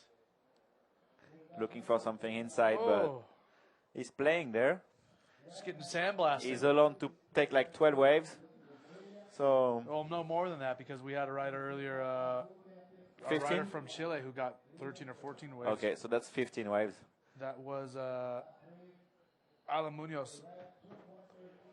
Yeah, you have to. The judge have to put that before the hit start, and we've got Joao Zik, the local boy, wild card. Oh, big roll through that leap, pretty hard. Through the roof of that wave. Yeah, really hard to land in front of the wave when you do this. And Winchester on a nice barrel. Oh, yes. Is he going to come out? I can't believe it. He almost came out. Hey. That hit is crazy. Just so many barrels everywhere. That was a really good barrel. Eh? Just, yeah, it was a bit too deep, and that speed at the end could help him, but I think he was already on the shock wave, and yeah, didn't have the opportunity to make it. 5 minutes remaining soon. You see at the yellow rider, Lucas just stay on the right side, just waiting for a wave there. And Winchester's going to back out there. 5 minutes remaining, try to find another wave. 7.12 and Sasha Specker. Yeah, a lot of waves have been ridden. I mean, each of these riders has a lot of waves. Lucas Nogueira only has 5. He's the least amount, but all the other riders have at least 8 waves. Some of them have 9 and 10. Just chasing Sasha Specker after those big scores. 4 minutes and 40 seconds to go, and we have blue Joao Zik. Look at this. Airdropping into the barrel. Don't tell me he's going to come out of that. Oh, he almost made it there. He had the pretty big bumps at the beginning. And, yeah, really white wave. And couple seconds in that barrel, but really hard to come out. And he actually needed 8.11, so you really need a good wave, especially if it's a barrel. He looked like he was snowboarding. Yeah, on that foam. True, especially with his orange board, it's just biggest contrast. So after we're going to do the round 2 of man, I think it's going to be all for today, and then tomorrow morning checking really early to run 3 and probably the first man and man too. And then there is another swell coming at the end of the week. Do you know if they're going to make the comp on Friday and Saturday, or just Saturday? Or? Well, I think we're going to try to run tomorrow, correct? But not everything. Yeah, not going to be able to finish everything, but we are going to run tomorrow, and then I think we're looking at Saturday after that. He had 0 point on these waves. They didn't get score for these drop knee waves, man. He didn't get score for the drop knee waves. Sasha's not getting scored? For drop knee waves, no. It's funny, eh? So is that in the rule book? You're not allowed to I don't drop know. knee? It's why I'm pretty surprising. Maybe it's in the rule book now. Maybe it's in the rule book. I don't know. But yeah, as there is like a drop knee, official drop knee division in the IBA, yeah. Maybe you can put on the knee when you are He's allowed in to. trouble. Yeah. So again, Sasha Specker out to a commanding lead. Lucas Nogueira needs an 8.88 if he wants to catch up with him. Dave Winchester in third needs a 7.12 if he wants to skip round 2. Joao needs an 8.11 if he wants to skip round 2. Remember, nobody's being eliminated right now. It just sends them off to the repechage heat if they don't get first or second. First and second skips this round and doesn't have to serve until the third round. Yeah. Oh, 2 minutes 30. Winnie really need a good wave. 7.12. He's looking for it. Oh, drop me rider. Look at this. Big He's having barrel. fun out there, man. That was pretty decent size wave, eh? That was legit. Probably get some good GoPro footage of that if somebody was close enough to him. Yeah, true. I don't know, like, the GoPro footage is going to be pretty different in this kind of wave. How big is that wave? How big is Pretty 4, solid. 5 foot? Yeah. Easy. That was cool specs. But it's 1 minute 50 seconds remaining. They're giving him zeros. Yeah, zeros point. And we've got Winchester on that right. Oh, and at this point, Winchester just scrapping like for something. trying like a flip there, but didn't make it. And yeah, 1 minute 30 seconds remaining. Got still enough time really to back out there. And yeah, we didn't talk too much about the priority, but it's really hard for us to know who got the first priority or the second or whatever, because we just have this screen in front of us. But yeah, most of the guys where they have the third or the fourth priority, they want to be away from the first and the second one in case a wave is coming to another peak or something. So again, 1 minute to go. Sasha Specker still out to a commanding lead. Our trialist, Lucas Nogueira, in second place. Dave Winchester, Joao Zeke in third and fourth place. They need big scores. They need a 7.1 and an 8.1 respectively.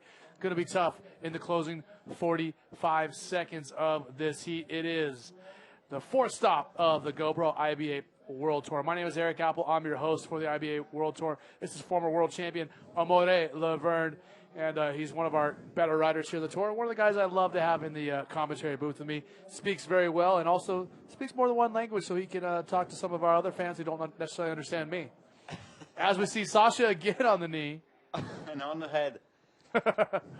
Yes, Sasha, good on you, mate. 20 seconds remaining. And yeah, Lucas Nogueira is going to be stuck too. He had a big. He started pretty much from the beginning of the trials there. Oh, Winnie. Is he going to find that? No, not on that wave. 5 seconds remaining. Yeah, that's going to be it. over. That's going to be it for Dave Winchester. The heat is over. Joao Zeke, is he going to get an 8.11 on this? I don't think so. Maybe. Nice roll, but that's not enough to push him through. So Dave Winchester, Joao Zeke, they're not eliminated. They go to round 2. It's a repechage heat. If they don't get first or second in that heat, then they are going home. Sasha Specker, hurting feelings, dropping half that heat because he didn't even need to be out there. And Lucas Nogueira making it through to round number 3 here at the Itacoatiara Pro in Rio de Janeiro, Brazil. So Amore Laverne's next to me, Eric Apple, and we are going to send you off to some messages from the sponsors who make this event possible here at the GoPro IBA World Tour. When we come back, we're going to have Dallas Singer in the hot seat along with Amore. I'm going to be out for heat. We'll see you guys in a minute. See you there.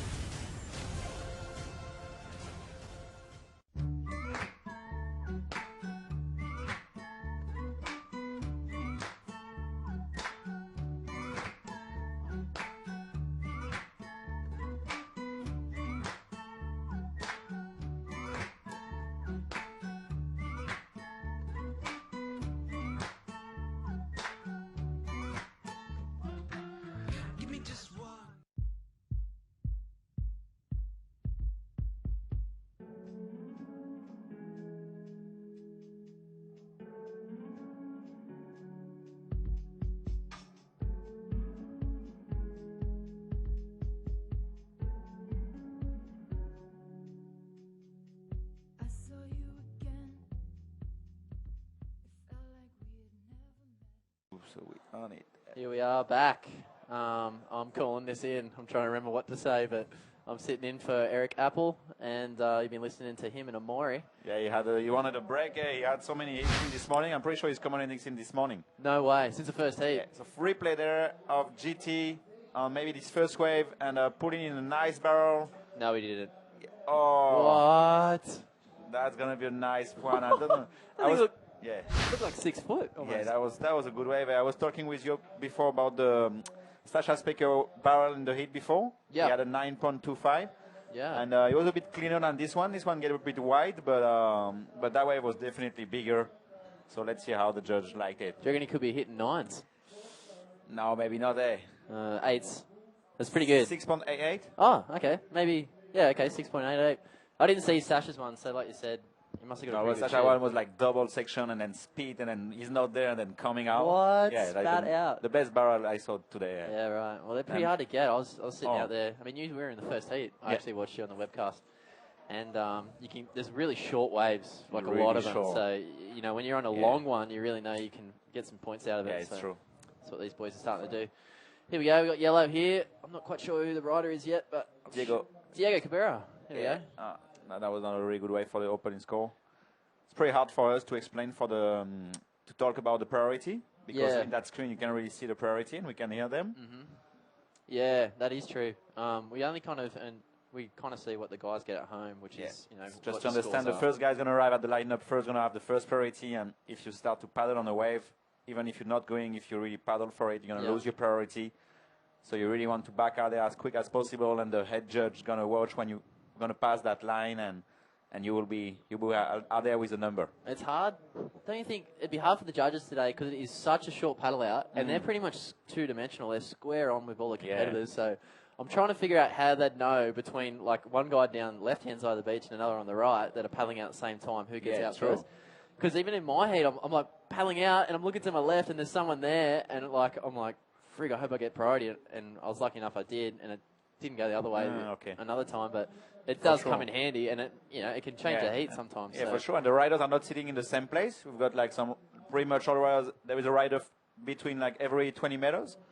No one is really getting stuck to each other because there is many picks coming. The left there, the right, and it's been. Here we are, me and Amori just holding down the booth. GT on his second wave. Oh, big roll through that lip, clean landing. And he's going to have a pretty good start. Just 5 minutes. Yeah. 5 minutes on this heat, and you already have 2 decent score. And Ripera from Portugal still waiting for his first wave.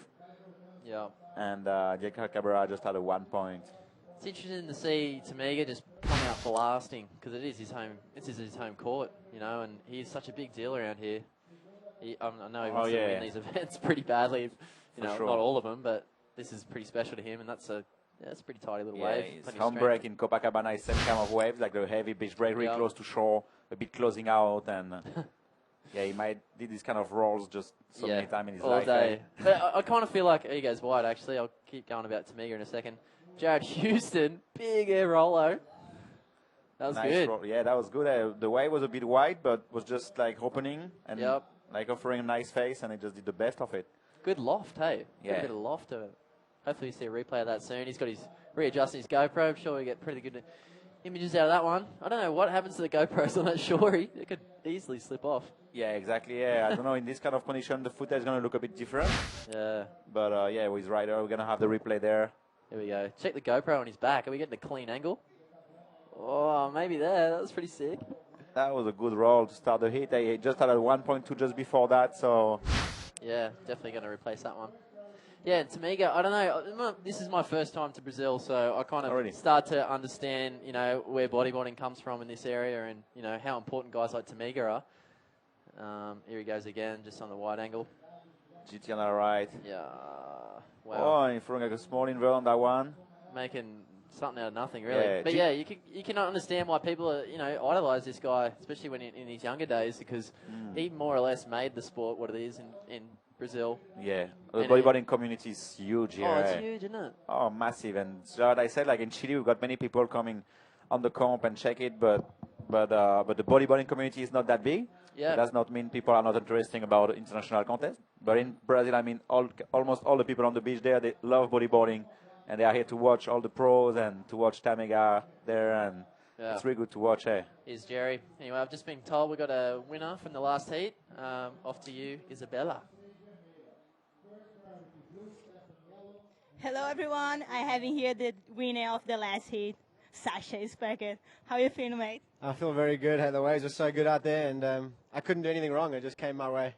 And then your barrel was amazing. I think the best wave of the contest. Yeah, I was just, like I said, I was lucky. I couldn't do anything wrong. The wave came straight to me, and I didn't even have priority. I was third in priority, I think. So I was just lucky, and I was a little bit nervous that I would fall off or like make a mistake, but everything worked out pretty good. So I'm very happy. You want to say something to home? Yeah, thanks to all the peeps at home and around the world supporting us, and especially the South Africans. I'm super stoked to be part of this event with Ian and Jerry, and yeah, thanks a lot for all the support, guys. Happy for you, guys. Thank you. Yeah, congratulations. Back to you, Dallas. paddle hard, and then go, oh, and then you get speed. Yeah.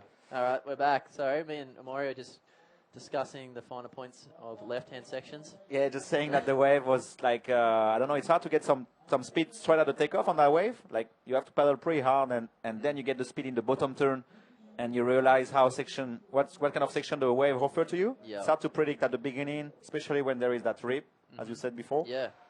And right. you have to improvise. Sometimes just arrive on the lip. Okay, I can do this roll. Or So true. Yeah, like you said, you don't know what's going on at the start of the wave because it is so unpredictable. You got a bottom turn, try and keep your speed, and if all goes well, you got a section in front of you. So I've got Ripper, his first wave, the Portuguese rider. Ripper. Oh yeah. Oh, that was a cool roll on his first wave. And must be a trialist, huh? Rui Yeah, Pereira. he's a trialist. He's he finished ninth, but he was the ninth with the best score, total score in his heat. Yeah, okay. There was a bit of controversy earlier, wasn't there? Yeah. Yeah. Have we talked about that yet? No, but that was the hit with Anjan Ben Sliman when they changed the result after the hit. Yeah. And it's pretty much one of the first time we got. Wow, nice Jared roll. Housen, another strong roll from South African. Strong rolls there. He's just coming out from that form so quickly, and now it's going to be a paddle race between him and Rui Pereira to catch the priority and to pass that imaginary line. Sorry, I was all talking before. Yeah, I wonder if Rui's really conscious of the paddle battle behind him. Yeah, true. Maybe not there. We've got the replay there. Big roll, clean landing. Oh, he almost get the board of Rui in the face landing, but that didn't happen. Yeah, he did well. And I've just been told earlier that Jared Housen's going to be chatting to whoever wants to talk to him on Facebook on the IBA page. Oh, really? About 8 o'clock today. 8 o'clock tonight. Yeah, true. so if you guys want to tune in or ask Jared how he went today, maybe it could be a somber mood or it could be a happy mood. We don't know Canarian yet. rider, the only Canarian rider on the tour, Diego Cabrera. Oh. That way, don't overfell much. It's the only Canarian left, don't Yeah, it used to be a lot of guys, and because the level there is just amazing, but it looks like they don't get too much support from the industry. Of course, yeah. The European industry is pretty down at the moment, and really hard for these guys, even if they are ripping. And he's actually he's sponsoring by Deeply, but Deeply, I'm pretty sure it's a Portuguese brand. Ah, right, Deeply, yep. So they are now in Spain and in Canaries, so he's surfing for them. That's not good. even like a Canarian. Quite a big that's company. pretty good. Sorry? Are they a big company, hey? Yeah, they're pretty big company, big company. Oh, cool. Well, it's good to know how, all of us kind of get around the world is, on the back of our awesome sponsors, and, if it wasn't for them supporting our industry, we wouldn't be here. So it's awesome, really, just to come to a place like this and enjoy the sun. Oh, yeah, exactly, yeah. Yeah, it's always a bit of stress with these competitions, but at the end of the day, it's all fun. Yeah, but stage for everyone, actually, a bit for us, but I could imagine for the guy organize this comp, and receive us here. Yep. Just praising for a swell, and actually we're going to have 2 swell this week, this one, and then another one coming at the end of the week. And this guy, Giuliano, the director of the comp, he's really happy, and I can imagine because he's been like months of walking. Yeah, it's months. Absolutely. Almost, he probably started planning the day it finished last year. Yeah. I know. Maybe a small setup on the scores. Yep. Okay. We've got Gohomi Tamega, first place. Countryman, 12.71. Jared Housen, he's in second place with an 11.53 total. Then we've got Rui Pereira from Portugal, and he goes Tamega. He's your current heat leader. Oh, he just sort of caught rail then, didn't he? He milked that section. Yeah, he hit really early the waves, and you can see he's just touching the water, and he's like pretty much in the, not on the flat. Yeah. And not a right perfect there. way to I'm pretty land. sure he's surfing like a 10-year-old board, man. I'm pretty sure. That's what I'm trying to get around my Oh, head. yeah. It actually makes a mockery of modern board design. Oh, yeah. Don't you think? Yeah. If he could win freaking comps on, well, he came third in that last comp, and he was riding this thing you'd find in your garage, 10 years old, like you said. Oh yeah, like I remember in Canaries, he was staying what I was staying, and he was showing his board like PP with no stringer. What? Just like 10 centimeters thick, and That's I've got a nice bizarre. left there. Ripera from Portugal with his second wave. I've been waiting for this one, and the wave don't hold for much, but doing Yeah. a small roll there at the end, and but he's gonna have a second score. I mean, and we Something didn't to build on. Yeah, exactly. Yeah, something to sit there and just maybe wait another score. We Think looks about like Jared we're Housen. Jared behind. Oh, We can see this one. Yeah, we're going to see Rui Pierre's wave again. Like you said, he's from Portugal. Just didn't happen for him, did he? He milked it. Yeah, Maybe maybe that should adjusts. maybe he should hit that first section, Yeah. but he would arrive pretty late anyway, and it's hard to change the line in the middle of this wave. Yeah. They're so fast and so short. You really have to be confident on your line and arrive on that lip with the good timing to get the best projection. Yeah, for sure. And you got to act quick. You're only like 5 meters from the shore. So Oh, yeah. You really depend on swell direction to push you along the beach a bit more. That's kind of where you get your length of ride sometimes. exactly, If it was coming in straight, you'd be pulling in the closeouts and doing rolls. So we're pretty lucky this wave's got a bit of, there's islands out the back. There's 2 massive hills on each side, so it kind of true. breaks the swell up and it gives it that variety. Yeah. So anyway, I'm wondering what Jerry did on that Yeah, last Jared, one. I'm pretty sure it was a good wave. It looks like it was a good impulsion, maybe a backflip. Oh, yeah. Yep, straight Okay, into so the he did a frame. nice backflip in the closeout. Really hard moves to do. Yeah. And it seems he know how to read the right line for it. Maybe more for an invert, but he did a good flip, cross legs, like really technical. Yeah, he's a really good rider. Pretty Jared. sure it's going to be his best wave, eh? I don't know if it's going to Yeah. be better than his first big roll. Yeah, I don't know. And, It's hard to move, but yeah, it's a smaller wave. Here we go. We're just going to refresh our little rider's mobile. To me, not really scoring for his last wave. It was pretty much an ARS bog. And then Jared, I think he hit a 6.15, or was that for the other roll? No, Yeah, no, 6.15. that's this one. Yep. So yeah, he got awarded This is for his the best wave, difficulty. eh? Yeah. So 6 points for his first wave, and that's a good score for just one roll. That's hard to do. That's probably a much a 10-point roll on Yeah, most true. things, you know what I mean? So he's done well, and he's turned around with a backflip. So he's still in second place, 12.15. Tamiga sitting on a 12.71. Oh, Diego on a small barrel there. He's going to make it. It's kind of wave because it's a sandbar. You can try like a bit more safely to get out of the barrel from the window, but yeah, it's pretty powerful, really close to sand, so don't have too much time. So Diego's on the back out there. It's half hit now, and it looks like Tamega and Houston are dominating that hit, but Whipper had a 3.5 on his last roll. Got GT On a frothy monster. And he can flip out of them things, so beware. And He actually made didn't it. make that. on the amazing. sand, and that's his second wave. I think, is that the same? Yeah, it is the same board. Same board, yeah. For a second there, I thought it was new, but I would have been shocked. Oh. So tell me more about his boards. Are they Yeah. just polypro, no stringer? The whole board he had, yeah. The whole board he was doing Where was that he year riding that? in Canaries in front on, man. What? Yeah, that blue board with the yellow slick. Is it like a yellow rides. speckly kind of blue board? Yeah, Or? Yeah, I've seen that thing. Wow. Oh, yeah, and before that he was surfing with that board from Robert with the epoxy slick. Yeah, And I've seen in that. Chile I saw him like almost broke his board in half before going in the water because the board is too stiff. It cracked. Yeah, imagine like an epoxy slick Yeah. under 15 degrees water. How What? stiff must be that board to make all this scoop it down on Gringo's left. It's just the layers of Tamiga. Oh, yeah. How does he do it? I don't know, man. Many I guys feel like could not giving him a even... board. Imagine what he'd do on a proper board. Yeah. No, it's not a proper board. I shouldn't say that, but on a No, new but board. seriously, many guys could not ride with Tamega's board. No. That's Maybe he's so used true. to it. They're just Yeah, he so used to doesn't it. feel He told me that's my style of board. I love thick board, Yeah. a bit wider, and I've got a lot of floatability, Wow. and I like it. That's good. And he seems to really like it because Yeah, he he's been does well, surfing man. awesome with this kind of board.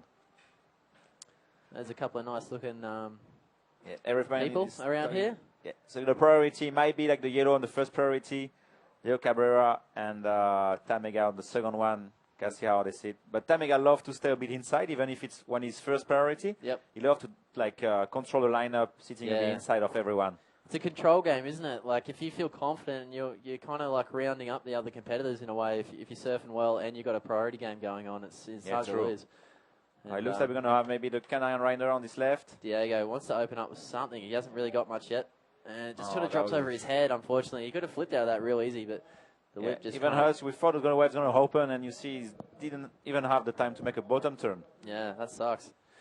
Unlucky for Diego. He's an absolute shredder. He did well in the comp last month, and hopefully we see him in the World Tour next year. He's doing quite well in the QS.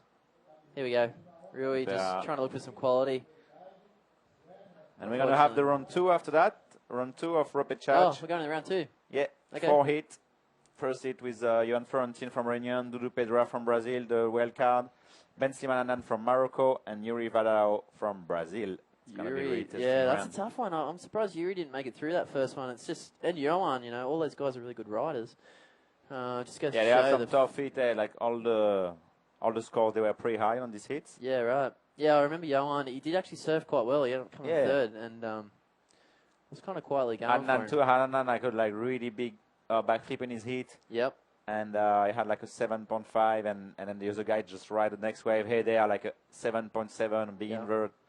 Yeah, it was good level on this hit. So what did Benzel end up coming in the trials? He ended up making it through from the trials. Must have gotten to the final, maybe. GT on this left. Oh, he's got a good line. What? Oh. That was mental. That was mental. I don't know if that was a make. Kind of. Yeah, he reckons it's a make.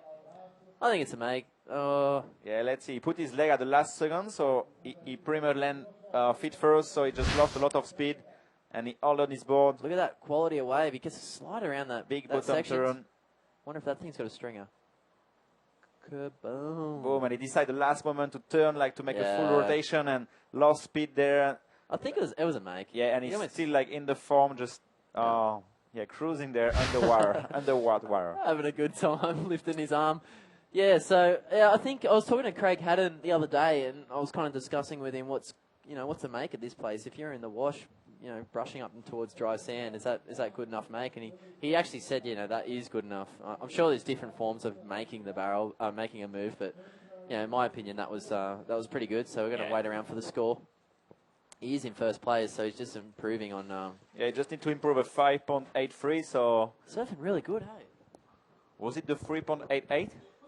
No. Oh well, we don't know. You don't know. We'll have to wait around. Give it another 30 seconds. Yeah, let's see. I'm sure they're discussing whether or not that wasn't exactly, and now they can use the replay. So, okay, we've got a 6.13 for there you go GT. So yeah, they didn't offer him all the points, I guess. Yeah, it was a perfect landing. It will be an 8. Yeah, exactly. Yeah, I think he's just been penalised slightly just for just how he was kind of made it, and it was kind of brushing off on the shore at the same time. Yeah, I think it's good judging, eh? Oh, Jared with Jared a there nice with a nice flip on the left, back, and he's going to make it. Yep, that was quite good. Yeah, that was good. They're definitely sticking out as the best riders in this heat so far. Jared's in second place. He's got to replace a 6-pointer. So I don't think it's going to be better than his big roll we saw at the beginning of the heat. You couldn't think so. Just because he was so close to shore. Yeah. The other roll was like massive wave and really clean landing. That was technical what he did on his last wave, but don't think it's going to be his best score. We're not seeing too many combination of moves now. Oh, yeah. Hard to see 2 moves in one wave. Yeah, because like the waves are getting shorter. Yeah, is it getting high tide? Is that high tide at 4:30. Yeah. Close to the shore, yeah. Okay. Yeah, there you go. Because I did see in the first round, a lot of guys were getting the 2 maneuvers in, and that was really going to be the difference between, third, fourth, and first and second. Now we're seeing just one big maneuver. We just seen Tamega boost a big ARS and on a left, and on his first wave he done an ARS on a right. So just showing a bit of what was the word for it? I'm losing it. Okay. Bit of variety. Yeah. Here we go. Jared in second place. Rui Pereira in third place. Rui Pereira in the 7.3. And Diego is combo. Rui Pereira and Diego Cabrera. Yeah. Cabrera. The R with the thumb. Cabrera. There's a bit of Diego about the. He puts the in Cabrera. Exactly. Cabrera. Yeah, Diego just. I think he's just had a hard start. He's got a bunch of ones there. Yeah, exactly. Kind of way when you are not really. I don't know if the seat's not in the side and just can't really sit at the right place. But that spot it's pretty wide area for the comp, and it just offer you so many lineups. And you see Tamega just chasing a lot of waves, riding a lot of waves, and yeah, just Diego's waiting for his bomb. With his combo, it's 8 minutes remaining, and a kind of rider have a 7 point on his next wave, and then another one, and it's more of a, you know, Diego can get two sixes in 8 minutes. Oh, yeah. It's just a mental game, you know, by this stage, you just got to kind of almost reset. He's had a bunch of ones, he's just got to forget about that completely and open up. Here he goes now. Oh, he knows it. Could be the 6th one for him. He's just getting frustrated. Yeah, exactly, yeah. I know how he feels. Don't worry, Diego. It happens to the best of us. Do you finish first in your heat? No, come second. Magno, oh, yeah, Magno come from just behind. at the end. Yeah, I think he was pretty stoked because he was sitting in 3rd place. And he bumped out whoever was in second, and then pushed me down to second, which, you know, made me kind of stressed for the last 30 seconds. Yeah. But, you know, he's always dangerous, especially in these conditions. All the Brazilians. Yeah, surfing good, eh? Yeah, so as you can see, Tamega, the local guy, Brazilian. Yeah, Jared has 6-point form that flip, man, so that's his best wave. Okay, there you go. They're kind of rewarding difficulty of maneuver. Yeah, maybe from the angle we had. Yep. It looks a bit stick in the lip, but yeah, it did from look kind straight. of stuck. Yeah, maybe straight.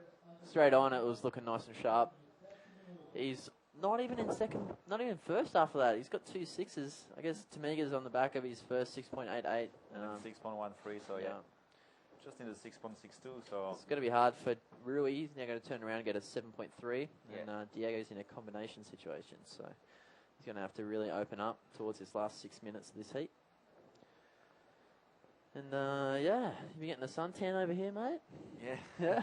You're already kind of brown. I felt like I was transparent when I was first rocked transparent when I arrived from Chile. Yeah. Never saw really the sun, and yeah, it's been so nice to be nice, burning a bit. Just feels comfortable. Oh, yeah. And your skin need it, man. Need the energy of the sun. And bit of vitamin D. Yeah, for sure. Yeah.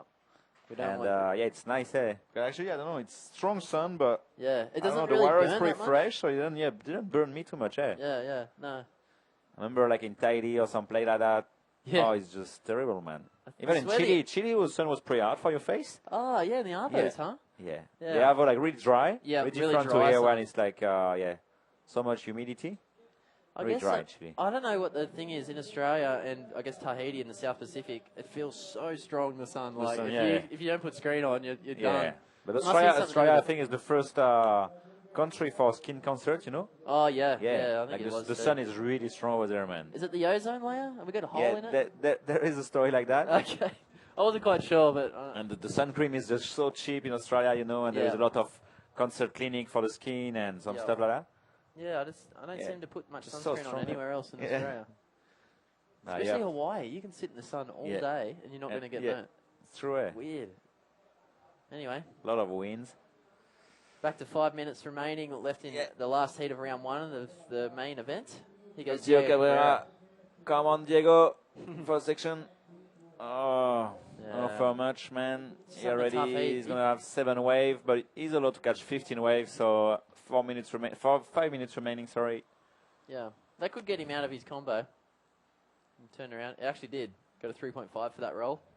Now he needs a 9.005. So we've seen Sasha do it in the last heat. I didn't see it, but apparently Yeah, it's just really killing good. it there. 16 point total. Good on him. And yeah, stuck there. That's real good. And just play around after that. Couple DK wave. Yep. And just been playing. DK waves. Yeah, I'm surprised he gets like 0 point for these waves. Gets called. I don't know. I'll probably... It's a tough one, hey? I guess because now they got a established tour. Yeah. If you want to drop me. Maybe in the rule book. And Yeah. okay, so back there, GT at home, alone this year. He didn't bring his family. I thought I saw his wife here the other day. Oh, really? Oh, maybe, yeah. I don't know. She's looking I asked tough. him the other day about his family, and he told me not coming this year. Okay. I've got GT on that right under. Here we go. GT, big backy. Is he going to turn it around in the wash? No, he doesn't end up. But not to worry. He's in first place. He's looking very nice in 13.01 combination. Rui Pereira. Oh, it looks tough out there, man. Yeah, it looks so tough. Looks so tough, so close to the shore, and yeah, it's closing out really fast. You really want to have a wave that's just offer you a bit of space, eh? Yeah. To drive. Yeah, it's funny. I don't know. I guess Tamega's got he'd have a bit of family here, you'd think, coming from Rio de Janeiro. Just Yeah. half an hour away, and I'm not sure if it was his wife or not. I'll have to hit him up, but I'm sure they're all watching. Come on, barracking Diego. for their mate. He goes Diego. He's had a tough heat, but he's Oh, coming he's through there. this thing. Come on, brother. Where is he? Made it. Hey, he could be still on the water. Get them. No, he's there. Oh, yeah, that Oh, could be a maybe, make. yeah, it could be a make. Come on, buddy. Just 3 minutes remaining. Well, maybe we've got the other angle. That might be cool. Might be seeing an exit there or Yeah, not for maybe. Diego. I don't know if it was a 9:05 if he made it, but it's definitely going to help his situation. He's got 2.5 minutes For remaining. sure. Come on, Diegs. We've got Galhomi Tamega first place on a 13.01. Jared Housen second place, 12.55. Rui Pereira from Portugal, 8.75 combination. And Diego's still waiting to hear back from his last wave. I'm not quite sure if he made it or not. I don't think he did.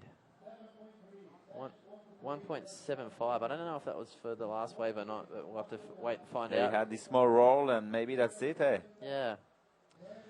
Unfortunately, oh, yeah, he did. 1.75. He's really kind of getting busy now. It's a lofty little forward off the lip. Yeah, it looks tough out there, ready to Yeah. catch some wave. You see, just catching so many waves and try, and didn't really happen for him. And GT did the same, and GT catch the same kind of waves, but Just manages to Yeah, make just something out of smash them. it, Hey, yeah. it's really amazing. yeah, I'm sure we'll see plenty of GT throughout this event. for sure. He's an amazing competitor.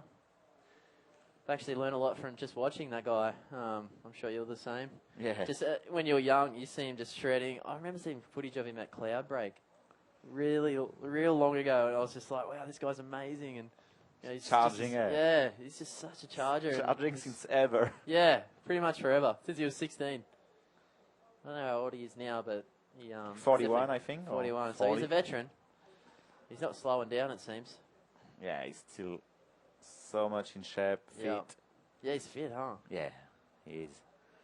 Oh, and we enter in the last minute, and yeah, GT, same position with Houston and Pereira Cabrera, looking for a good wave. Rui, so do you know much about Rui?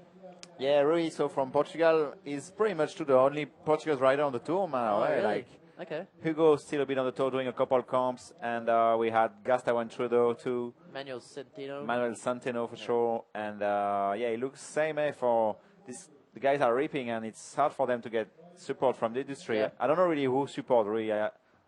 He have no logo on this board, and Yep. so yeah, I don't know really how he's managed this, but yeah, it looks like hard for them to Get get out of the support country. for the tour. Yeah, yeah. Well, they do speak the local language, and sure you feel pretty comfortable here in Brazil. Portuguese. He's just sitting out there on his lonesome. Sure he's waiting for his 7.25. It's the dying seconds of the heat. Diego's just... Oh, Diego's he's losing had one it. of them ones, you know. I'm sure he's going to surf again today. I'm not So sure. Diego, see if it's going to be fourth. He's going to be in the third heat with Jorge Colomer, Lucas Rodriguez, and Dave Winchester. Okay, that's going to be interesting.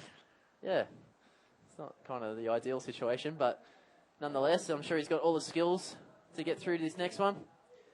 The final standings for that one, Galhomi Tamega actually leading from the first wave, caught in this heat, which is pretty incredible. Jared Houston from South Africa coming second. Rui coming third, and Diego Cabrera. So Rui is going to go in the fourth seat from the round two with Roberto Bruno, Alberto Colucci, and Joao Zic. Cool. All right, we're going to go through an ad. Thanks, Amori. All right, thanks to you, Dad. And, See you guys there. See you soon, bro.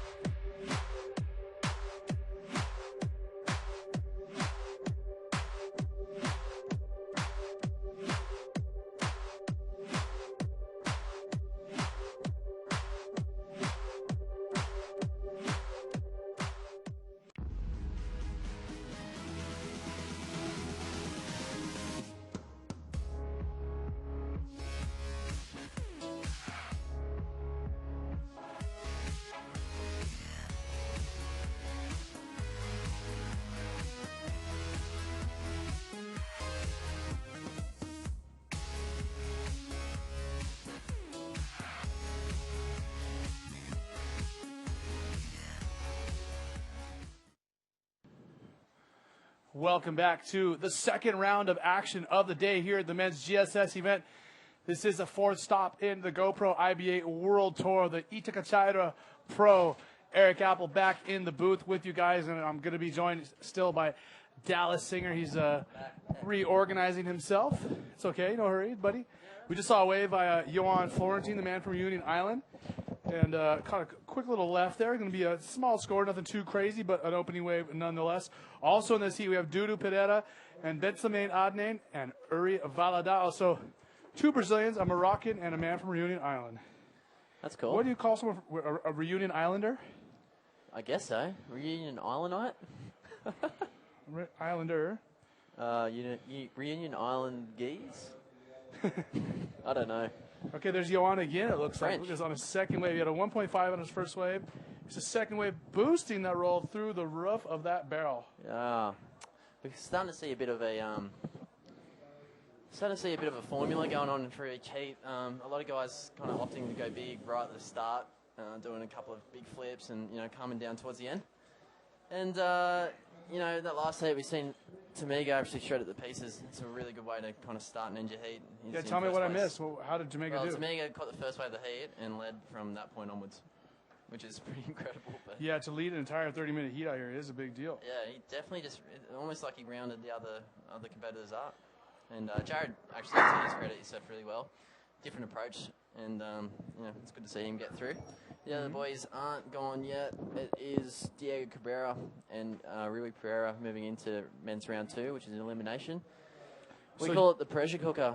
So Johan with a small little wave right there. His second wave, he got a 3.88. Uri with a 1. So momentarily, Johan is in the lead. But we know it's going to change many more times throughout the length of this heat.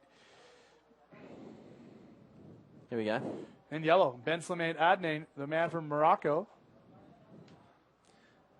This is the local boy. Yeah, that's right. I was just going to say that. we done this yesterday. Okay.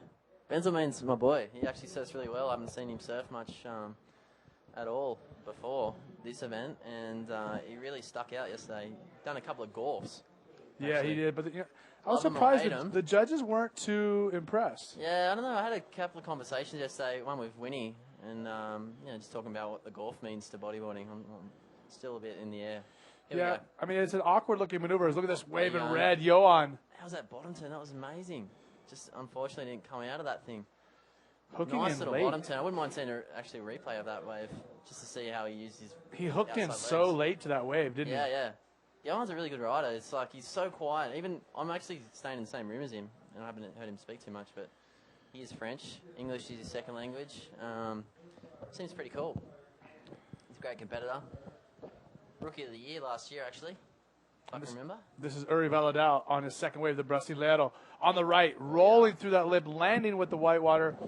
I don't know if he's going to be able to pop out of it. It doesn't look like he's going to, but we have down on the beach, Guilherme Tamega is with Isabella Sousa, 2 world champions from Brazil. Take it away, Isabella. Hello, guys. I have here the winner of the last heat, Guilherme Tamega. And how you feel about your last heat? Yeah, there's a couple of nice waves. Just kind of hard to find, but still a couple waves. Half an hour heat. You just got to be positive and, get the good wave and do what you got to do.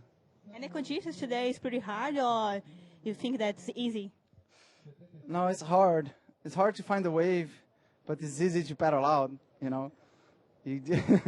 so easy to go back out, It's just hard to probably for the judges to figure out who is priority who. But otherwise, it's fun. It's fun waves. You want to say something in Portuguese, send some message to the family? Yeah. Mãe, pai, Fred, Dani, sogrinha. Amo vocês. Mãe, tô chegando em casa. Tô indo agora pra aí. Beijo. Parabéns, Guilherme. Back to you, guys. Okay, thank you so much, Isabella, for catching up with your countrymen or your fellow world champion is the word I was looking for. Yeah, actually they're both world champs.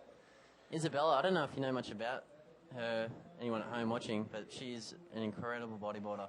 She's really stuck out. I haven't really taken too much notice of women's bodyboarding in my time, but last year I seen her do some incredible things, and I'm actually glad I'm not competing against her because Well, she wants to compete against the men. She's already made that known. that shouldn't happen. It wouldn't work out good for you? Pride is at stake here.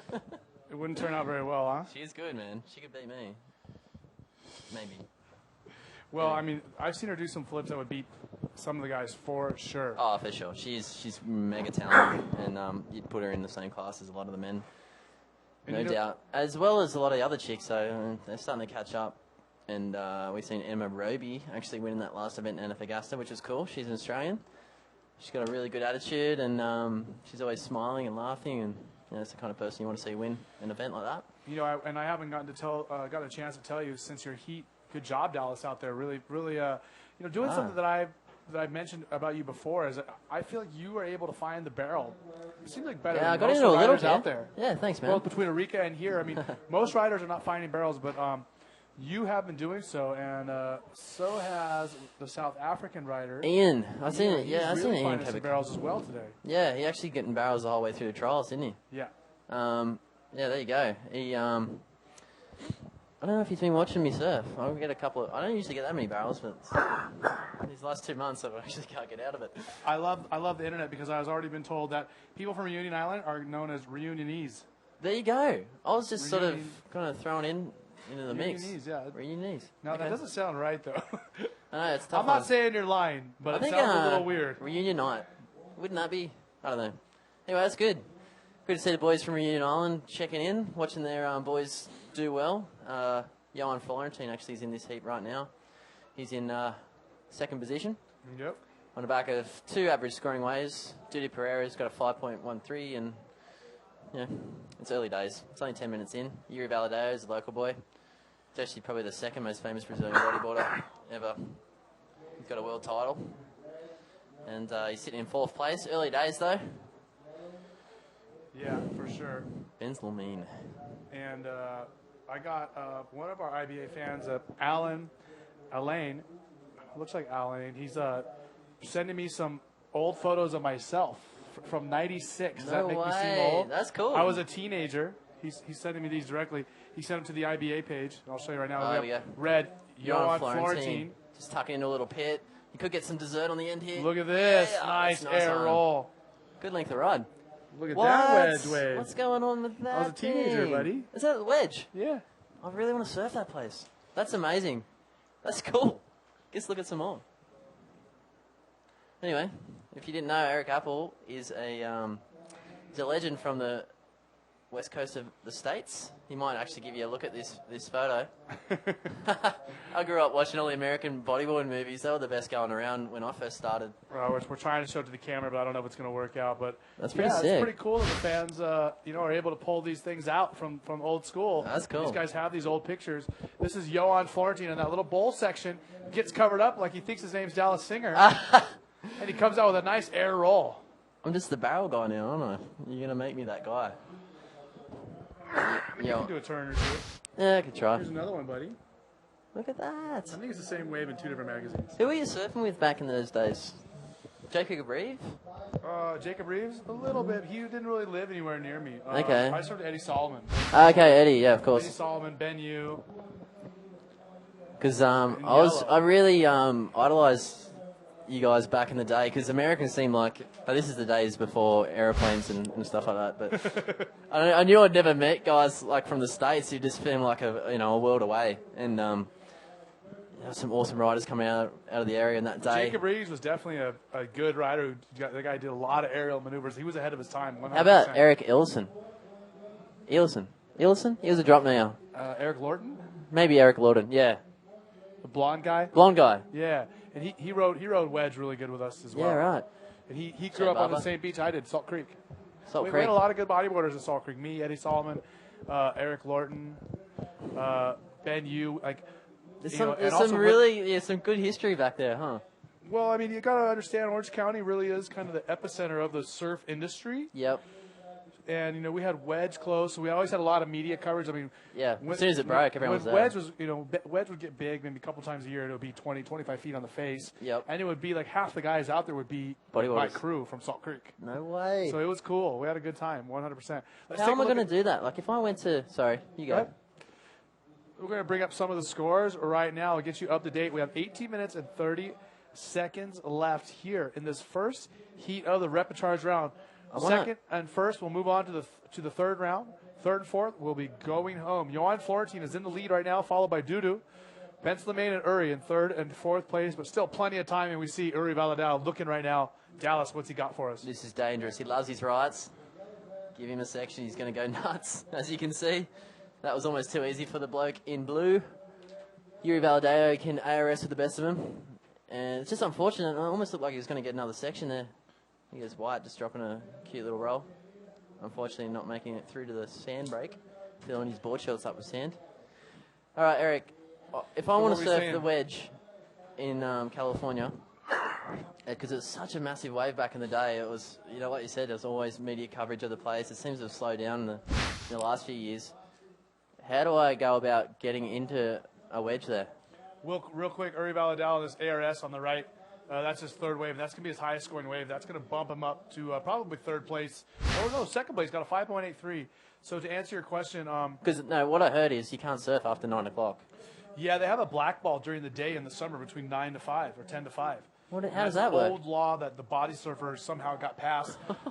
20 years ago, there was a huge group of body surfers, like 30, 40 local guys who every time it was good, they'd be body surfing all day long. Yeah. Basically, Newport Beach is one of the wealthiest areas, and especially the peninsula, Balboa Peninsula, one of the wealthiest areas, not only in Orange County, but in the country. Yeah, okay. So there's a lot of guys there who come from very rich families who don't have any jobs, just hang out. Body surf all day. And they just hang out on the beach and body surf all day. You're kidding. And their parents all have a lot of money, a lot of influence. So they got a law passed that banned any sort of boards, surfboards or bodyboards. What? They convinced the city that it was dangerous, the city council. Scratching my head here. How does this is that 20 work? years ago. Now, since then, the body surfers have all but disappeared. There's very few of them left. So the old crew that pushed forward this law is gone. Kind of got over But the it. law is still there. What? It's irritating, to say the So least. weird. Can we get a bodyboard law? Can we push that through? I've actually thought about getting motivated and putting together some people who will go speak to the city council to Just see get how it abolished. how that would be brought up. But So you you can't can surf in the middle of the day there. There'll be two dudes out body surfing all day long when it's epic in the middle of the day. What if I turn around, paddle out with my board? Is like You get a ticket. A cop's going to come down and give The you lifeguards will write you a ticket, and if you refuse to get out of the water when they ask, they'll bring the police down. That's bizarre. I think they might be able to arrest you, although I think normally they just give you a ticket. There you Here go. we have Blue, Uri Valadao. So I can legitimately make bodyboarding's not a crime t-shirts and sell them in the area. Yes. Yeah, that's my niche. Maybe we can make this law work for us. And the thing is about getting that wave, it's a different kind of wave. You have to understand where to sit. You can sit on the peak, or you can sit over on the inside on the side wave and hope it connects. Yeah. It works differently on different swell directions. Yeah, it looks tough. And the reason it's so big is because there's a jetty, a very long jetty, I might add, probably 2 kilometers long, as we see yellow Ben Slimane Adnane rolling through that white water. But a super long jetty, and basically the wave comes in and just refracts and impacts itself, gets bigger. Yeah. Once and just doubles and doubles and doubles Yeah, it and looks doubles. so heavy. And literally the wave at the wedge will be 3 times the size as the waves anywhere else in the area. Yeah, right. Okay, because of the wedge and all the power. If it's moving, 5 you know. feet anywhere else, it's over 10 feet at the wedge. What? So Almost the same as this beach. It breaks really close to shore, like this beach. And the thing is the wedge is a very, very intense wave, but it's short and it's close to the beach. Yeah. So for me, it feels very safe. It's like Yeah, of course. I don't feel in danger at all. There, see, looks like this is White looking at the wave. Yep. Here we Rui go. We Pereira. got Rui Pereira. Nice. Actually, a sick little invert. Tweaked it. I'm sorry, He's- that's White Dudu. Oh, Dudu. Yeah, he's a local boy. Everyone talks good things about Dudu. Yeah, he's like done the some awesome forefather stuff. of bodyboarding here. Yeah, it's cool, huh? Mm-hmm. And he's really approaching it like a local would. Just nice little bottom turn into a clean section. Oh, Judges nice love launch. that. They love seeing him not struggle with moving up towards the section and getting out clean. So Dudu opening up his scores. Actually, he was sitting on a 5.13. What do you get for that second one? Oh, 6.63, so that boosts him up to first place. Dudu, the Brazilian, in the lead with a total of 11.76. Johan Florentine is second with 9.58. Yuri and Ben Slimane are bringing up the rear. Yuri is a 7.5, Ben Slimane with a 5.83. All right. Well, I think the wedge might be on my things to do list for next year. It's a fun place. Well, I'm from a little left wedge too, and I've grown up, like I said, grown up watching these movies, and that was the kind of thing I tried to approach my wave with, is seeing you guys surf that kind of stuff. So, and also it's fun because we see White there, Dudu again on the Dudu. right. Look at that. Well, yeah, that's pretty much 2 sixes right there. Kaboom. Yeah, looking good. This is the pressure cooker round. It's not really nice to be in, but you make it work for it. That's right cool. there for Ben Slimane. Yeah, that's pretty cool. Got his boy there, just calling him in. Is that the wedge? Wow. Yeah, I've seen some cool stuff from the wedge. Maybe we should have a bodyboard comp there one day. It would I mean, considering you can't even surf there in the middle of the day, I don't know how you can pull it off. It'd Could be difficult. tough. This is a great replay of Dudu. Look at that air on the right, really busting out and looking good. Yeah, got a good style, Dudu. Here we go, you got Yuri on this right. He's actually the current heat leader. No, he's not. He's actually in third, but he's doing well. Another ARS, just off a sloppy section, but he did make it look very good. Similar sort of approach to Gahomey for his last heat. He just needs a clean section. I don't think Yuri's really going to struggle with any moves out here. At least he's not a local boy from Morocco. Yeah, that's a good thing. Look at that replay on the right, busting through the lip with that ARS is Uri Valadao. He's got some great technique. I don't really see him ever not land an ARS, but yeah, Eric's just showing me more pictures of the wedge, bit more fame. That's cool, man. So Eric, yeah. I don't know. People don't know that I've been bodyboarding all my life. I've been so involved with other sports, but I have been. I did my first bodyboard contest in 1989. What? 89? Yeah, this is blue right there. I was probably 9 years old. Jeez. It's good to see. There's one thing I want to see in my bodyboarding career is it really take off in the States again, because it was such a cool scene. And that's almost where the No Friends sort of took out of that, is, they were the last kind of awesome group of guys coming out of the States. Here's Red, Johan Florentine again. He's in third place. Good little he bottom needs turn. a 6.08. Is he going to come out? Drop that roll, and he's scoring pretty well. I don't know where... No, I think the camera might need to really bust to the left. So again, with 11 minutes to go, Dudu in the lead, Uri Valadao in second, Johan and Ben Slimane bringing up third and fourth. And like you were saying, it's been a while since the bodyboarding scene in America has really been going good. I mean, other than Hawaiians, there are no Americans whatsoever here on the IBA World Tour. And it sucks, I know there is some good raves there. It's not that they live in The problem in the middle of the majority of the surf industry is in America. I know, and it's so... no bodyboarders coming from America, it's hard to get them to support the sport. All right, so if there's anyone watching at home, hit us up on the Facebook page if you're in the States at the moment and you want to get a little scene going on. It starts small and it blossoms, and we want to make it big in the States. Well, I remember when I was first bodyboarding when I was a kid, maybe like 10 years old, 11 years old, I grew up in San Clemente. And that is like the home of Surfing Magazine, Bodyboard Magazine, Surfer, and most of the biggest surf brands were, located with their offices were within 15 miles. Of course, home. yeah. All the biggest brands. And I grew up, I had the fortunate experience of growing up on the beach and seeing guys like Keith Sasaki every day. Yep. Cameron Steele, who was a professional bodyboarder, Jay Reel. Jason Grove, Steve Spray, some other local bodyboarders. Jay Reel. Mike Covarrubias, Cesar Lama, some really good bodyboarders. Right there on this left, look at this. Ben Slimane, look at the barrel. Slimane, come on, brother. Get through that. Dallas. Guess not. It doesn't come out of that one. So, and then in the summertime, all the best guys from all around the world would come to T Street. So I'd get a chance, I was 10 years old. Yep. My life was bodyboarding. I lived at the beach. Of course. All my walls were covered with bodyboarding pictures. Yep. And, on a daily basis in the summer, I would see Keith Sasaki, Cameron Steele, Mike Stewart, Danny Kim, cool. Ben Severson, Kevin Baker, Haoli Reeves, Seamus Mercado, and just be pumped. Like, these are my heroes, and I got to hang out with them every day. Yeah, and that's what you want to do. You want to surf every day. It was weird. I'd be in the water with those guys on a daily basis. I can't even understand. I can't really relate because I'm from a small town, Oz, and I was really looking at Americans, and later towards my high school years, there were guys in Australia that I was really looking up to, and it seemed like so far away. So if you're hanging out with these guys, even if you want to try and get to one of these contests, if you're anywhere near, it's really insane just to watch guys like Tamiga and veterans of the sport really surf. It gets you keen. Got me keen when I was younger. That's how it works. And I was really fortunate that that I had the opportunity not only to see these guys, but I interacted with them. You know what I mean? Like Kisasaki, Cameron Steele, and these guys were some top 10 bodybuilders in the world, and I interacted with them. Like I hung out with them. They took me places. You know, Cameron would drive me to contests when I was 10 years old, 11 years old. He'd take me to, he'd surf in the pro division. I'd surf in the 10 and under, and he would take me. Yeah, which was cool. I mean, oh, it's rad. How cool! I mean, what could be better than that? Exactly. In White Dudu, the forefather of bodyboarding here at Itacoatiara. He might have tried something there, but just kind of exploded on the shore. I don't think he made it though, unfortunately. And here goes Blue. Uri Baladeo on a sick-looking left. Is it going to open up for him? The wind almost seems like it's playing a part in this heat too. It could have opened up. There's a couple of Johan's waves that actually would have, throated out. Throated out? Barreled. You know what I mean? But, yeah, he actually snuck into a couple of barrels, but this lip's just starting to fall down a bit too quick. But Johan's doing pretty well. He's in third place, but he only needs a 6.09 to move into second.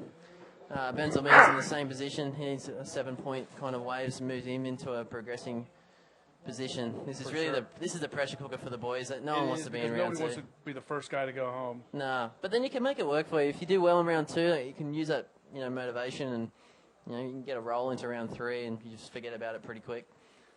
It's just the way these contests work. So again, while we have a little bit of lull in this heat, we have 7 minutes to go. We're going to throw you to a little GoPro spot check with South African Jared Houston. Check it out. Jerry.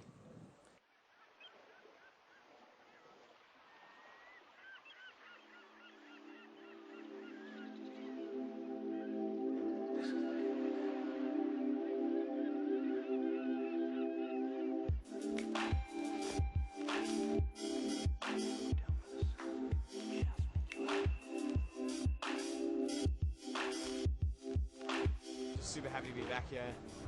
Great crowd, great vibe. Always something going on, and people love it here in Brazil. A fanatical crowd, and that's what makes it so special.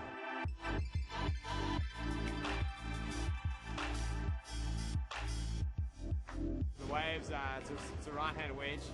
Breaks really close to the beach. There's a real deep water trench just at the back of the beach here, and so when the swell comes in, it comes in really thick, really fast. It's a pretty hard breaking wave. It's close to the beach for spectator value. And it's just like a natural amphitheater for bodyboarding. Brazilian people are fanatical about bodyboarding, and it's been so long since they've had an event in their home country where it attracts all the best bodyboarders. You just got to go as big as you can. Don't hold anything back. The wave's just tailor-made for doing big airs, and yeah, I'm just going to be going as hard as I possibly can.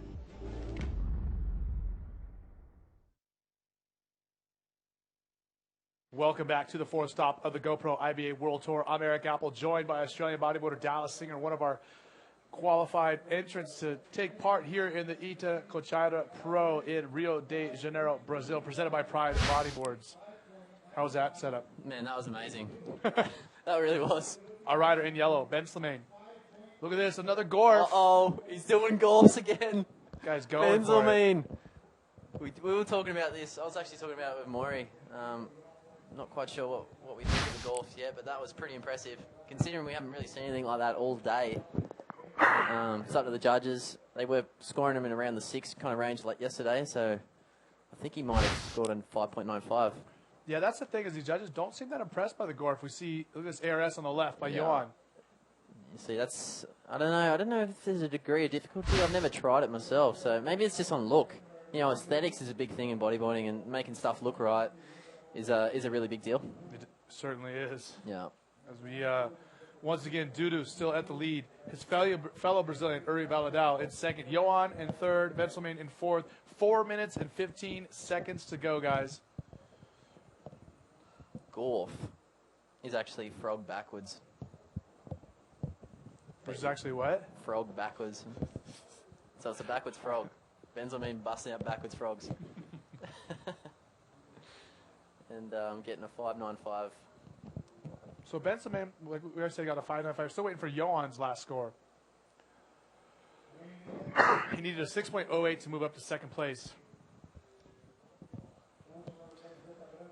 Yeah, do you ever see Jay Reel around anymore? I'm sure he watches these events quite regularly. I just see him all the time on Facebook. Yeah. And he's like a health nut. Yeah, I actually seen him in Hawaii last year, possibly. I don't know. He sits too far over in the channel. I don't even see him over there. Maybe you could write in and give a reply to. I've been busting on him. About 5.4 for Johan Florentine. It's funny.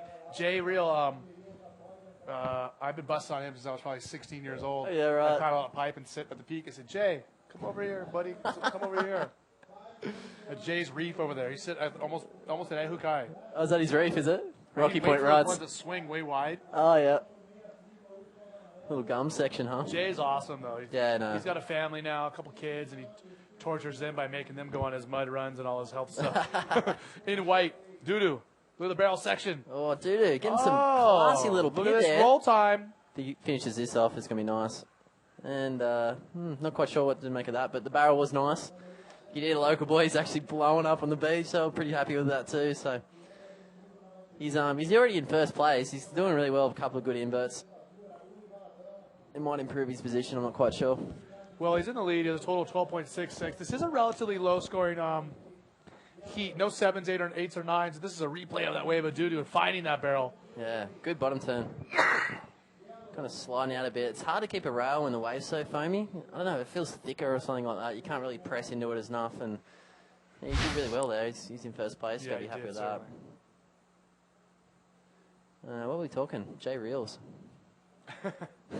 Jay actually, you know what? When I was a really little kid, Jay returned a fan letter that I wrote when I was like, I think in third grade. We had to write a letter to like an athlete or someone that we're a fan of. Yeah, yeah. And I was literally like third grade, 8, 9 years old, and Jay wrote me hand wrote a letter back to me, signed it, the whole deal. That is sick. And I had it on my wall when I was a little kid, like maybe 10 years old. I had it on my wall. Oh, who would have known a couple of years later you were calling him out in the channel at Pipe? I didn't think of that. Sweet irony. Anyway, yeah, Jay's a legend in the sport. There's plenty of them. A lot of them are from America, some from Australia. You know, there's really good riders from Brazil. This really is an international sport. As we see Johan Florentine taking off a nice little scoopy left again. I don't know if he pushes through this. It's just not enough water there, really, for him. He actually did pop out. I'm not quite sure what he's going to get for that, but he's in third place at the moment, striving towards another score. Rui just getting kind of tack there, scooting a little reverse off the top. So again, 50 seconds remaining, and it looks like doo-doo. Gonna take, look at this barrel, Ben Simone, look at all the sand right in front. Oh my goodness. Sick. I don't know how he got air out of that. He had no speed. He did a full reverse air. Can we get a close up on him? That man's 30 years old. I don't know how that works. 33, he's my age. He's getting We're older. the same age. He's getting a year older by the day. He's the That was same sick. age. On the barrel. On the beach like that. It was amazing. First of all, I don't know how he did a reverse air of that. Second, he was in the pit most of the wave and it was running on the sand. So if we get a replay of that, we can kind of make some sense. But he did do a golf about 5 minutes ago. 10 seconds remaining. So this is really going to be... What was he looking for to get through the heat? 5.8. That could definitely make the difference. That was a legit reverse air. Not quite sure about the landing, but he seems pretty happy with I it. think he had to have got it, right? Yeah, I guess. We haven't seen a reverse air all day. Still waiting for a score to drop. Again, at the moment, Dudu is in the lead. Uri Valadao in second. Johan in third. Ben Slimane in fourth. The heat is over. So we're waiting for a score.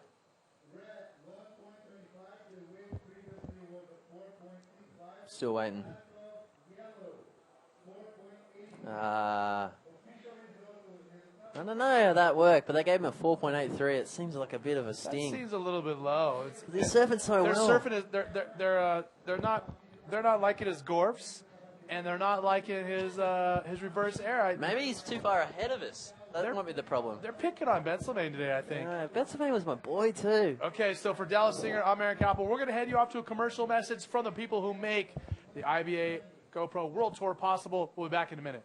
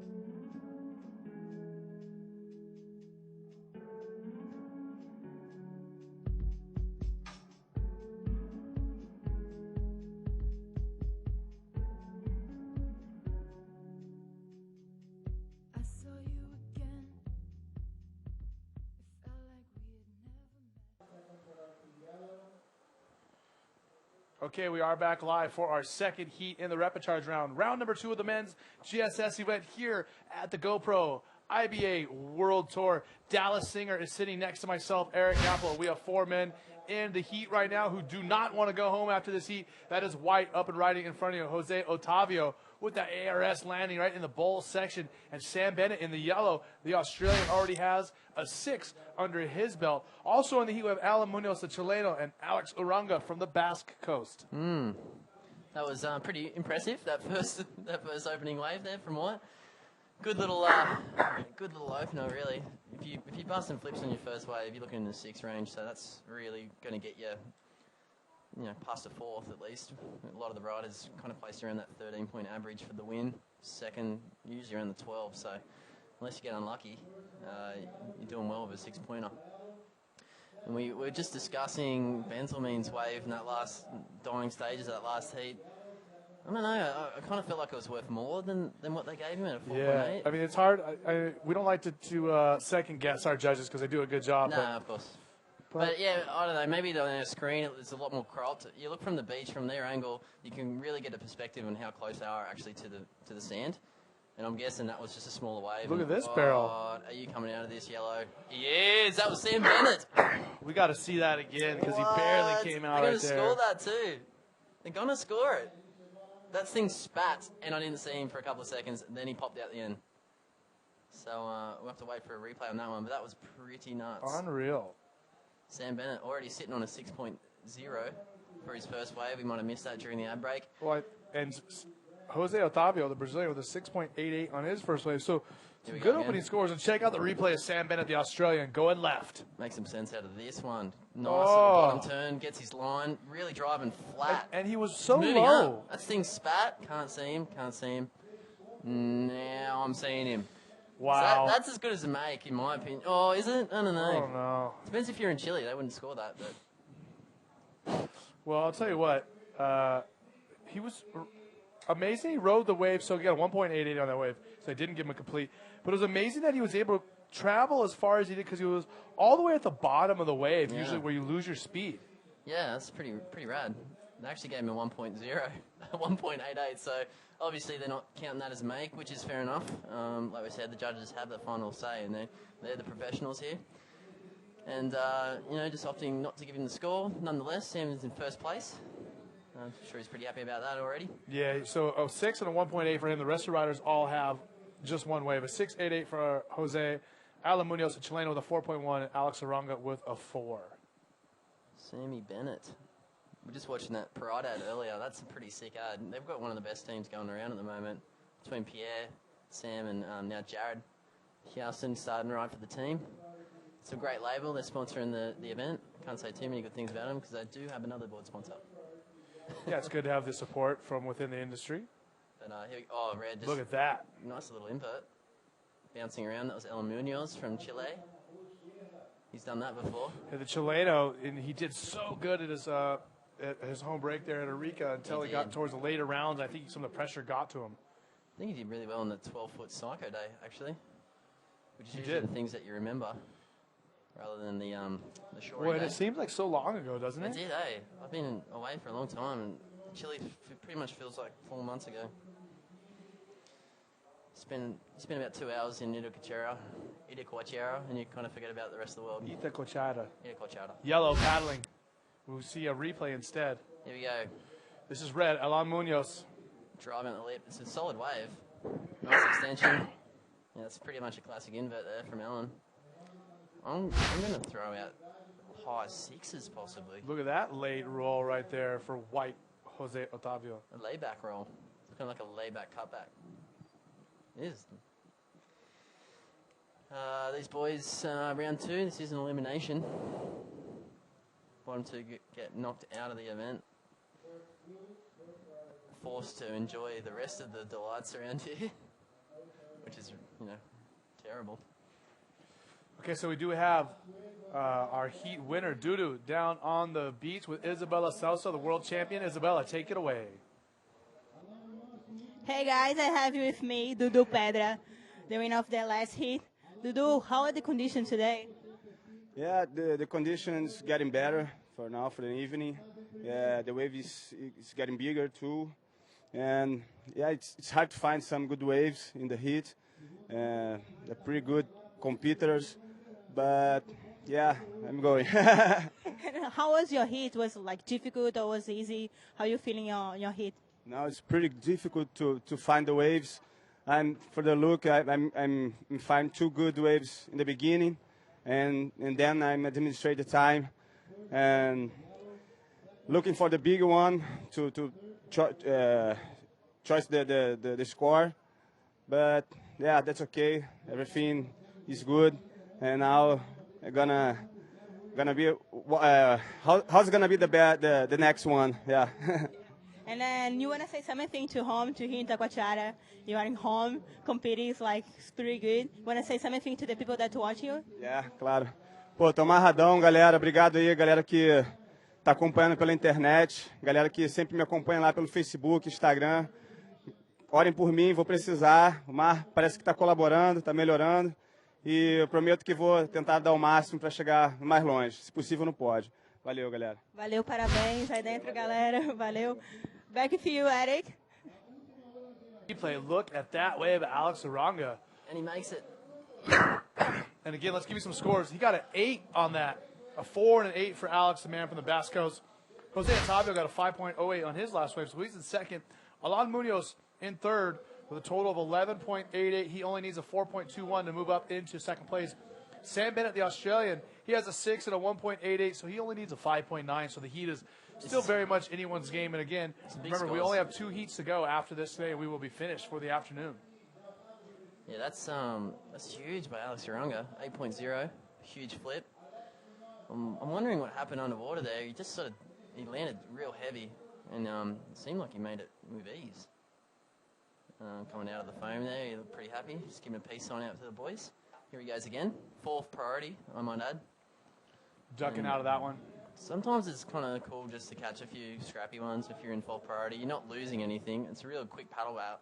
It may even put you in a better position for your next wave. So, in that case, it didn't. But you know what I mean. So we have 20 minutes to go here in this 30-minute heat.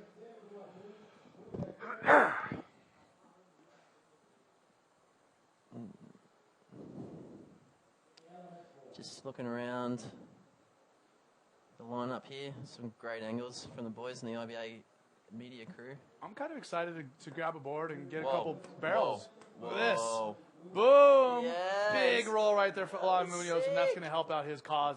He has a 4.13 he'd like to get rid of. Yeah, well, it's you can really see when a roll looks good. When it's done right, it actually looks really good. In that case, Alan just driving straight off the bottom, straight into a nice little layback Rolo. Okay, and right now, while we're waiting for that score for Alan Munoz, why don't we check out a little GoPro plug for Alan Munoz. Let's see what he was been up to. This is the Chileno. Check it out. Are we on? Yeah. Yeah, okay. we are. He's just tucking in. It's on his back. When was this? Early this morning. Yep. Look at this. Incredible. Big roll. Incredible. Oh, ARS. It's a sick little flip. Yep, and he's popping out. It's really what you see. I was in my heat just earlier, and that's pretty much what you see is what you get. Okay, so Alan Munoz with a 6.5 on his most recent wave. So good score for the Chileno. Puts him up in the lead. So, man, we have a Chileno, a man from the Basque Country, a Brazilian, and an Australian. An international cast of characters, I like to say. Yeah. That was a really cool angle there by the GoPro. Boys at the GoPro 10, just whipping off little clips as we go. Here goes Alex Uranga. Decided to go right on this one. He's just looking like he's smaller insider. Yeah, it's getting close to the sand. It's not really going to place in his top 2. What did Munoz get for that roll? 6.5.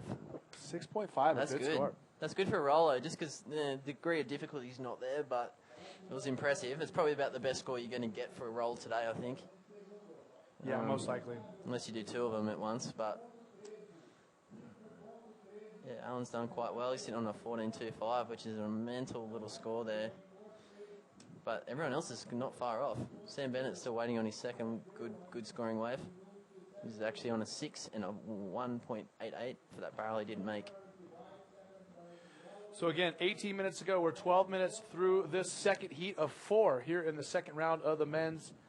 And we're looking to start round number 3 tomorrow. Yeah, right. Here at Itacoatiara. It's really just churning them out. As soon as this event starts, it just sort of takes over your whole week. If you guys are looking at home, this is going to be on tomorrow.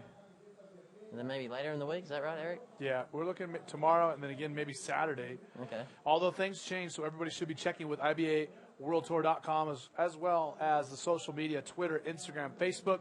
Make sure you like us on Facebook and subscribe to our YouTube channel.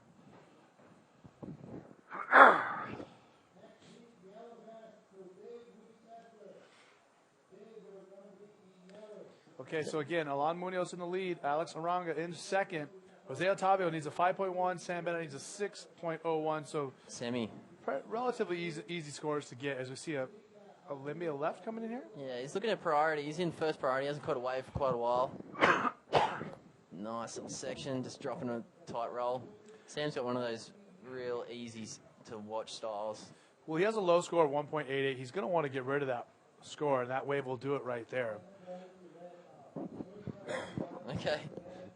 Dave Wings just told me that I've actually said Emma Roby, and it was Emma Cobb that won the Antofagasta Challenge. I don't know, that was a while ago, but sorry, Emma. Cobby on the left. Emma Cobby. I didn't even notice you saying that. Well, yeah. Dave I just heard the Emma part. I didn't hear what else you said. Dave thought he might text me just to make sure, but sorry, Emma. Emma Cobb won the Antofagasta Pro. She did really well, I'm sure. She actually took out some really great women's warriors. Yeah, we were stoked to see her win. I mean, it's funny because she was intimidated by some of her competition. She said, "Oh man, I got such tough heats." She just went out there and did her thing and beat everybody every heat. Yeah, I was proud of her. On the other hand, I can't wait till Dave's in the commentary booth and I can message him all his mistakes. Yeah, so they had a qualifying tour. There's a qualifying tour that runs with this, the Bodyboarding IBA World Tour, which quite kind of feeds the main round for the next year. 8 qualifying guys move on into a 24 position for the main rounds. All these guys have qualified before. Sammy Bennett, I think actually he might have placed in the back 8 last year. He did really well. And it's not easy. It's just staying in the 24 is a really tough kind of thing.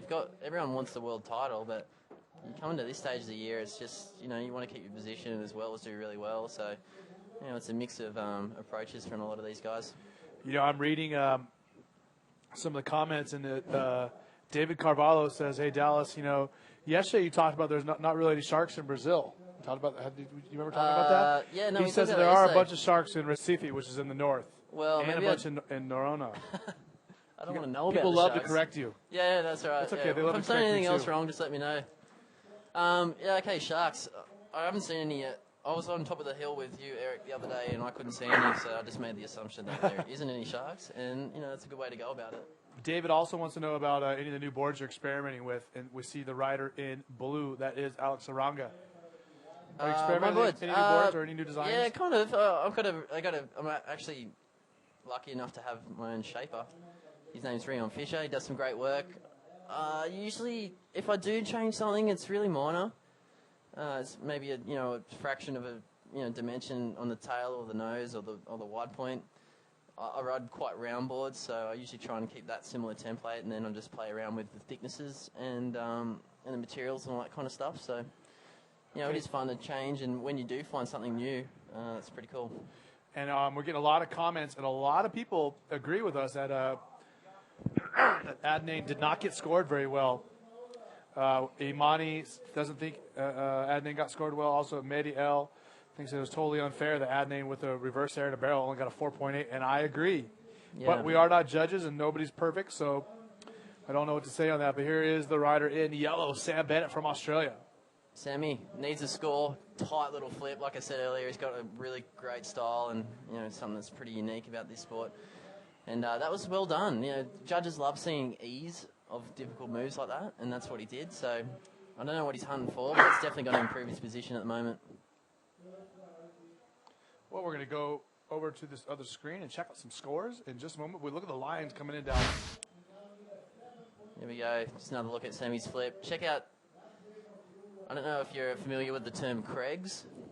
That's cross legs. Sammy's the best at the Craigs. And then you get deaf Craigs, so don't get me into that. But Sammy's looking really good on that wave. He's actually still in 4th place at the moment, but he's not needing too much to progress. This heat has been huge. 14s for Alan Munoz at the moment, combination score. Alex on a 13, so they're really setting the bar high for the fellas. I don't know who that is with the GoPro on the inside, but I just seen him cop a clean one to the head. Just filling up the hair, the scalp with sand. There's Kaha there on the camera. That's right. On the inside there. Bringing you the tighter angle. So again, let's give you an update with 12 minutes to go. Alan Munoz still in 1st. Alex Aranga still in 2nd. Jose Otavio and Sam Bennett bringing up 3rd and 4th place. So Sam Bennett needs a 7.26. Jose Otavio needs a 6.38. It's just one of those days here, isn't it? It is. Oh, someone flipping around. That was I think that was Alex Uranga, yep. Currently in 2nd place. Here we go. Alan's just had such a cool heat. He's taking off on the sickest waves. I don't know. He must be just having really good selection right now. He's taken off on easily the biggest waves of this heat. Yeah, for sure. Here we go. Jose Otavio. In the white jersey. Big roll right there for the man from Brazil. Yeah. You kind of almost got to rate that roll on Alan's one earlier. I don't think it was quite as good, but not to worry. There's now 11 and a half minutes remaining, so I'm sure his fellas on the shore is just giving him a couple of pointers. As we see the Brazilians doing so much. Yeah, actually in my heat, I heard them. They were whistling out to me to try and. I think it was a distraction. It was sort of distracting when I was on the shore. Oh, here we are. Look at this big ARS right there. Landing on a bit of a backwash sort of thing, but I don't think that's really going to place in his top 2 at the moment. Actually, it did. It was a 5.25. 2nd best scoring wave on the back of that huge ARS he did earlier. Backflip, I should say. Scored an 8-pointer for that. So Alex surfing a really smart heat at the moment. He's in 2nd place. He doesn't feel that comfortable. And we got another compliment. Julia Burke complimenting you. Yeah. As you see in white. Jose Otavio. Nice roll there from the man from Brazil. But Jules is loving your accent. Jules. Okay. Thanks, Jules. I've gone red now. You getting excited? Who's Jules? Thanks, Jules. So scores coming through. Man, 11.6. I would have won a lot of heats in the last round. Last wave for Jose Otavio, 5.03. It's not enough to help out his cause. Sammy Bennett. Jose Octavio. Sitting in 3rd and 4th respectively. Oh, that's okay. Okay. Who gave you your compliment. Oh, okay. Man, the girls loving you. Yeah. Maybe I on the should move to Facebook States. page, on Twitter, they're loving Dow. Yeah, okay. So if you got any more compliments, I'm good at taking them. Okay, again, we have 9 minutes and 40 seconds to go. Not much changing in this heat. Alan Munoz in 1st, Alex Aranga in 2nd. Jose Otavio and Sam Bennett are still chasing scores of 6.3 and 7.2 respectively. It's been a tight one. Coming in the business side of things, you could say. Last 10 minutes of this heat. 30-minute heats. Sometimes a long time, sometimes it's a short time, depending on where you're sitting in this heat. Alan has pretty much been leading from the get-go. I'm sure this last 10 minutes has taken forever for him, but not to worry. He's sitting pretty sweet. I can't imagine him losing any sort of steam at the moment. Sitting pretty good on a 7.75 and a 6.5. It's a game of numbers out here. And the boys are competing in round number 2.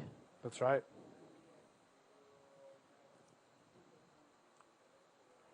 Eight minutes, 30 seconds to go. Man, this heat seems like it's dragging out for quite a while. I don't know. Maybe we got all the action pretty well in the first 5 minutes. All those scores dropped really early. Sam was actually in the lead in the first 5 minutes, sitting on that 6-pointer. Yeah. Yeah, mate? Yeah, mate. It's not too bad.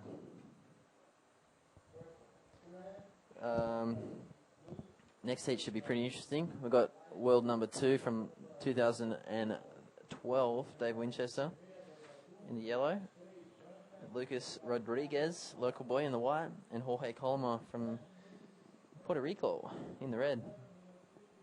He's going to be joined by, actually, whoever come 4th in heat 8, which was, I think, Diego Cabrera. So that's going to be a pretty tough heat for the boys. It's not a nice place to be in the pressure cooker, but, you know, everyone's got to deal with it. Pressure is on. That's what these competitions are about, is the pressure. Man, now we're waiting for waves. We had so many in the beginning of the heat, and now these guys are just kind of sitting there. Yeah, maybe we should talk about something. Tell me more about the wedge. I can't believe it's a crime to surf it after 10. Still getting Does that still bother you? Yeah, it's kind of bothering me. Because I really want to surf that place, and I don't like getting up early. So, it's going to be a tough one. 7 minutes remaining. Out here in Itacoatiara. Itacoatiara. They actually serve a mental acai bowl here. If you don't know what acai bowl is, it's pretty much God's berry. Pureed into a drink. God's berries. Well, we have it in the U.S. and in California and Hawaii especially. Oh, yeah, it's so hard to find in Australia. Really? I'm thinking about just making my own little acai berry store. I'm going to clean up. That's my big plan after bodyboarding. Cash in on the acai. It's a purple berry. It tastes quite good. I'm not quite sure if they jack it with sugar or not yet, but yeah, they put a lot of sugar in it. 100%. Oh, do they? That's a shame. Sometimes you can get it just with honey. You add honey to it, it tastes a lot Is it better. natural sugar, or just straight up white No, sugar? it's most of the time it's some kind of manufactured sugar. Oh. Well, it tastes good nonetheless. Might explain the couple of pounds I've put on since being here. Yeah, it was a white actually there, Jose. Getting a nice little pit. Didn't really work out with the spin, but he's sitting in 3rd place at the moment, needing a pretty solid score, 6.38. Not quite sure if that will do it for him. Nothing changing. I mean, we've I don't know how many times we can share the same scores in the same situation. You guys a replay. This is blue. This is a rider in blue, Alex Aranga. It's like he's almost practicing now. He's got a couple of good little flips on the right. Not making that one, unfortunately. Now, the situation has changed. White, Jose Otavio got away, 7.13. No way. For that barrel. Yeah, really liking the barrels here, these judges. That was a pretty sick one. Maybe we could see a replay. Well, they like the barrels if your name's not Ben Slimane. Yeah, true. Ooh. Ooh. We're here to be subjective. So that's the name of the game. Yeah, White just charging out. I think he's heard his score. He's back in the 2nd place. He's got to be happy with that. 5 minutes remaining though. Sam and Alex Time is very winding capable. down. Wow, Jose, 7.13. I can't remember what he did for that wave. What did he do? It didn't seem like that to me, though. I mean, it was a pretty minor wave. Yeah, maybe I was just sort of lagging. But Unless it's possible that we missed a wave. Surely not. While we were watching Alex Arango's last wave. We've got the 50-inch plasma in our grill here. We can't miss anything. Well, if it just wasn't on the screen.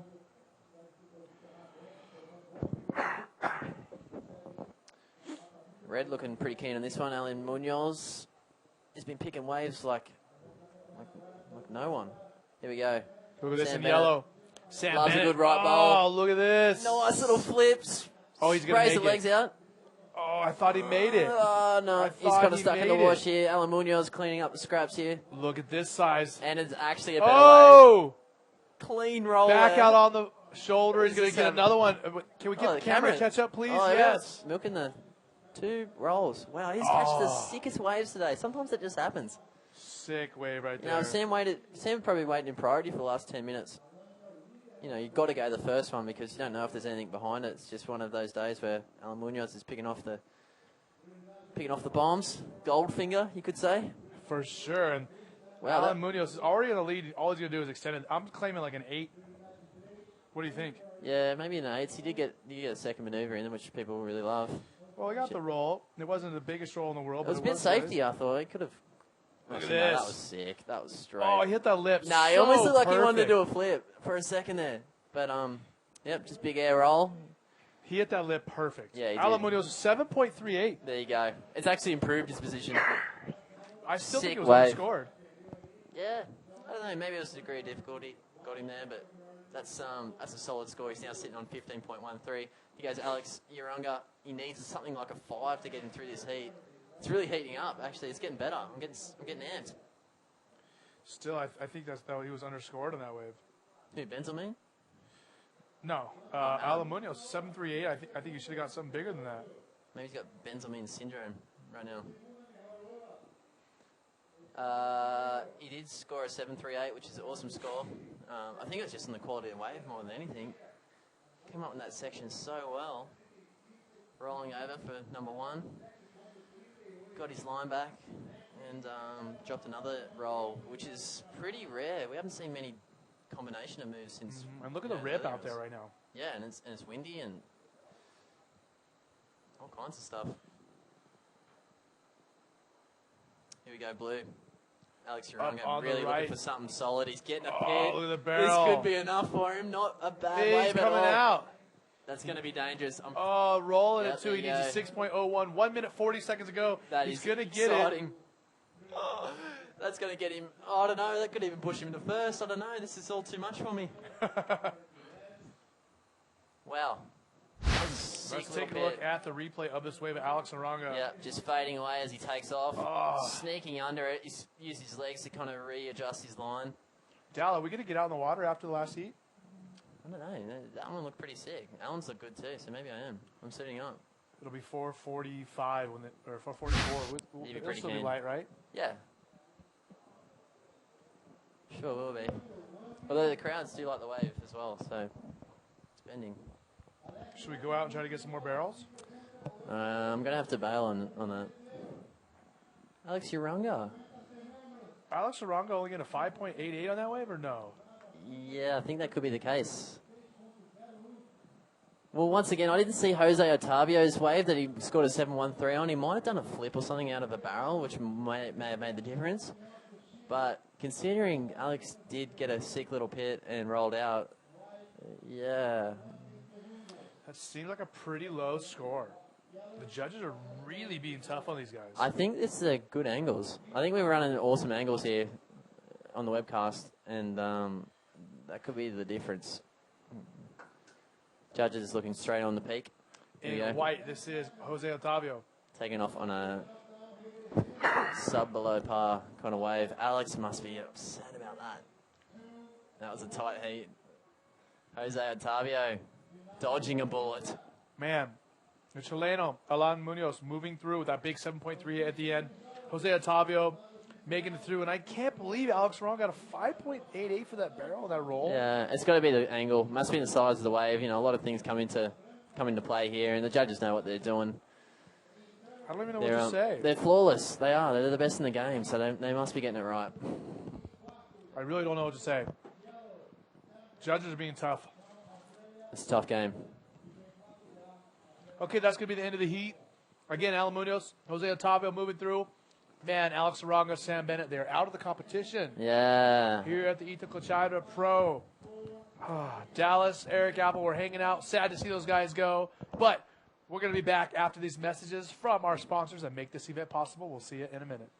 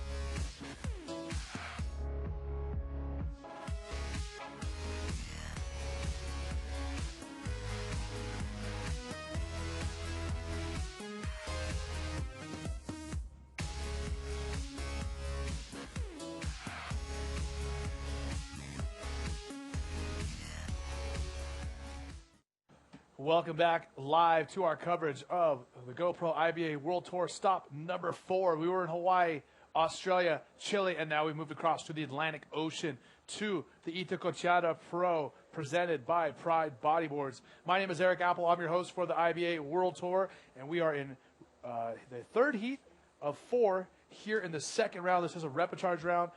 The 2 winners of this heat will move on to the third round and compete against the winners from the first, and the man who gets third and fourth will end up going home. Let's talk about who is in this heat.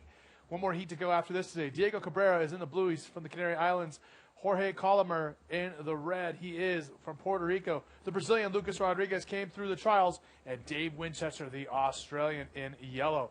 One more heat to go. We will see Alberto Bruno, Alberto Colucci, and Joao Zeke in that heat as well. So again, Cabrera, Colomer, Rodriguez, and Winchester in this 30-minute heat. Best 2 waves are the ones that count. Wondering if anyone's getting sick of my voice yet. We see Winnie out there. He just was not able to get the waves. Yeah, he's usually Goldfinger, but no one's safe in that first round. Not even guys of Winnie's kind of talent. So I'm sure he knows what he has to do in this one. That last heat was, super high scoring. So usually it tends to go a high scoring heat than a really slow heat.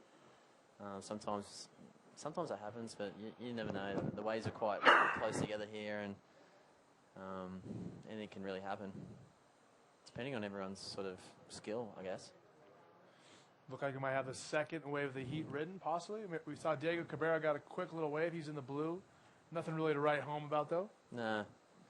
Dave actually against 3 trialists that have moved through into the main round, so he's the only Look at seeded this. rider. Big wave for White. Sick bottom turn. Oh. Solid. Burning. 2 guys riding right there, That so might I don't know what's going to happen. Might have been a priority sort of thing. But Well, it's really early in the heat. Diego Cabrera already had a wave. That was a semi-brain snap. I don't know if the guy had lost his priority because he may have paddled for one. I'm sure that was the case because it seemed pretty blatant. Here we go. Yeah, wide up again. On a sick Look at little this bottom barrel. turn. This Jorge. Oh, you got to be kidding Shut me. up. Perfect roll for Lucas. Lucas Rodriguez. That was mental. Just killing it right there. Good little spit there too as he's come up to the roll. Incredible that he actually caught the wave before it. I'm pretty impressed on that one. Turned around, managed to make it happen. So I'm sure Lucas is probably the dark horse in this one. What? Have a go at this one, Eric. It's like 6 foot. Look at this bottom turn, thick barrel. That was the first one. Oh, Yep. gee. And he's waving like, what's going on? I don't know if So I don't Diego's know- seen him. That's going to be up to the judges. How could you have not seen him, though, as a thing? I don't know what's going to happen here. I don't know. I burned Jerry yesterday pretty blatantly, and I didn't see him. So, here we go. This was actually the wave after that, and he was Look at in a this. position, comes out with a spit. Perfect roll. Lands so smooth. And we're going to have some scores coming through, and we'll let you know what's going on with the interference situation, if there is one. I don't know who had the priority. Yeah, it seemed a bit strange. Unfortunately, we don't get a priority sort of list here. So Lucas Rodriguez got a 1.13 on the first wave. Yep. Now, if there was an interference on Diego, would Lucas still get a score on his wave? Don't know. I think maybe Diego could have copped an interference call here. And Lucas, a 6.63. Yeah, on I that don't think. wave? No, I'd pay that one because I don't think he was quite in the pit as much as we could see. We were looking straight into the pit, so I was kind of second guessing. Yeah, I was kind of second guessing whether he was in that deep, but 6.63. That's a bankable score for sure. So we're trying to hear if there's any situation where we have interference. Can't really hear it. Trying to listen to the beach announcer. We'll let you know as soon as we see it on our screen, or as soon as my director lets me know in my ear. I'll let Jorge Colomer and Dave Winnie yet to open up. Okay, we have our heat winner down on the beach with our former world champion, Isabella Sousa. Isabella, take it away.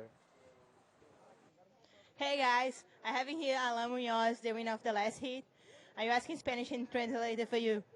¿Cómo te sientes? ¿Cómo te fue la manga ahora?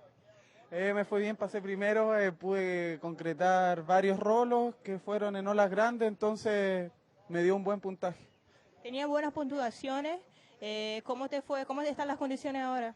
Tan difíciles porque sale la izquierda, la derecha, hay que predecir mucho la ola, pero por suerte me elegí bien yéndome a la izquierda y me favoreció la ola. Basically, I asked about the conditions and about the heat, and then he told that pretty happy to do the heat to do good, and then he got like two big scores, and now he's pretty happy, but the conditions is pretty hard, and then ¿quiere enviar una mensaje ahí para la gente de Chile? Sí, claro. Mandarle un saludo cariñoso a toda la gente del Tao, a mis amigos, a la comunidad latina sobre todo, que aquí me están apoyando brasileños, argentinos, chilenos, y me siento muy feliz de todo, así que un millón de gracias a toda la gente que sigue apoyando por internet. Felicitaciones. Back to you guys. Thank you so much, Isabella Sosa, giving us the updates down on the beach and talking to our riders. And man, Dave Winchester, a former champion, we're just waiting to see if he's even going to catch a wave. Yeah, I think he may have seen what. Oh, here he is right here. Must have heard me. Taking off. It's a bit of quality there. Just sort of foamed in behind him. Didn't really have much control over that. White, on the other hand. Look at that roll in the white water. Yeah, it was awarded 6.63 for his first wave, so he's just starting to build on that score. Check this, his mate is out there just giving him so much motivation. I love seeing that. Look at this barrel on the sand. On the sand. That's Kiki. Wow. Yeah, like I said, Dave's usually pretty good with his wave selection. It's kind of hard here. It sort of takes it out of the game because you don't really know what's going on with the waves once you take off. Here he goes again. No. Dave Winchester, I'm sure everyone knows what he's capable of. As well as Jorge.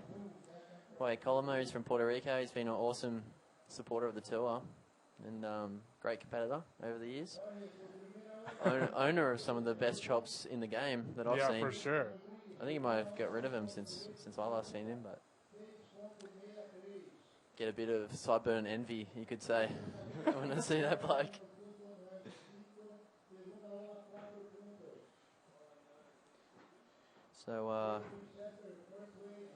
So again, we're still waiting for some scores to come through, and we're still waiting for Dave Winchester to really get started here in this heat. As we see blue, Diego Cabrera with a 6.4 total thus far, rights. and I don't see any sort of interference involved here. This is Lucas. white. Look at this. Lucas Rodriguez driving, coming out with a spit. That was amazing. He's gotten real deep in that. You can't say he didn't. We are looking at the pit, but he's going to just finish her off with a nice little roll. You'd think that's got to be better than after the last he already had a good barrel on the right, but they didn't score that one that good either. Look at his dad's. I don't know if that's his dad or not, but he's hooking him up. He's telling him something that we don't know. It might be Gordino on the beach. We see. Look at the takeoff, just hooking straight in, perfect. Yep, sitting in the pit. That's pretty deep. A spit. Oh, almost seems like those rights are starting to get better than the lefts now. Yeah. Again, this is your fourth stop of the GoPro IBA World Tour. Eric Apple, joined, of course, by Dallas Singer. And Dal, we got to get our boards to get in the water after these heats, man. This is getting pretty skits. We've got about 45 minutes to go before the end of the competition. Lucas, you're already sitting on a 6.63. He's, yeah. Here goes Winnie. Winnie has... Nice invert there on the right, getting up and out of the way, projected out. See his back fin actually pop up after that. It's kind of like a technique he uses and keeps his, almost like his stability, balance. I guess. Yes, it's balance, for a better word. So scores coming through. Lucas Rodriguez only a 4.63 on that wave. I don't want to say anything because I'm still on the comp and I don't want to piss the judges off. These judges are really picking on him, huh? Actually, no, you got a 6.63. There you go. Score actually dropped. Yeah, no, it was a 6.88. 6.28. Lucas Rodriguez getting a 6.88 for that barrel to a roll, sorry. He must have got a quick one in between. He's getting busy. Here goes Diego Cabrera. Oh, look at that. Just digging a bit of tail there, unfortunately. He's going to have to get back out there and get started again. But, yeah, Winnie, 6.28. That was a pretty terrible wave, and he made it work for him, which is pretty incredible. And Lucas Rodriguez pretty much letting the wave do everything for him. Dave's now looking for a second wave. Here we go, Jorge Coloma. In red, look at this. Doesn't get an exit there, unfortunately. Yeah, as I was saying, with Dave's inverts, he sort of just kind of tweaks his back leg after he's tweaked his board, and it just, I don't know, it gives it like a little extra bit of flair and balance to his move, and you're always scoring really high for those left inverts, which is good to see. Those right inverts, I should say. Yeah, for sure. So, again, some scores coming through. Lucas Rodriguez has a 6.8 and a 6.63. So we must have missed one of the scores, the 4.6. So that last one was he's been getting busy. 6.88. Diego Cabrera with a 4 to 4.08. Yeah. Dave Winchester with a 1.58 and a 6.28 in third place. Jorge Colomer bringing up the rear. He needs some big scores if he's going to move on into advancing position. Doesn't really have much. Again, Lucas Rodriguez got a 6.88 on that second right-hand barrel, and he only got a 6.63 on the first one. I thought the first one was better. Yeah. I don't know. The first one was a better roll, for sure. I'm just guessing. The only thing I can imagine is that the barrel wasn't deep enough. You know. Maybe they're being tough, man. They're being tough. Fatigued, yeah. I don't know what's going on, but maybe the judging criteria is getting a bit cramped. I'm not quite sure, but nonetheless, Lucas has been on the best ways this heat, and he's been rewarded for it. So he's in first place. Dave currently in third. Diego in second. Jorge in fourth. That was a kind of weird way to put it, but look at this. What is going on? No, he's made it. Bouncing all over. He's filled his boardies up with sand on that one. Here we go, Dave, looking tight. Winnie, look at this barrel, no.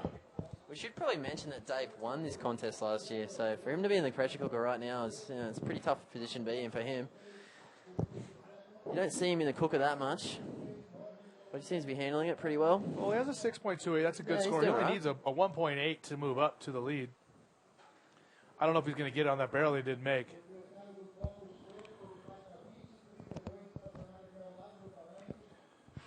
Lucas Rodriguez. Jorge Coloma. Jorge is actually George in Spanish, so if you meet any Jorges, they're cool with George also. Same goes with Pedros and Peters. Thank you so much. And I'm a man of the world.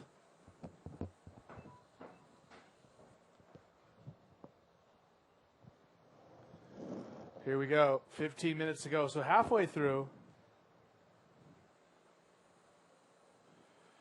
Pita un Pedro. Vote for Pedro.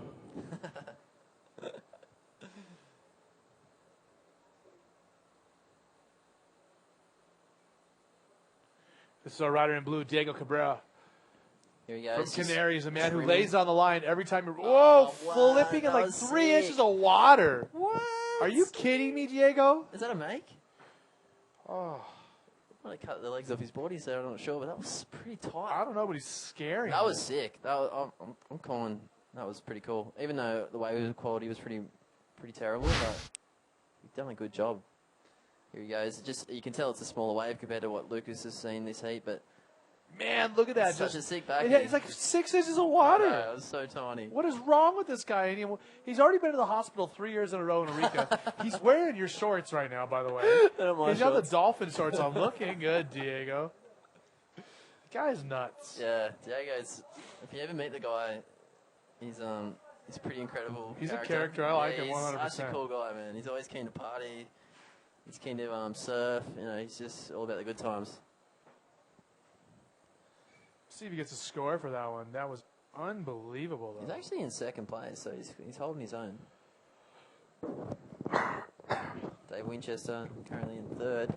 On the back of a 6. Yeah, but he has a score of a 1.58 to get rid of, so he's easily going to dump that. Yeah. Still waiting for a score from Diego on that one. Here we go. Nope. Unless they gave him a 2 on that. I don't think they did. Nah. Maybe. Because it could have been not made. Today, they're really being. Yeah, I don't know. It wasn't a sick make. We'll have to wait around for that one, but needless to say, he's back out there into the action. Looking at another right-hander. Could get a pin here. Just about to find the barrel. So I just have to duck out the back. Good. Dave is looking keen on this left, possibly. Here goes Dave. It's actually a right-hander. This is Dave Winchester. Look at the barrel. It must be an exit because he's stalling. Oh, look at him. Big section. Yep. And Winnie. That's the kind of thing that you've got used to seeing. He's he has waited a good 10 minutes for that wave, so it definitely turned out for the best. And the weight paid He's back off. out there. He hasn't even pulled off the wave yet, and he's back out there. So Winnie is definitely going to get rid of that 1.58. I'm claiming a 6.5 or a 7. Highest scoring wave of the heat, you reckon? For sure. Oh, 688 is the highest score, but we You never almost know. cop that same angle as we got for the graphic. Right-hand pit there. He has put the brakes on. Look at slightly. the drive, perfectly riding this barrel. Yeah, blowout. And, yeah, he's just kept it nice and tight there with a good air roll. And Winnie looking check this good. out, Eric. He doesn't pull off the wave. He just stays on it. Can we see the end of that? No, but he actually caught the same wave back out to sea. Winnie with a 7.63, so that is the highest scoring wave of the heat for Dave Winchester, the Australian, and a man who knows how to win here at Itacoatiara. Yeah, it's a 30-minute game, and he knows that. He's got his first wave, and he waited patiently. He knows the other guys are surfing okay, but Dave is a seasoned professional, and that's the kind of stuff that, like I said earlier, we come to get used to when Dave's in a heat. I'm impressed 100%. That right was insane. Look at this. In Jorge red, Colomar. Jorge Colomar, the Puerto Rican, ducking into the barrel, nothing doing. Georgie boy. Not really happening for him, that one, unfortunately. But let's see what Diego can come up with in this little right-hand section. Oh, nice flip right there for Diego. Yeah, it seems as though just the wave quality isn't there for him. He could be feeling a bit on the ropes. And, yeah, at this point, Diego needs a 9.08 to move up. Yeah, check 1 and 2 is sharing a 13-point average for their combination, so it's going to make it tough for third and fourth here. Especially for Diego, he's searching for an 8-point something. This is blue. Diego again, he's getting a lot of waves. Look at this. Yeah, sometimes not the best way to go, but he has to pull the trigger at some stage, and that's what he's decided to do.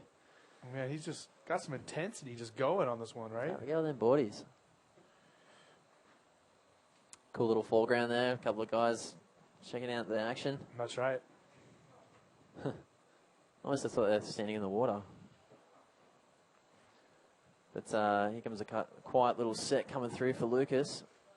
He's had some real good selection so far. Let's see what we can come up with. Here he goes. Look at this. Nice That's right such a cool Look angle. at that man. barrel section. Oh, he's just spun off the top. Oh. Yeah. I reckon it's just that angle. Looking straight at the pit. There's a bit of sunlight behind it. Well, I like that he was trying to do something different there. He's looking for a forward air or off the lip 360. Yeah. And Off the lips. Yeah, they actually look really good, but they never score, unfortunately.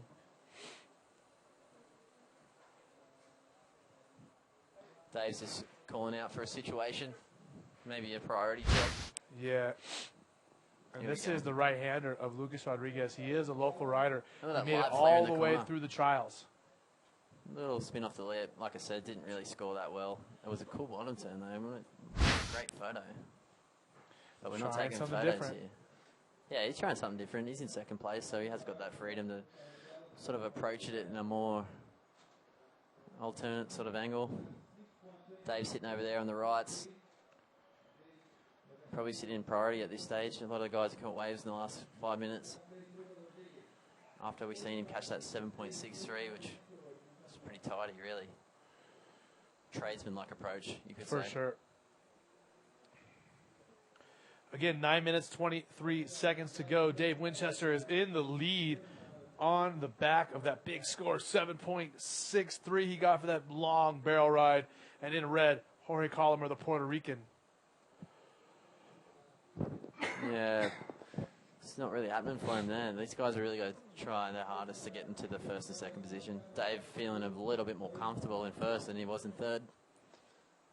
It's funny, hey, like that right, it couldn't, you know, that thing could have not showed up, but Dave was sitting right there in the spot, which he does so well. Showing the confidence of a veteran.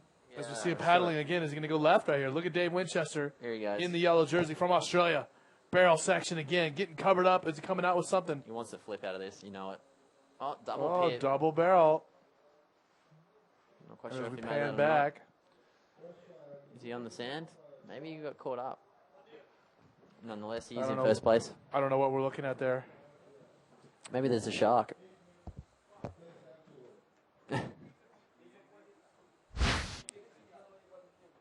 in yellow, Winchester, once again, look at this double barrel. Oh, this is a different coming angle, up, huh? coming out, Yeah, that driving once again. Yeah, that wave kind of sucked, really. He has a low score of magic angle, man. He has a low score of 6.28. I don't think he's going to quite get rid of that. No. And that was Lucas Rodriguez again in the white jersey. I swear these camera angles just make everything look 5 times better.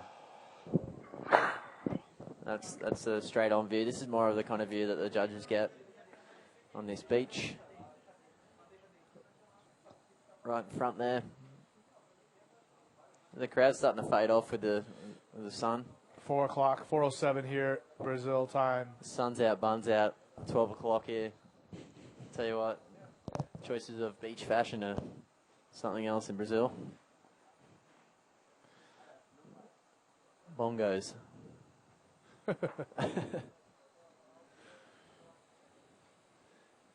Itacoatiara Pro. Itacoatiara Pro. This is a 4-stop of the GoPro IBA World Tour. Look at the ski out there. Where's this guy going? He's trying to put some wakes in the wave, I think. That's Look at not this. cool either, because that kind of can break it. Doesn't even matter how fast he's going out the back. They can kind of break the waves up, which is kind of sucky to see, but doesn't seem like this. Sucky? Sucky. Waves are sucky.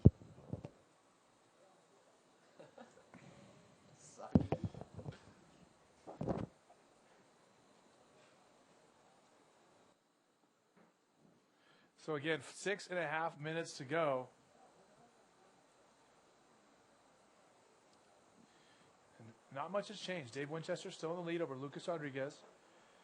We have a Canary Island rider and a Puerto Rican in 3rd and 4th. That's Diego Cabrera and Jorge Colomer.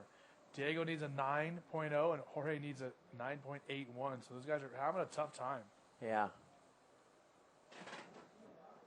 Not easy for the fellas out here. It is breaking pretty close to shore. You got Diego Cabrera just trying to sneak under. You know, I watched his round 2 heat as well, and round 1 heat, it just seemed to go pretty much the same way as this one is, unfortunately for him. Frustrating afternoon for the Canary Islander.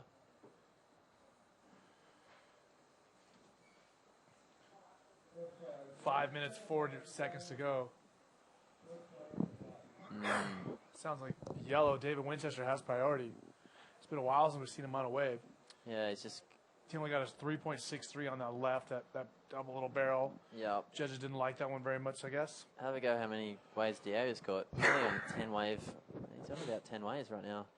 And look at Winnie paddling down there. Is he going to go right? He is. He is. He's on that. You can see the sunlight Oh, sort of ducking popping under through that now. one. Nothing doing on that. 5 minutes to go. Diego getting busy. He is. So is Jorge. I guess that's the frustration kind of coming out in the riders there. They want to get into that top 2 position. They want to get to round 3. But it's not going to happen. Not at this stage. They just got to be more patient and wait for those sets because Yeah. they're getting those smaller size waves and those, even if they're pulling ARSs and flips, are still only getting 4s on those waves. Yeah, I mean, that way would have helped, maybe an hour ago, but it just seems like these rights are starting to really turn it on, and that's where the scoring potential is. As I say that, he goes Jorge on the left, just sort of bog and rail a bit, not much happening. Waves are definitely bouncing down there.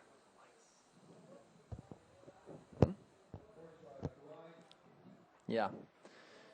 Yeah, so we're just waiting around, wondering if the boys can maybe pop through to a 2nd or 1st position here.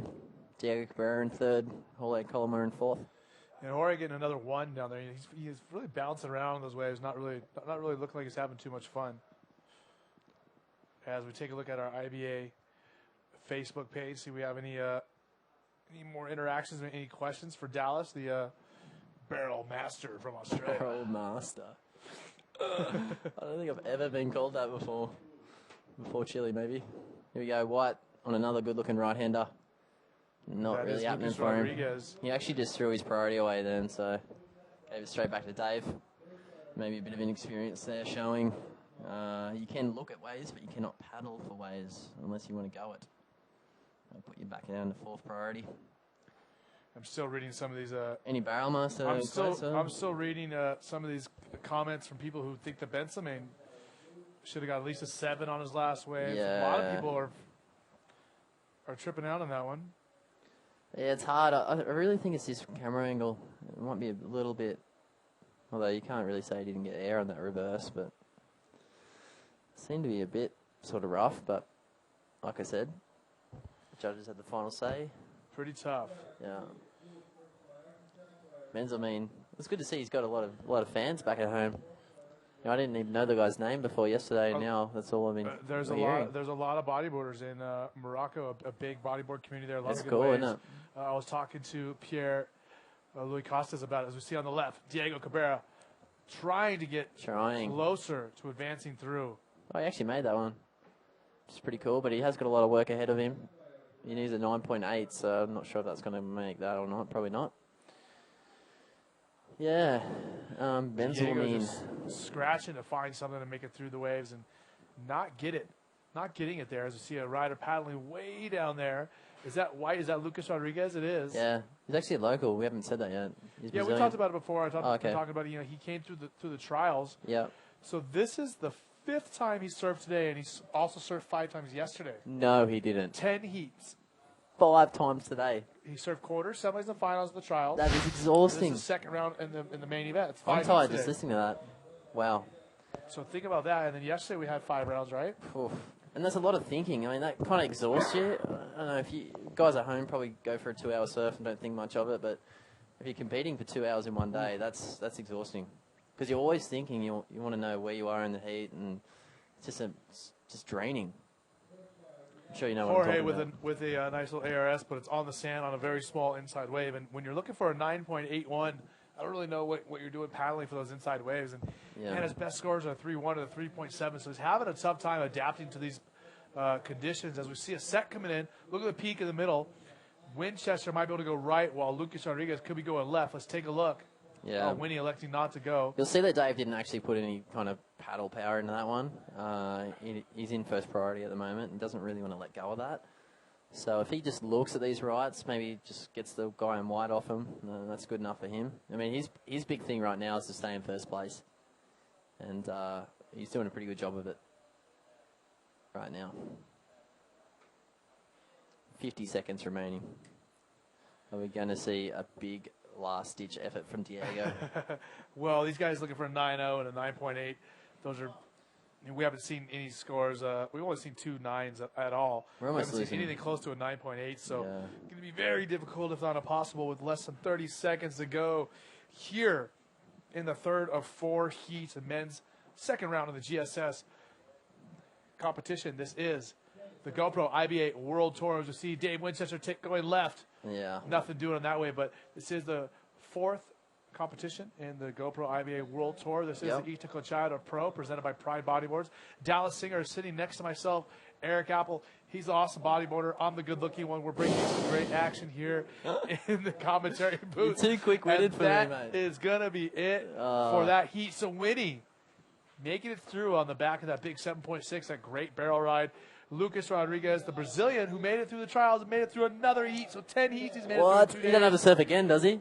Diego Cabrera, Jorge Colomer, they are out of the competition. We're very sad to see them go. Off to a commercial we go. When we come back, we'll have the final heat of the day from Itacoatiara. We'll see you in a minute.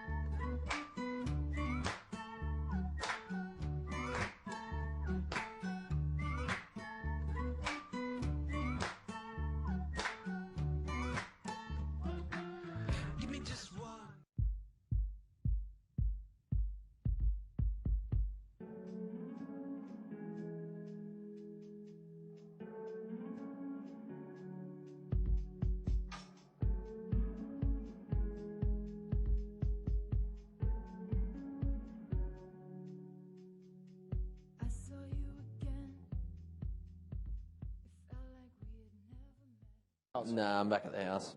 I'm buggered, I'm not going to do it. Okay, we are back live. Me and Dallas just talking about if we're going to surf after this, and we are, because we are pumped on these waves. Just asking him if it's bored here, if it's back at the house we're staying at. Let me tell you about where we are staying at. We are staying at a place called Villa Helena, and we know Helena is back at the house watching right now, and big ups to her because we are so fortunate and so happy to be staying with Helena. Of course. And her husband. Yeah, Stefano. Stefan's awesome as well, and definitely a good time staying with them. If anybody comes down to Itacoatiara, you should certainly be staying with them. I can't imagine wanting to stay anywhere else. And, I don't even know if I'm going to be able to leave. I think I'm going to have to stay. They have to keep me. Joel Zeke actually on his first wave. Look at this. Tweaking. Big infra. Kind of getting caught up in the lip, though. Yeah, he actually did pop through, so it'll be a scoring wave for him. Not a great start, but a start on the left. Actually, it was a pretty good start. Nice little invert there by the local boy.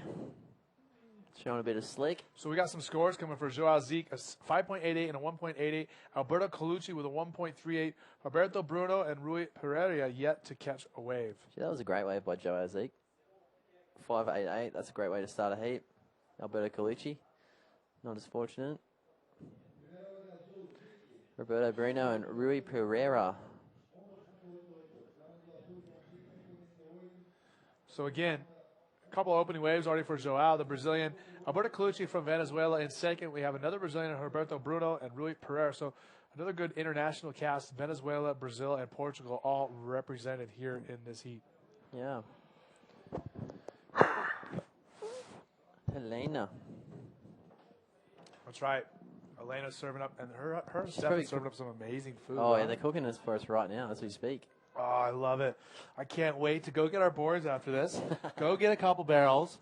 Go back to the house and just grind on whatever. I don't care what they make us. They can make us anything. It's going to be amazing. That's a cool As day. you see red, Roberto Bruno. There he goes. The Brazilian. Nice looking left-hander.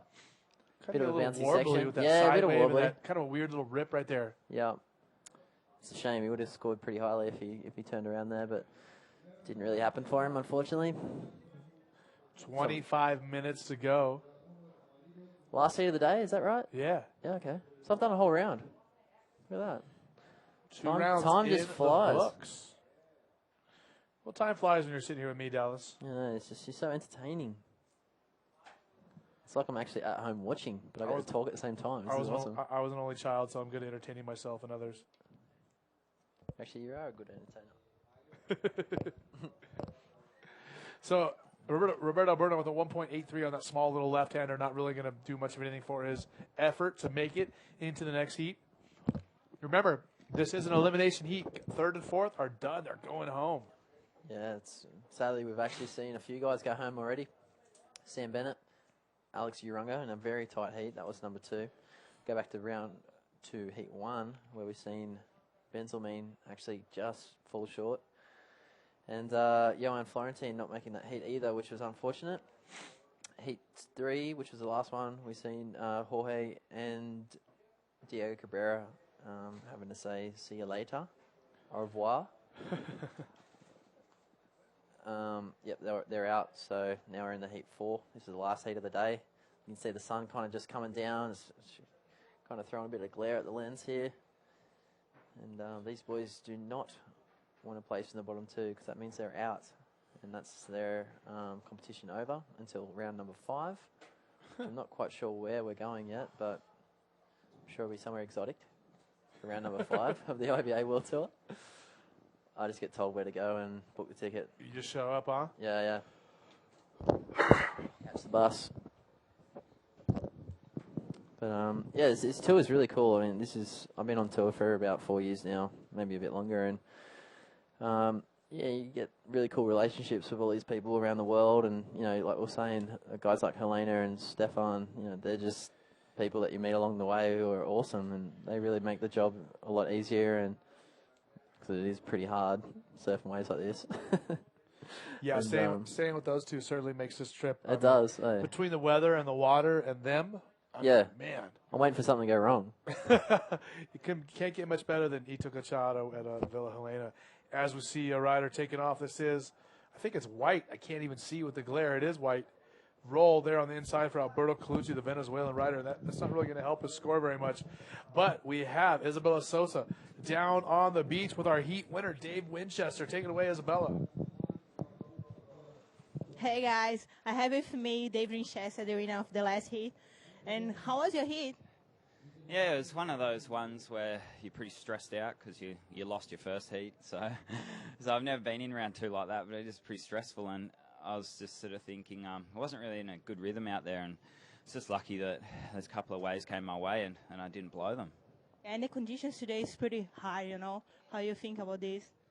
Yeah, I think my 2 scoring waves were when I was 2nd or 3rd priority. So priority helps, but it's sort of the peak shifty and whoever's in the spot gets the one.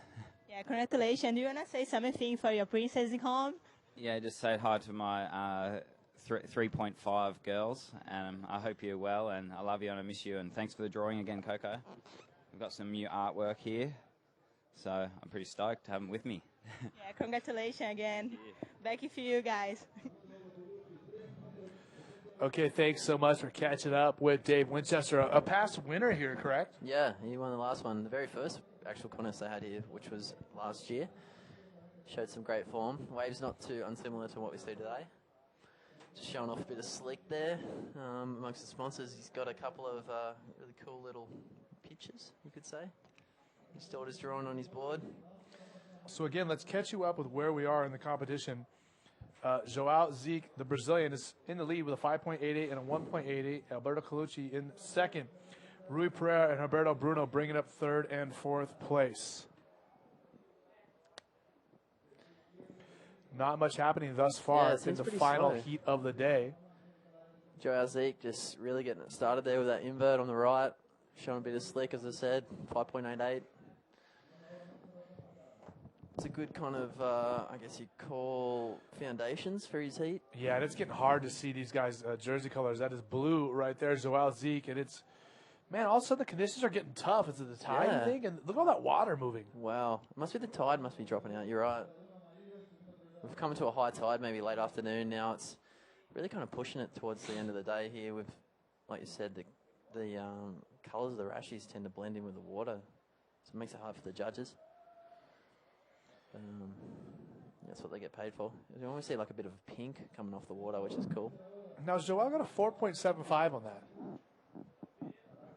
I'm confused about the judging today. I mean, that was a 4.75. That was nothing to get excited about. I mean, we're seeing guys getting amazing waves, only getting 5.75s, which I'm confused. I'm kind of confused about that one too. That seemed like quite a. Can we see a replay of that last wave of Joao? I want to see that right-hander one more time. As we see yellow. Rui Pereira, the man from Portugal. He only just surfed not long ago. Portuguese in the barrel. I've seen him actually got rid of that GoPro he had on his back. Not coming out of that one, but let's see if we can get a replay again of that last wave with Joao.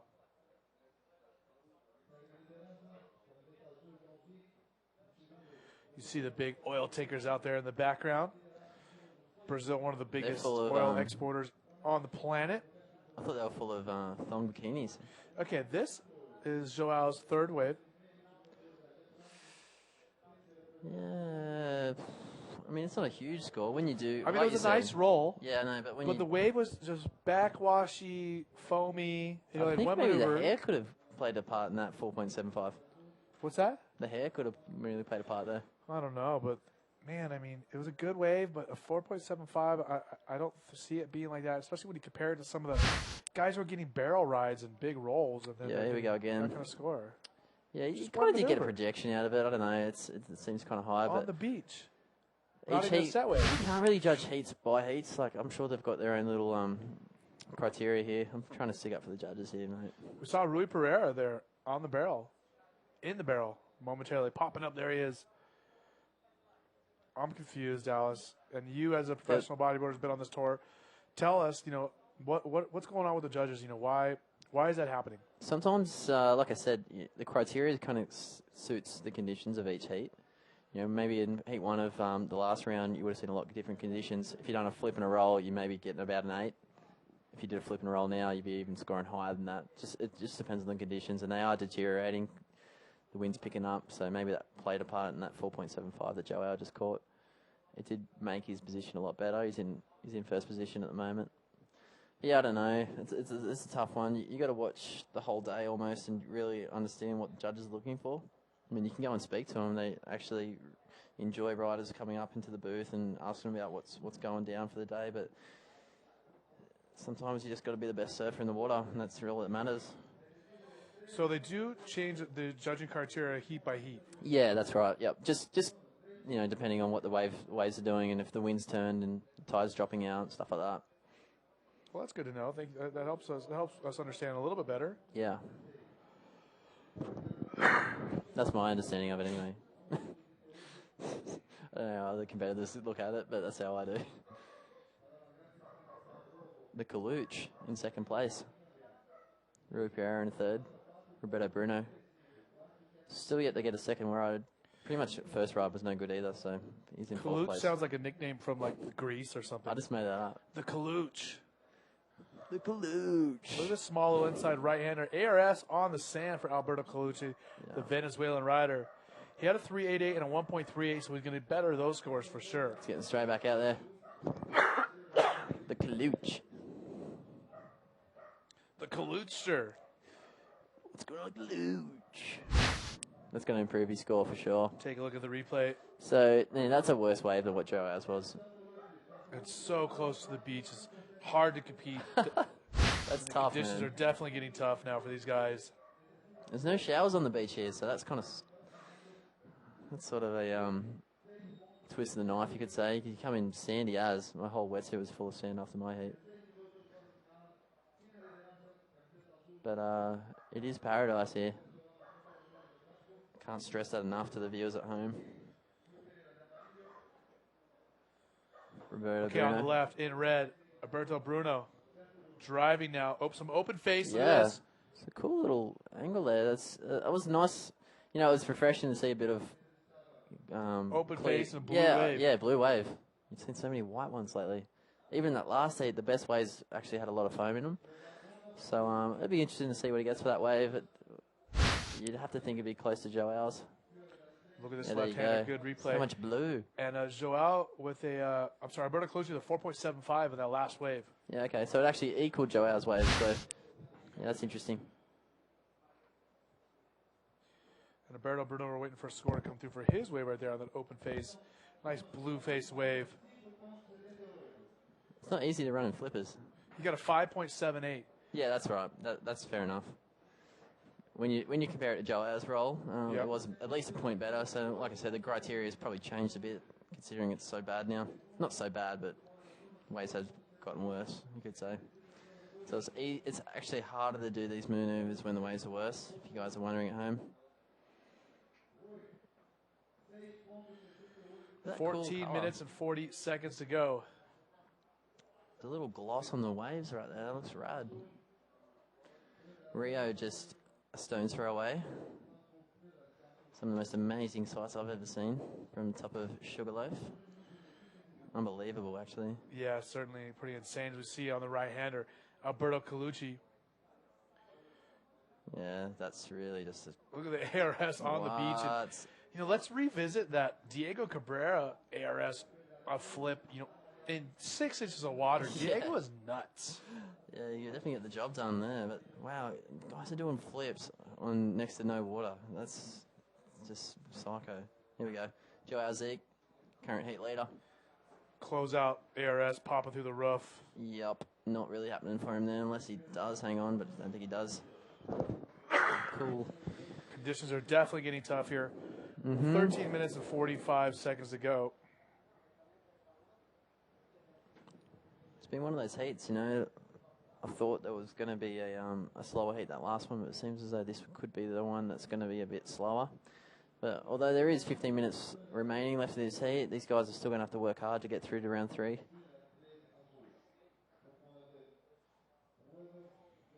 It's funny when you say work hard because they're actually just enjoying what they do best. Well, I always tell people who think, oh, you have such a cool job, you get to host TV shows and travel and all stuff.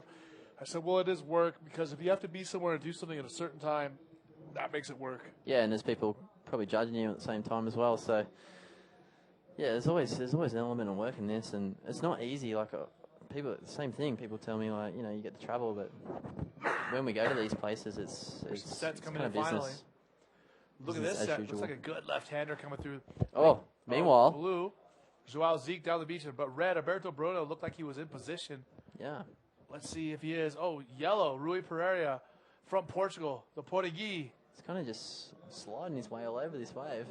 Oh, dumpy section over there. Yeah, not happening for Rui right there, unfortunately. He did qualify in 8th, I think, from the trials. Forward spin.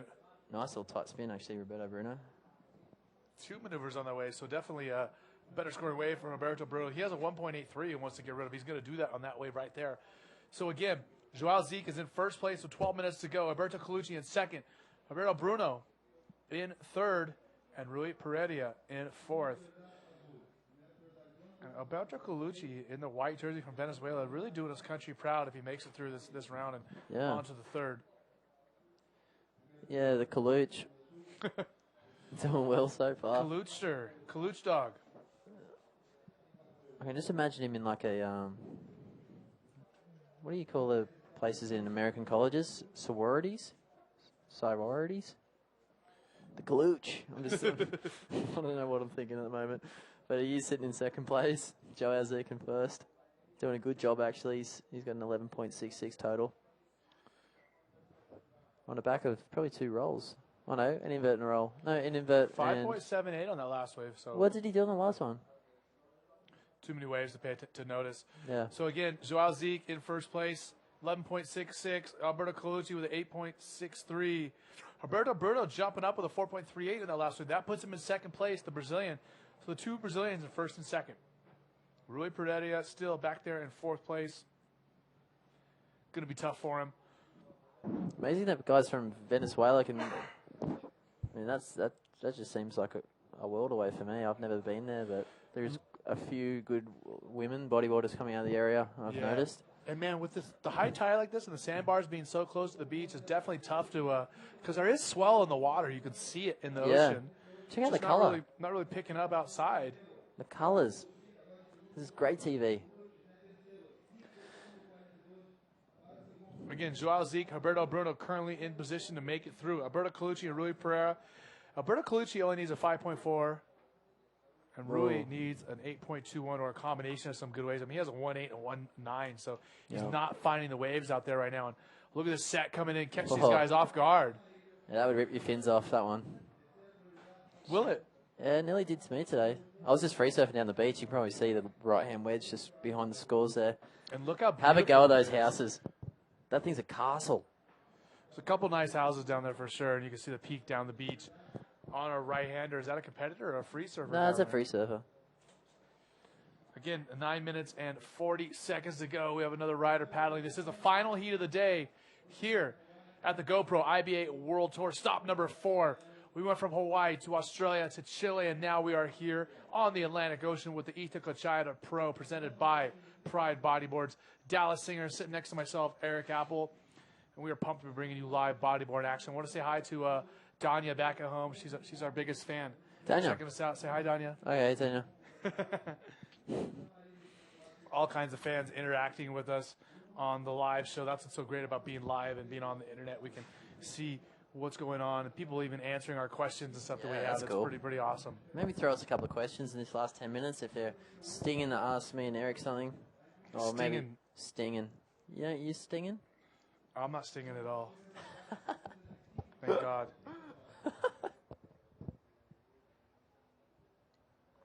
I think the American-Australian combination works. That's what I've been trying to tell the girls there. Snap. Here's the current standings at the moment. Joao in the first place, Roberto in second. The Coluch in third. Rui Pereira in fourth place. Not huge scores. We got Tomas from the IBA Reunion Island hitting us up again. Oh, Tommy. He's awesome. We want to try to get down there somehow. I know we have the situation down there with the sharks, but we still want to get down there. Maybe blow up all the sharks and we'll be back. Blow them up? Maybe not. Maybe just move them towards somewhere else. Because there is some awesome waves in Reunion. Some of the best riders we've seen on bodyboards coming out of the area.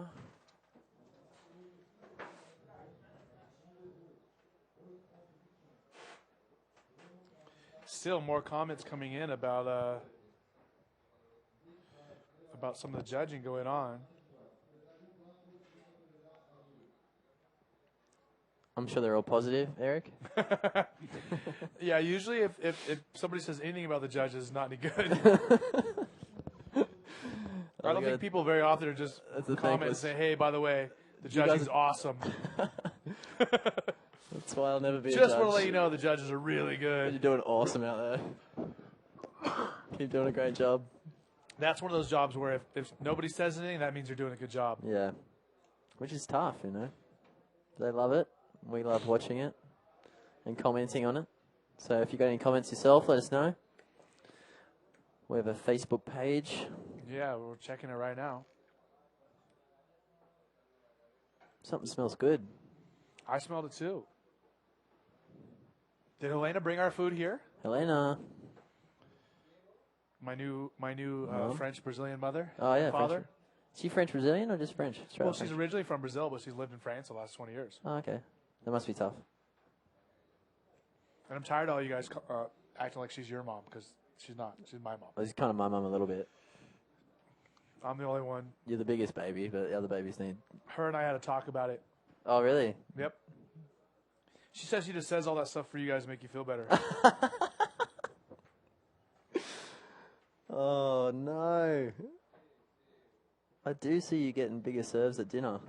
That's right, buddy. Yeah, that was a bit weird. 2 and 3 servings. It's all making sense to me now. All the boys are out there almost looking like they're sucking a rip. Not the rider in red, Roberto Bruno. Sitting pretty, waiting for his waves. It's actually getting a lot darker here now. We're lucky we did fit in all these heats today. That was quite a huge day. We did start at maybe 7:30 this morning. Now we're running, it's almost 5 o'clock local time. Probably remind you guys too, we're doing a meet and greet, you could say, on the Facebook page with Jared Houston. 8 o'clock. 8 o'clock. So if you guys want to start asking some questions, so start thinking of some questions, throw them at Jared. He's could be a thrifty little cross promotion here. And he's going to be in the booth here tomorrow. Oh, is he? Yes, he is. Good for Jared, because he's such a good guy, you know. He's a legend. He did well today. I think he progressed through his heat. Coming second at Galhermi Tamega. That was actually an awesome heat to watch. The guys surfed really well. And not much more I can say about that.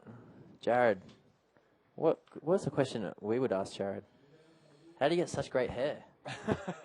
How do you keep your hair so awesome with 5 minutes left? Yeah. Here in this final heat of the day, Joao Zeke still in first place, Roberto Bruno in second. The 2 Brazilians leading the charge, Alberto Colucci and Rui Pereira, they are on the chopping block. And man, we got more Facebook comments talking about how cool your accent is. Really? Yeah, girls telling me, like Danya's telling me how she wishes I had an accent like you. Maybe you should start trying. You know, yeah, I'm the one with an accent. You no. speak normal. Well, there's less Australians than Americans, so I guess that makes us more of a rarer kind of. Thank God for that. We're a rare fruit. I don't even know if the convicts know how to breed down there. Most of them. Too complicated. It's questionable, that one. Here's the rider in blue, Joao Zeke. What have I got in Americans? Don't get me started. No, they're all right. Thank you for all your comments. We keep you safe in the world? Yeah, kind of. Oh, we saved you in the 40s from the Japanese. You're welcome. Oh, yeah, right. I wasn't around then, so. But no, they did a good job. Your grandparents were? We have a great relationship, our 2 countries. We get along pretty well. Yeah, it's one of those days where we give a lot and you guys take a lot. Here's Red. Yeah. Roberto Bruno from Brazil on the left-hander.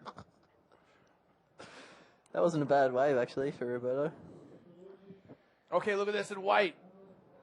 The Kaluch. The Kaluch just having to deal with a lot of foam. That white water. That was a lot of foam. Snowboarding. Yeah, he was near snowboarding. Luge. Oh, look at this. Have a go at this thing. Joao Zeke. Zeke. Tucked in the pocket. Rolling out of it. That's going to be a big score for this heat. That was good. Joao Zeke. And you talked about the judges scoring, and it was relative to the conditions in every single heat. That was an amazing wave. Well, that was considering how the waves were in this heat. Yeah, that was a lot better than what we've seen him get points for a roll earlier. That's really incredible stuff there by Joel. That was probably safe to say that was the best wave of the heat. Here's the left. Roberto Bruno. That was Big actually a good wave invert. too. We could be seeing sevens for Roberto. Possibly. We'll have to wait for the scores to drop. Yeah, waiting for that. Sure, we'll get a replay of Joao's wave also on that magic little right-hand angle. Magic. Magic, mate. She's a beauty. 2 minutes and 30 seconds ago. Just about done for the day. Make sure, we got Roberto Bruno with a 6.38 on that last wave. And Joao with a 7.95. Here it is Some again. big scores. This is Joao's replay barrel. Deep. Disappearing in the foam, rolling out of it. It's so lucky to get those waves, you know, like they've really been just scrapping for the last 20 minutes and turn around and get that. You know, that's quality.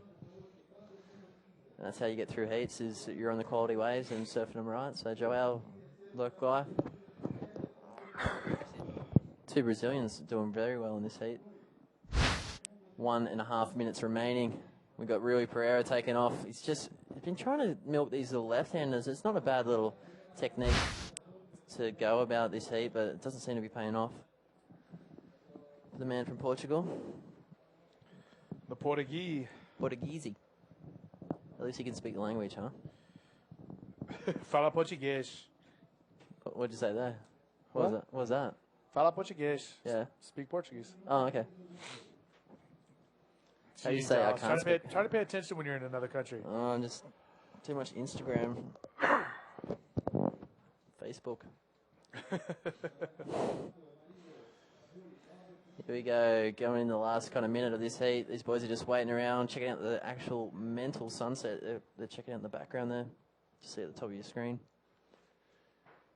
That's less than 1 minute remaining here in the final heat of the day. That's the last heat of the men's round number 2 here in the GSS event, the Itacoatiara Pro, presented by Pride Bodyboards. This is the 4th stop of the GoPro IBA World Tour. And again, Eric Apple, I'm your host, joined by Dallas Singer, the Australian Barrel Masters. We see in yellow, Rui Pereira, last minute effort. Yep. It's not a bad looking wave, actually. Boom. Big roll. I don't think he's Big gonna roll. do it there And that's literally a last minute effort because we're less than 30 seconds remaining, but he needed a 9.1. He's not going to get it on that wave. Looked like he just Alberto went into Colucci. submission This is there. Roberto Bruno in red. He's already in position to advance through the heat. And look at this flip. Yeah, that's what we can. Oh, very nice on Yeah, the that was inside. good. Very nice. He's actually getting sucked back out. Not bad. You can see a couple of whistles there from the boys on the beach. And Colucci's not going to get a wave. So that's it. Unofficially winning the heat, the 2 Brazilians, Joao Zeke and Roberto Bruno. Alberto Colucci from Venezuela and Rui Pereira, the Portuguese rider, they are done for the competition. Unfortunately, we're going to see them go away. We'll see them later on in the year on the GoPro IBA World Tour. Of course. Have a go at these scenes here down in Brazil. So again, that's it for Alberto Colucci and Rui Pereira. The 2 Brazilians making it through. Man, some pretty good surfing today, although the conditions got really tough this last heat, but some insane waves today. We saw several 9s coming in. Yeah. Dave Winchester, coming through in the clutch, Yeah. as we like to say. The clutch. Yeah, no, he did well. Ben Player coming through in the clutch today. Yeah, I missed his heat, but he actually told me that it's pretty tough out there. So I was happy to see a couple of my mates make it through also. So bodyboard fans, make sure you're checking out IBAWorldTour.com to get all the updates and see if we're going to be back on tomorrow. Look at our Facebook. Check out the Twitter, the Instagram, as well as the YouTube channel. You should be subscribed to that.